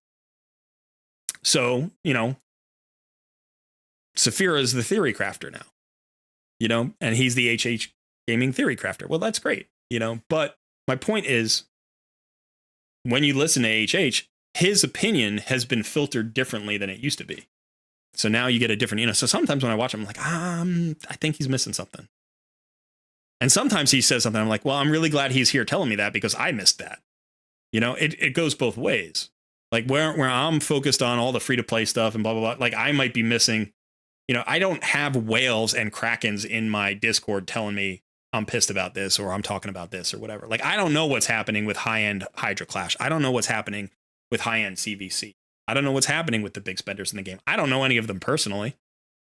You know, there are a few guys in our Discord community who have spent some money. I'm not saying like some money. I mean, there are a few guys who've spent a decent amount of money. You might call whales, but there aren't that many of them. You know, and they're in a free to play community. So they're not walking around saying, hey, I spent 30 G's, you know, like they're not doing that, because the other people are like, I didn't spend any money. I don't feel good about this at all. You know, it's like, you don't want to be the guy who makes everybody feel uncomfortable. So some people are like, yeah, no, I spend. And other people are like, no, I don't spend. And it's fine. It's comfortable and it's fine. But when you've got communities where you've got a clan where you've got 30 guys who've all spent $50,000 on the game, I guarantee you they have conversations about money, right? They're talking about it. So it's like, I'm not in on those conversations. So I need guys like Ash and I need guys like Hell Hades to tell me about the other end of the community. You know, so again, this is not a knock on them, but I'm thinking, you know, the mentalities here are very different. And I'm not even sure that spenders, like big spenders, understand what a free to play mentality is. I don't know if they think we just want something for free. They think we feel entitled to a free game. Or if they think that like cheap means good to us, which it doesn't, by the way. You know, like I was thinking about this the other day. A lot of free to play solutions that content creators offer are really just cheap solutions. They're not free to play solutions. You know, be like, oh, here's a rare that's not very good, but can do one thing for you.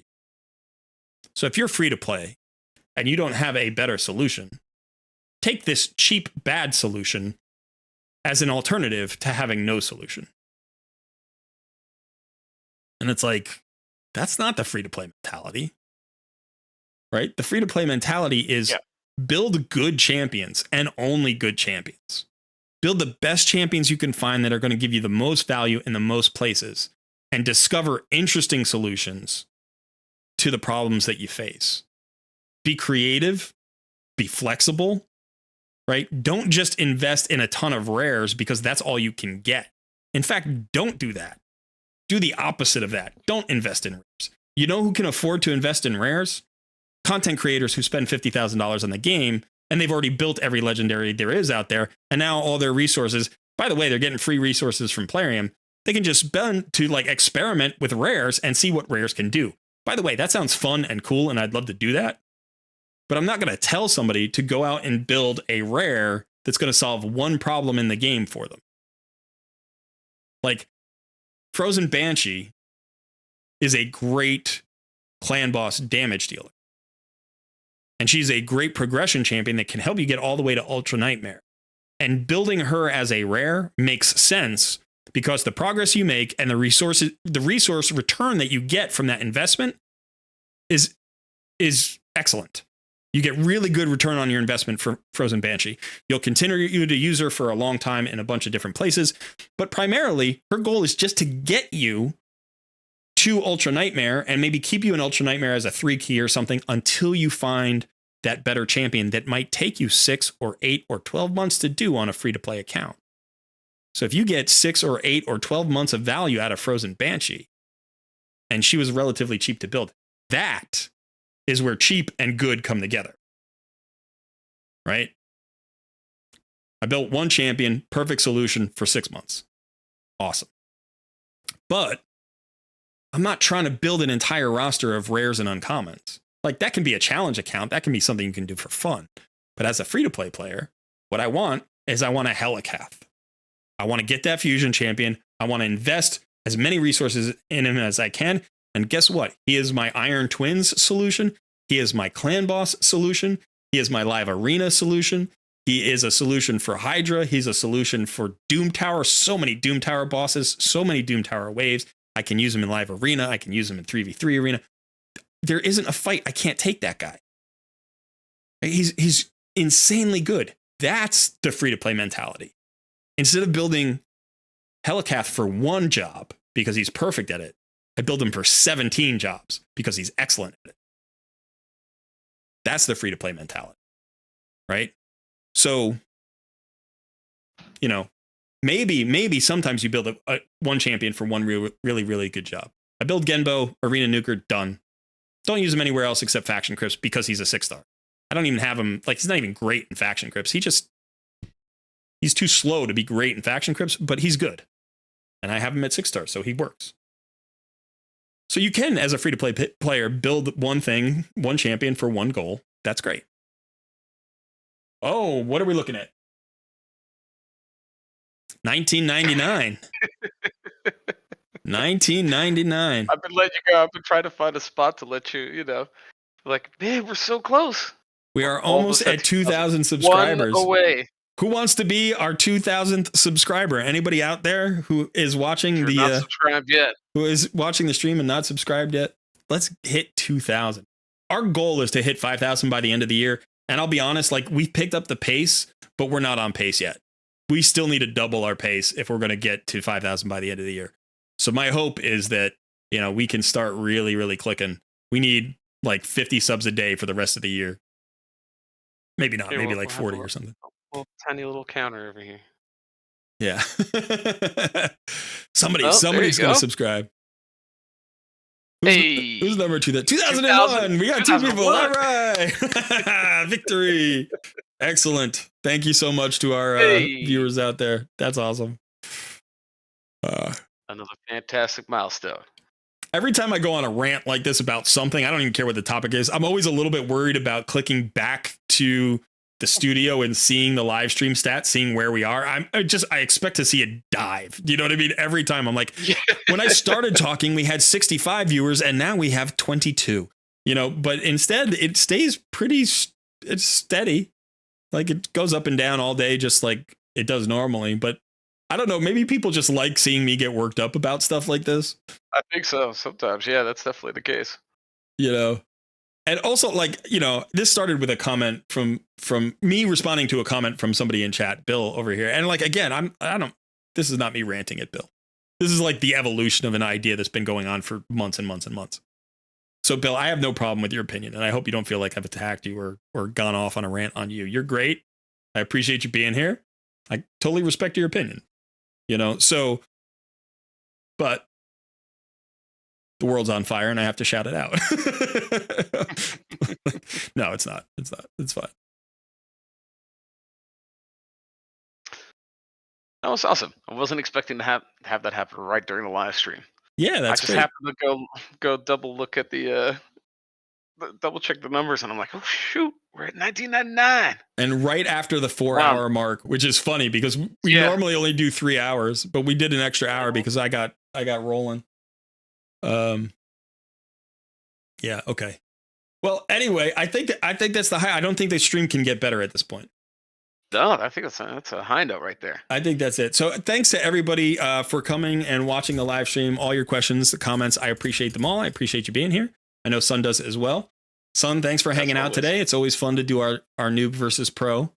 And I'm catching you, buddy. I'm coming. I'm chasing you down. Yeah, gonna get stuck on that arena for a little while though, so we'll see. Well, in a week, next week, when we next week, live versus when we do our live stream, noob versus pro, we're gonna know at that point if we've hit on our sacreds, and the whole complexion of this competition could change. Oh yeah, on that. That's true. So, or it could be exactly the same. Maybe we completely miss, and we're just here next week doing the exact same thing that we did this week. The exact same thing. Just grinding up food champions and you know, looking for free resources.